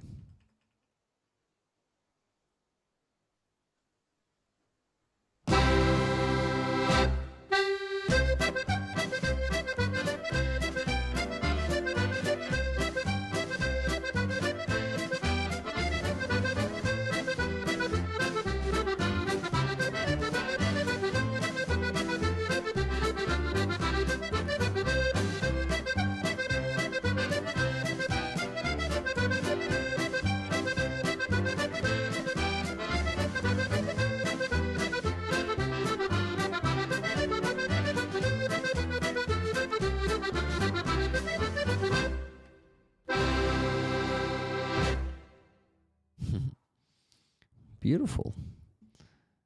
Thank you, Anastasia. Here we. Thank you. I hope you enjoyed it. Yeah, it's a funny name Thank you. of the dance. This is a dance for two couples in a four couple set, but unfortunately we don't have four couples right now. But I'm still happy to dance even in this setting. What can I say? I'm a dancer in my soul, and for me, it's even more enjoyable to dance than to teach. But I also enjoy teaching, and I hope to get back to it, as I mentioned. But you know what? I've discovered that even though the Royal Scottish Country Dance Society has been supportive of us and keeps us as their affiliate official group, the only one in Ukraine. Still, they have been. I've discovered recently one unpleasant development that they have been developing this, launching a new site, redesign of their website, and like previously, they have this section on the website with branches and groups affiliated with them. And I found out that they have started posting or restarted showing Russian groups that used to be affiliated with them. So when the full-scale invasion started in 2022, like about 40 days or something after the beginning, I checked whether they had some kind of statement against the Russian reinvasion. Because I didn't want to keep being their member along with Russians, and I checked that the Russian groups, the events organized and run by Russian groups were still like on the list, scheduled to happen later on in the year, and I wrote a very well, not aggressive, but very demanding letter request for them to actually formulate and express their position regarding the Russian invasion. And I threatened that I wouldn't, personally, and also our group wouldn't retain the ties with them and keep being their members unless they sever the ties with the Russians and at least stop cooperating with the Russian groups on the events, and preferably not keep the Russians as their members. And they issued a statement where they mentioned that they would not keep cooperating with the Russians until the end of the war. And they even delisted all the Russian groups from their website. And this has been the case up until this new website was developed. And right now, it seems like in many other areas, like international sports, for example, the most infamous case, I think, with the International Olympic Committee and other organizations, federations, they start to getting back to cooperating with Russians, to admitting Russians to international competitions. And it seems like I also will have to get back to fighting for the previous right approach. So the war has not ended, right? So nothing has changed for the better in this regard. So why are you getting back to cooperating with Russians, tolerating them? Because so dance I'm not sure. is... I need to maybe there's this some kind of Anastasia, technical. Yeah. I have an excuse, a great one that will fantastic. always Federation. work. No, an excuse for them to keep cooperating with Russians. They can always say, but dances are outside of politics, you know? just But like the sports. They could use that excuse in the beginning when I first applied to them, requested, demanded their position in this regard, and they took the very right. I was like really pleased and even a bit surprised because I had been preparing myself to see like a very to hear this kind of excuse that you've just mentioned. But they they issued a very good statement and they delisted the Russian groups. And now I started seeing this backsliding somehow. So this is unfortunate. But yeah, I guess it's like with democracy in Ukraine. It's a never-ending story, Struggle, never-ending right? effort. Never-ending It's struggle. something you just need to keep doing, Yeah. for better or worse. I have very good news. So we had a few more donations. Yay! After Gabriel's 100 that I already mentioned, Nikki Hill donated $100. Wow, thank you so much. And said, more tickets to me, please. Thank you very much, Nikki. Then $10 from Kathy S., who mentioned in the chat that she meant the videos of dancing for donations, not the dances themselves. Yeah, and she said, well, I'm donating for dance anyway. Then, Nice. Thank you. Thank you, Kathy. Then Average Ogre donated $400 and said, Average Ogre has huge respect and sympathy for Loza. Please have him on again soon. Will do, Average Ogre. Thank you, Rick and Anastasia, for all your work and activism for a free Ukraine. Thanks and hugs to Aziza for arts and spirit. Lots of love. Tickets, please. Slava Ukraini. Heroям slava. Thank you very much, Average Ogre. And just a minute ago, Trevor donated $250 more. Thank you very much, guys. So that brings us to, let me tell Thank you, you. minus 250, only $632.73 away from the maximum goal of 4,000. Wow. Yeah, so guys, $632.73. Can we raise it in the next? That's great. Let's do it in the next half an hour. I will start donating now. Doing the raffle. While we finish it, maybe we raise the remaining, the last $632.73 to reach the goal. Let's see. If we're gonna make it, it will be perfect. But if we won't make it, it's okay. It's already a good sum of money. We basically raised $3,368 dollars. Good result. So donate only if you can. Do some extra. If it's gonna stretch your budget, or in any case, don't borrow money to donate, please. Because yeah, you should take care of your budget before you take care of Ukrainian defenders, because if you will go bankrupt, you won't be able to help others. But yeah, also I would not recommend gambling. This may end badly. But you are grown-ups here. You decide for yourself. I just can give you an advice and shut up. Martin, thank you very much for 5 gifted memberships. Only 59 left, guys, out of 400. If we get this 2, I will be very, very happy and grateful. I'm already grateful because 341 is already a lot of gifted memberships and a huge contribution to my salary. Thank you for that.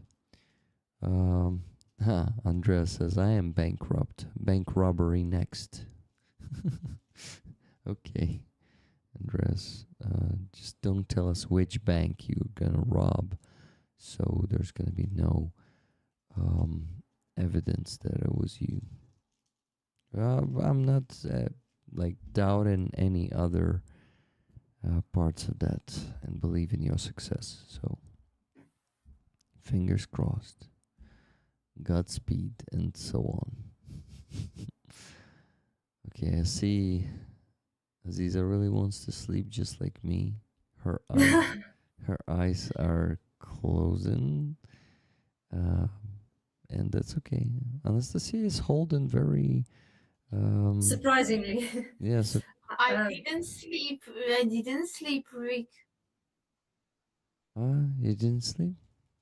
No, I mean, in the last seconds, minutes, I didn't sleep. You didn't, but I see you're also rubbing your eyes just like me and just hold. Yeah, we look similar. We look similar. That's cool. See, that guys, that exhausted laughter begins. We just start laughing and being silly, I guess. Seems that old empirical mindsets cannot be terminated easily, Gabriel says. Trevor says, time to get a mortgage and pull it all on red. Wait. Pull it all on red? Do you mean, what is that? Is it the gambling stuff? Анастасія, mortgage – це як Ну, перекладається? іпотека взагалі. А, да? Або застава.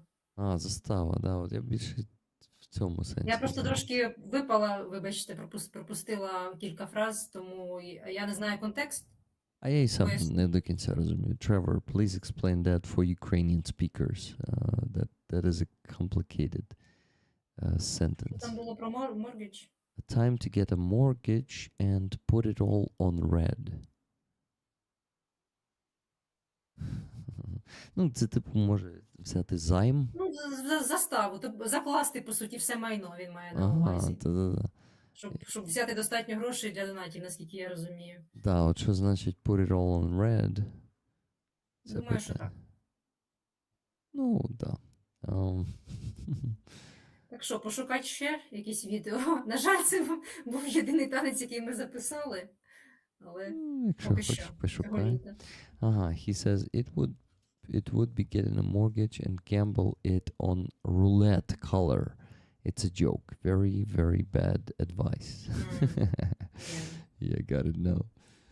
On red color. Yeah. When you owe more rubles and hyperinflation comes, then you owe nothing to the bank. Oh, yeah.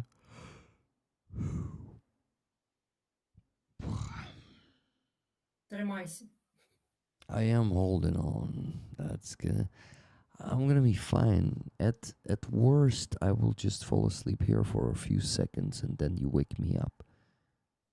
Okay? Promise me to wake me up. Okay. Just be sure not to fall off of your chair. I won't. I never fall asleep. I never fall asleep that side. Left or right, I always do it this way. Look. You have the mic in front of you. Yes, always up front.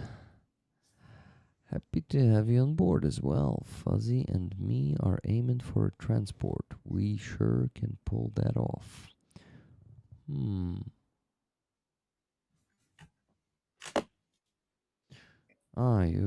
are talking about the mortgage.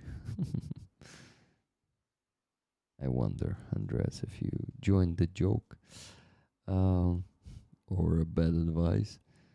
I tell my body, but my organs not in the best shape. Maybe Dr. Frankenstein will find some use, Elvin Archer says. Well. Окей, хто це новини дивиться? Цікаво. Вибач. Ні, мені стало цікаво. Включи, хто там що казав. Ukrainian Правда. Українська правда. Ну, а це якась оце їхня дискусія? Так, це з дискусія А хто з там? наємом. Ага, я бачу. Я ці дискусії перестав слухати, тому що вони, типу, Це просто рілси, знаєш, це потрапив. Я теж не дивлюся. Ні, я просто чому перестав дивитися ці дискусії? Воно, типу, цікаво, але я так думаю, ну що це більш там оціночні судження і плітки, здебільшого. Не суб'єктивні, не майже як сусід якийсь сказав щось. Та. Ну і Михайло Ткач крутий, він мені подобається, але він, типу, дофіга додумує і. І що робить? Анастасія, ти погоджуєшся, ні? Я тут паралельно строчу тобі повідомлення з посиланням на відео, яке я знайшла там, де я співаю. Але я це робила для, ну, по-перше, да, перед Азізою мені якось незручно, враховуючи мій рівень. So I've actually did just find another video, relatively fresh one, this one with me singing in Gaelic, in the Scottish Celtic language. This is the only song in Gaelic that I have learned. And so I did it back in the days when I started learning Gaelic, when I started learning to dance Scottish almost 20 years ago. I really love this song for the music and the meaning. It's a traditional song, Hami Ski, I am tired. And I only recorded this song for the raffle, to support the raffle that I did for 50 States for Ukraine, like a couple of weeks ago, to like boost the fundraising. And yeah, it actually motivated a few donations. So I guess this helped. I mean, was a good thing to do, but I hadn't been really practicing like singing a lot, like properly. I mean, taking lessons or something. Yeah, so if you want, I can share and we can listen. Yeah, after the next donation, right? After the next donations. Yes. Singing Yes, for donations. Yes. For how much will we sell this song? We'll see. Because when I was dancing Highland, remember, like in September last year, we were selling one step for $100 donations. So, oh, really? but because this video can be accessed from publicly from my YouTube channel, I guess you'd be cheating, selling it for $100. But you know, people are not paying to see a video. They are paying to see a video on this stream. Right. It's different. Good point. I also wanted to say,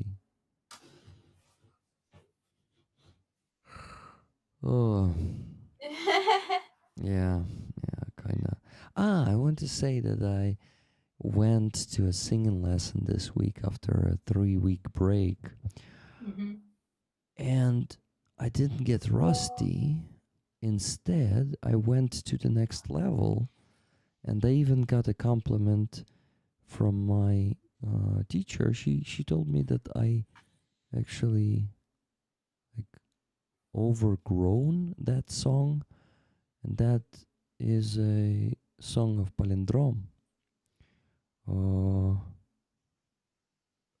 Yeah, so she told me that I kind of, yeah, she gave me a compliment that I переріс. Це ж overgrown чи як це? Мабуть, я не впевнена. Anyway, I did not record that, so I cannot prove that. Maybe I'm just bullshitting you, you know. You never know. Я, коротше, не записав це на відео, і тому я не можу це доказати, тому може я вас просто обманюю зараз. Ніфіга, я нормально не співав.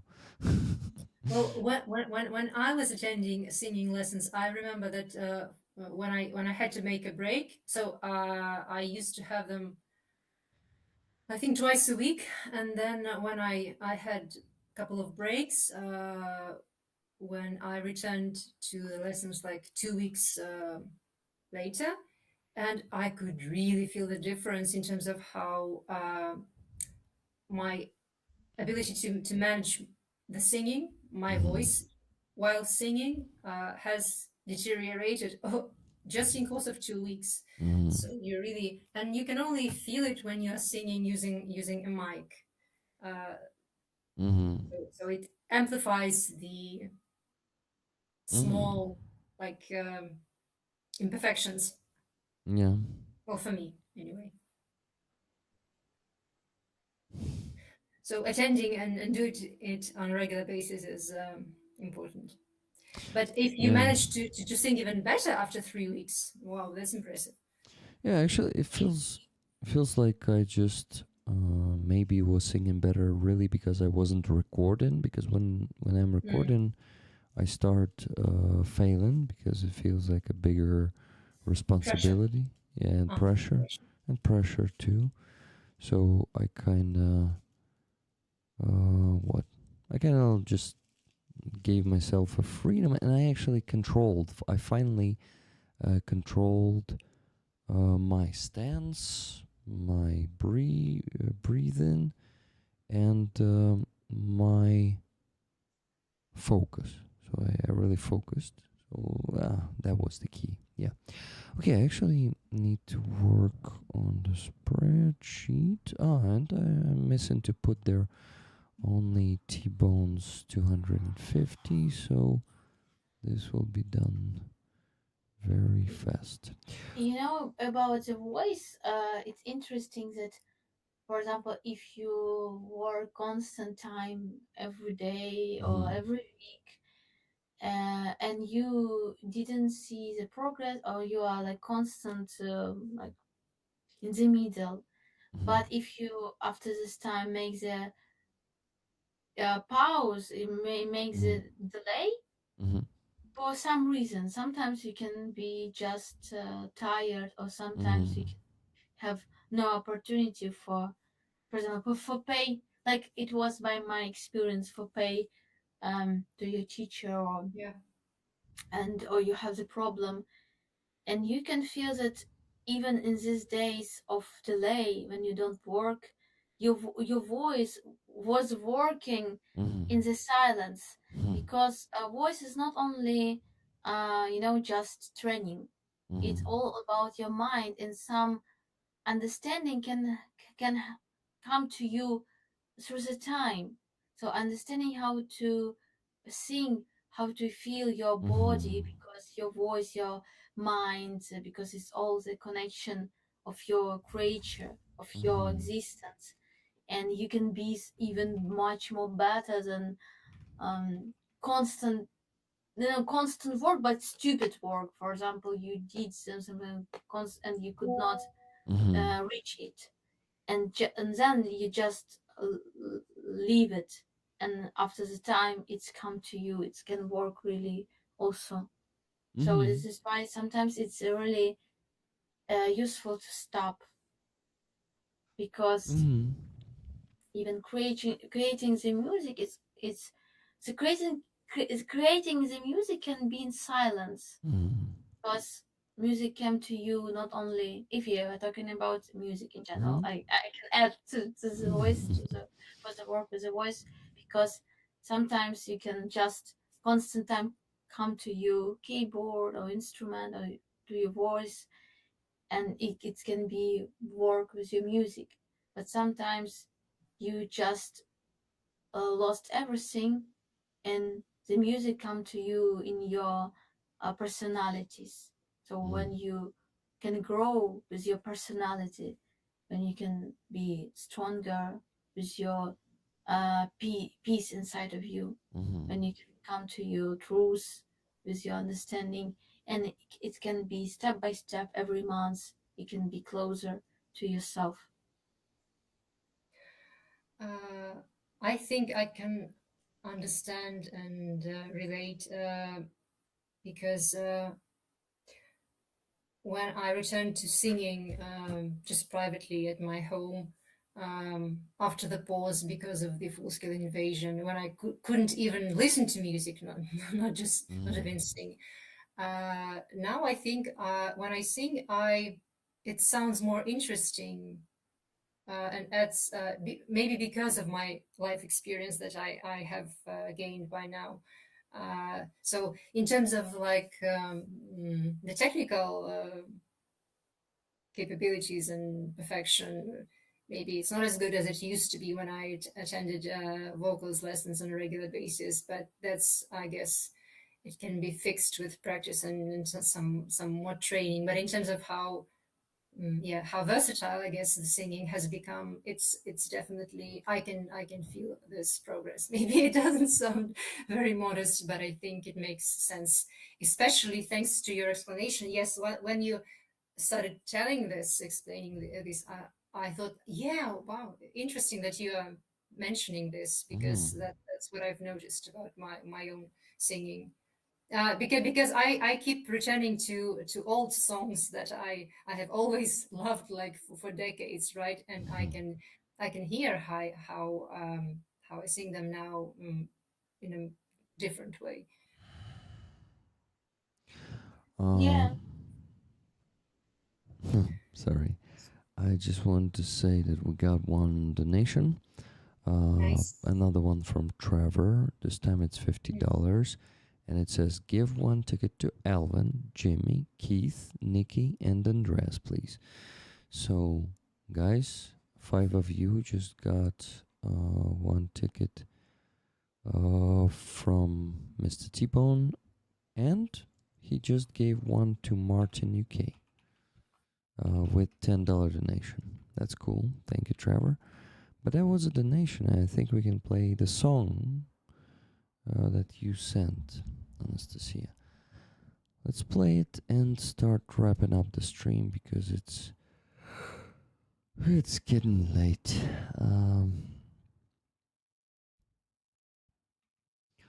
But guys, oh, Trevor, also thank you very much for 50 gifted memberships. It makes it only 9 left to reach the goal, guys. Just a brief note from me before you start listening to the song. Please don't judge my singing very much, but I hope you will appreciate me singing in Gaelic, because this is a language that unfortunately is endangered. Maybe even more, or about this at the same level that Crimean Tatar is, but Gaelic is on Duolingo, and Crimean Tatar, unfortunately, still isn't, and I hope we can advocate for putting it there as well. That would be great. But now, yeah, so let's listen to some Gaelic. Let's go and listen.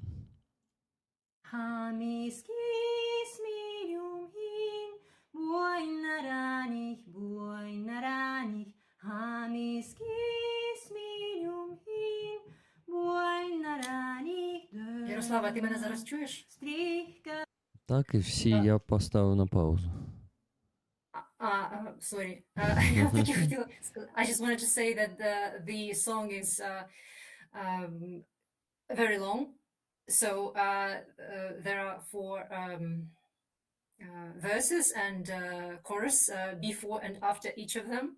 So we don't have to listen to the full of it. So just feel free to stop it at any point. Then, in terms of the melody, it's repetitive. That's why you don't have to listen to it. Yeah, okay, then let's listen to the first verse and the chorus. The verse, and then the chorus again, and maybe that should be it. Okay. And then you can show the lyrics translation into English. Okay. If you want.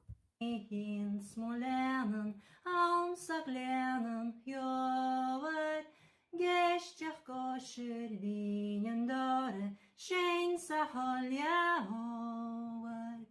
Hamis kis milium hin, buoinaranich, hamis kis milium hin, buoinaranich dönan. Onam fachking nu achin, rinalnat howel, ach murchigun shogem huruch, kimara hilias stohel.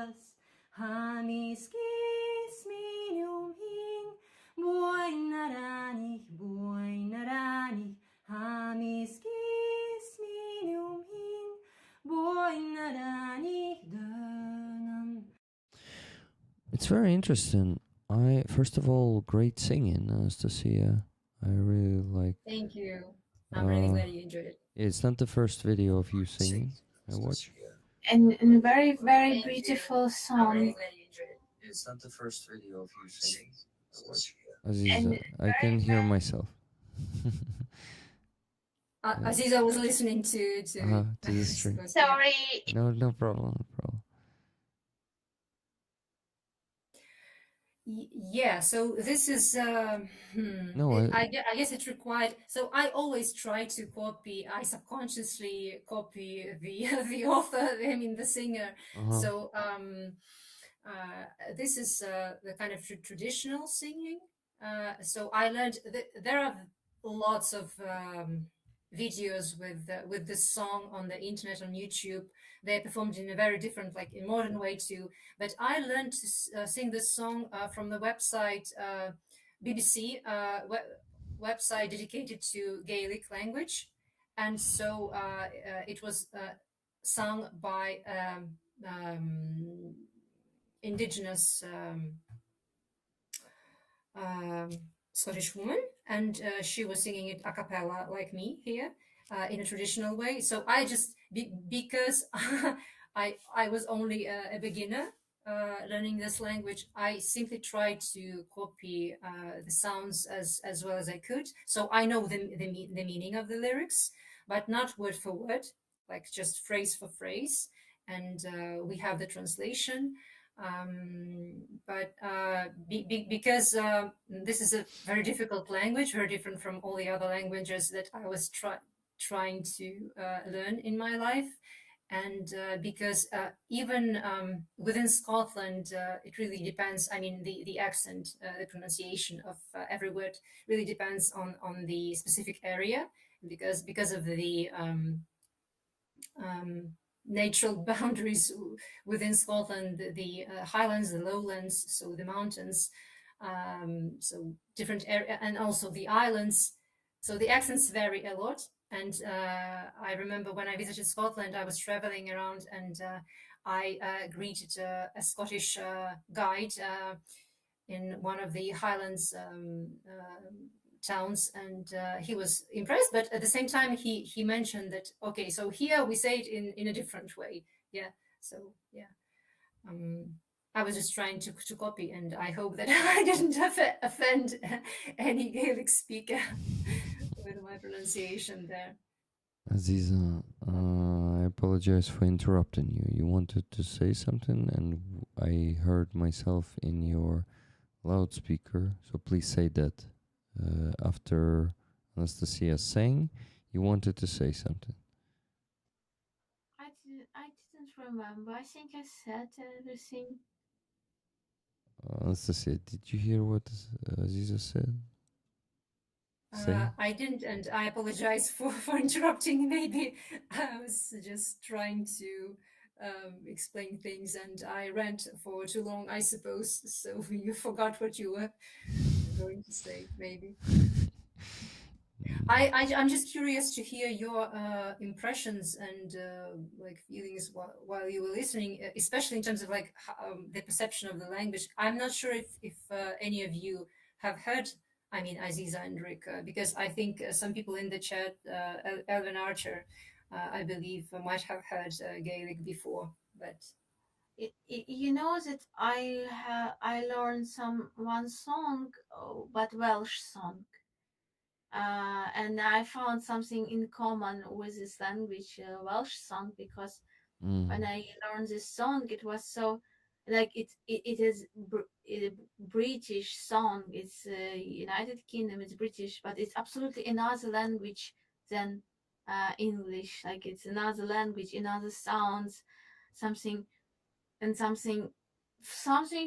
like from another planet for me. I like it's a special Norse voice. And for me, it's like Norse voice. I don't know how to explain.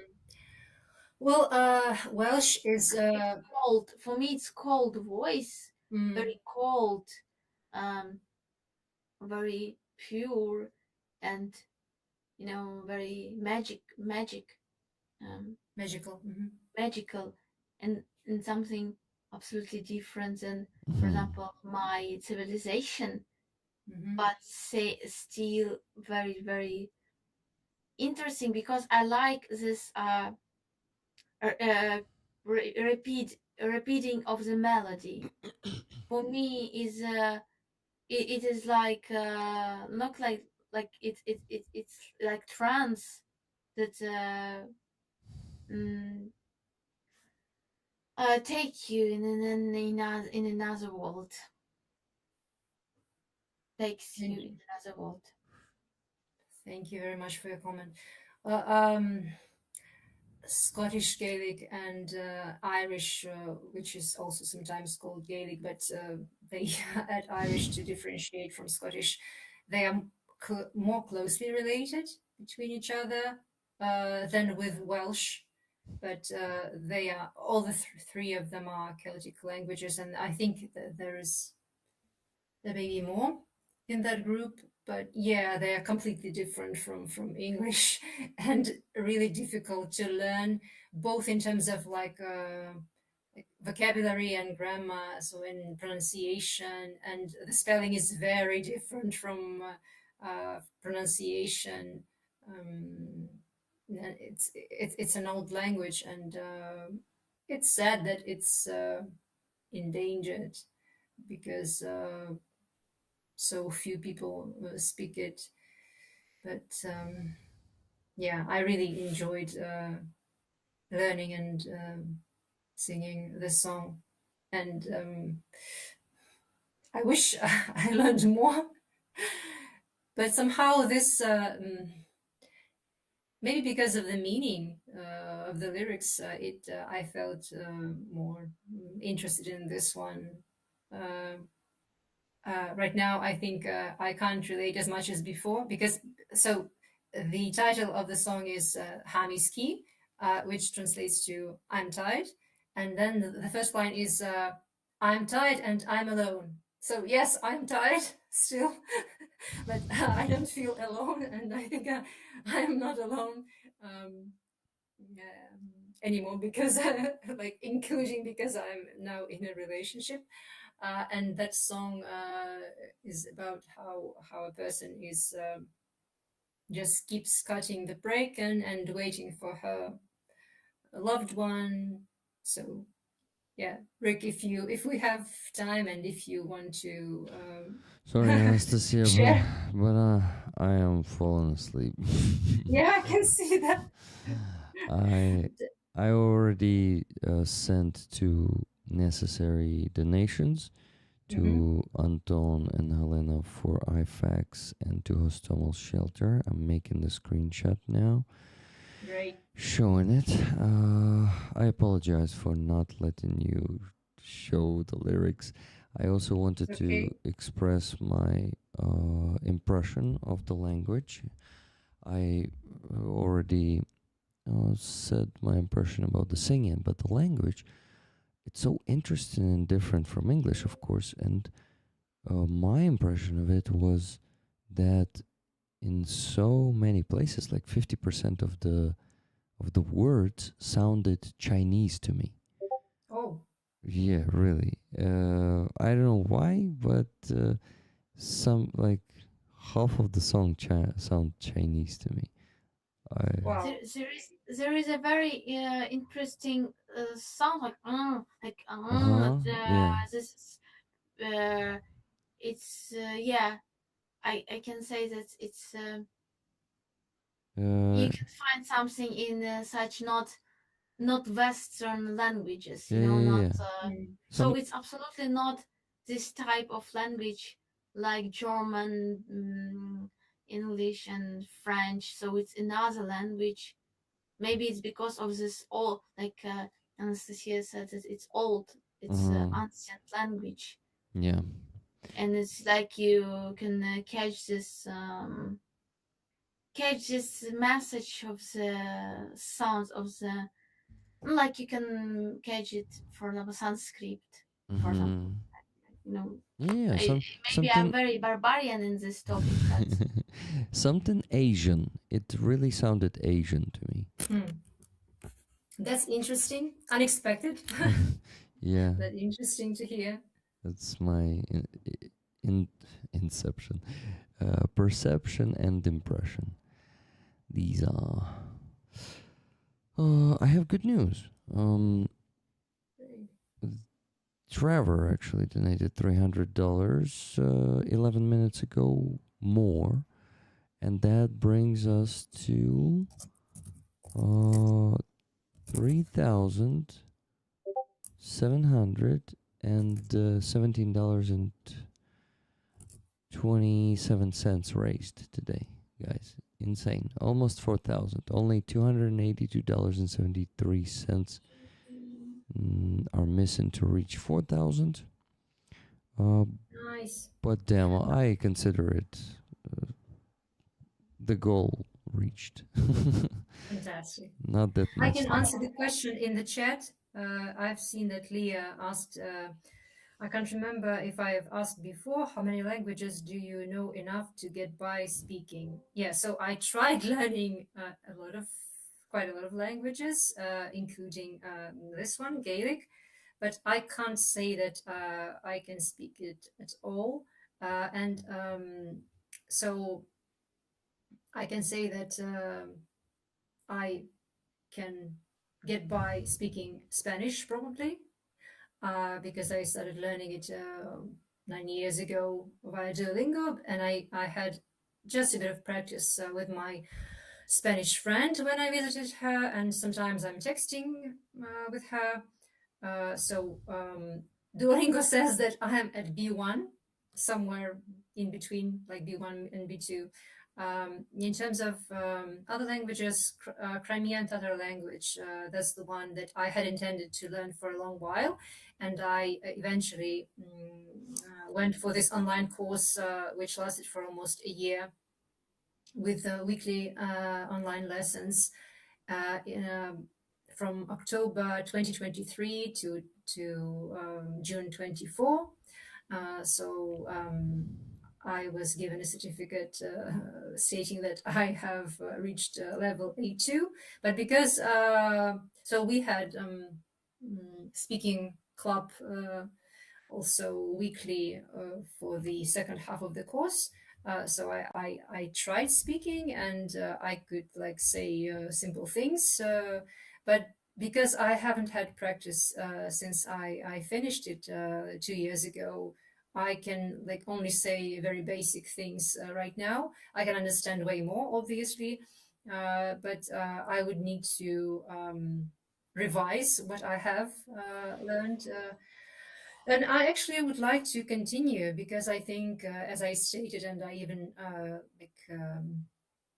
made a post which was published on one of the Crimean Tatar resources about the language and culture, that I think that every Ukrainian citizen, at least eventually in the future, should learn at least basic Crimean Tatar, because this is the language of our indigenous people and it is endangered officially. It has this status under the UN rules. It was an honor for me and a pleasure to learn it, and it's also my way, one of the ways for me to show solidarity with the Crimeans. Sure. You know that some Ukrainian are much more better in Crimean Tatar language than Crimean Tatars, because it's painful that Crimean Tatars don't know Crimean Tatar language, and some of them know like not literature language, but know this побутова мова, як сказати, Domestic. Vernacular. Yeah, and it's absolutely not perfect, and and we have a lot of problems with this, and exactly such Ukrainian that's so powerful, even with thought that it would be nice to learn it. It's so incredible, inspired to be here in this world. So this Ukrainian, they they change reality, like Anastasia, for me, because it's exactly against the Russian propaganda about that Ukrainian are similar with Russian, and they don't care, about another nation, Crimean Tatar. It's absolutely not like this. Ukrainian are the most kind and most respectful to Crimean Tatar. Crimean Tatar language, they did a lot. A lot of them can like can do things that Crimean Tatar could not, because of also this horrible situation, horrible trauma that we have. So thank you so much, Anastasia, and all, and Yurik too, about this supporting, understanding, and Yeah, this brave I passion and to be together. I agree that we Ukrainians have to learn the basic Crimean Tatar language. Um, yeah, so I Yeah, would and like to do that. Uh, I also agree that it's unfortunate. Just a brief comment that when I was learning, when I was joining these online courses, so about half of the group was Crimean Tatars who obviously had some very basic, but they still had some vocabulary coming from their family. But they had to, and they felt the need to. Attend those courses, take the course to learn more of their native language, because unfortunately Russia had been quite successful in the genocide of Crimean Tatars. And what's happening right now is the third wave of the genocide. The first one was back in 18th century, then 1944. And so because we Ukrainians have been like in a better position, even though we also had a previous wave of genocide in the 1930s. Right now, we are like more privileged because we are a bigger nation, bigger people, so we have to both survive, but also support Crimeans, indigenous Crimean Tatars. In the struggle, because you are like have 100 times fewer people in your nation. Yeah, and you can imagine, for example, me, I didn't have this language in my school. I didn't have the language in my university. I didn't have this language through my parents. They didn't speak with me. Even my grandparents didn't speak with me in Crimean Tatar language. Most of my relatives were speaking in Russian. So you can imagine that I have no, like, of course, some Ukrainian Tatar have more opportunities to learn Crimean Tatars because of different regions, different people have different opportunities, but still it was the condition when you have nothing with your identity. But yeah, we have the songs, we have the music, we have the dance. It's just really defend us. But in general, language is the most important part of identity. I want to do the raffle real quick, and Oh, so you've closed the fundraising by now. well, we still, to reach 4,000, we still lack $282.73. But I do the raffle now, and we go to sleep because I will start falling apart if I keep streaming. For now, I'm just falling to sleep, but I don't want to go to the next stage and start falling apart. I'm joking. I'm not gonna fall apart. I just want to go to sleep. So, guys, I've shown you the screenshot of 2 donations. You can see here they are once again on the screen. $200 to Hostomel Shelter for animals, and $500 to Anton Kristopin for IFAX, their initiative with Helena. Now we can do the raffle of the patch of Forpost first. This is the patch of Vlad, Anastasia's second cousin, who lives in Ukraine, who defends the whole country and all Europe in this brigade. So we'll raffle this patch first, and I will spin the wheel in 3, 2, 1. Let's go see who the winner is, and it's spinning right now. The winner is number 18. Interesting. Let's go see who that is. Number 18 is Danielle. Wow. Danielle, congrats. Danielle should visit Congratulations. Kyiv this month, if I'm not mistaken. So maybe when have you texted with her? Because I texted her a couple of weeks ago asking that. And what did she say? Yeah, whether and she was considering because she had family issues, so she was not sure if she would come this summer. So I don't know. Yeah. Maybe you have more recent information. No, I don't have more recent information. Unfortunately, my information is a month old or something. Maybe even more than a month. Damn it. Well, I'll send it to her. Forpost patch. Awesome. Danielle, congratulations. And now the patch of Loza. And I'm gonna spin the wheel in 3, 2, 1. Let's go. See who is the winner of one more patch of Loza. And that is number 62. Let's go see number 62. It's easy to guess. It's T-Bone. Number 62, congratulations, T-Bone. Now you have the patch of Loza. Thank you for buying so many tickets this week. Thank you for sending so many donations.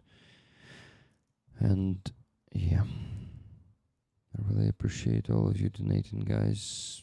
Thank you so much for doing this and supporting our defenders each week, providing the necessary equipment.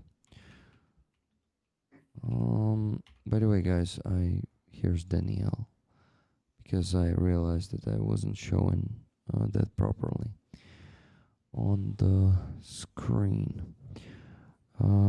Get some sleep, Rick. Thank you very much, Trevor.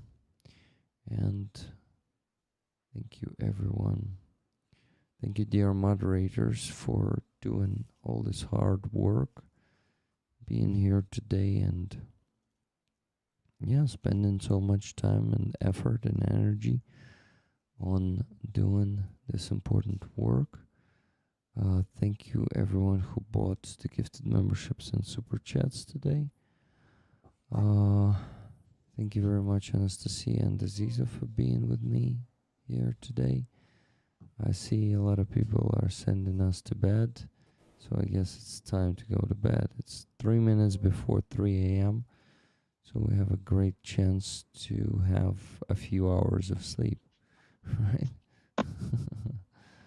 Thank you very much to every donor. Thank you, Rick, for hosting this. It's been a challenge for you. I can see that by now. Thank you, Aziza. It was so great to see you, talk to you. It's an honor, joy, and privilege, like all in one thing. And I'm even surprised that I have been so energetic by now, even though it's 3 a.m. That's cool. Nice conversations, and also Loza. Great seeing him. Finally, like meeting him, even online, but still. So, and I appreciate all the donations, all the support, all the kind words that I've read in the chat. It's amazing. It's really heartwarming, and great that you keep supporting us, helping us, and it really feels like this is our common cause. So thank you very much, everyone. Yeah, I agree. Thank you, dear. Thank you for this night and for really interesting topics and for this opportunity to speak with the friends who can understand, who can uh, who can inspire to be yourself, to trust your heart. It's so important because sometimes you stop to trust yourself because a lot of people around of you see this world not like you. Thank you so much, Rollers. Thank you so much for your great support of Ukrainian army. Thank you for being this constant on the side of uh, good world, good people. Love you all. Thank you so much for supporting our lives, freedom. Thank you. And Hugs. Kırım Українаdır ve Kırım serbest olacak. Yeah. Крим це Україна, і Крим буде вільним. Crimea is Ukraine, and Crimea will be free. Yeah. I also believe in this, guys. In the end, I want to remind you that I put up the new painting of Aziza on the raffle. Go Shanzu. That is the Taiwanese indigenous people who Aziza wants to connect with more with this painting.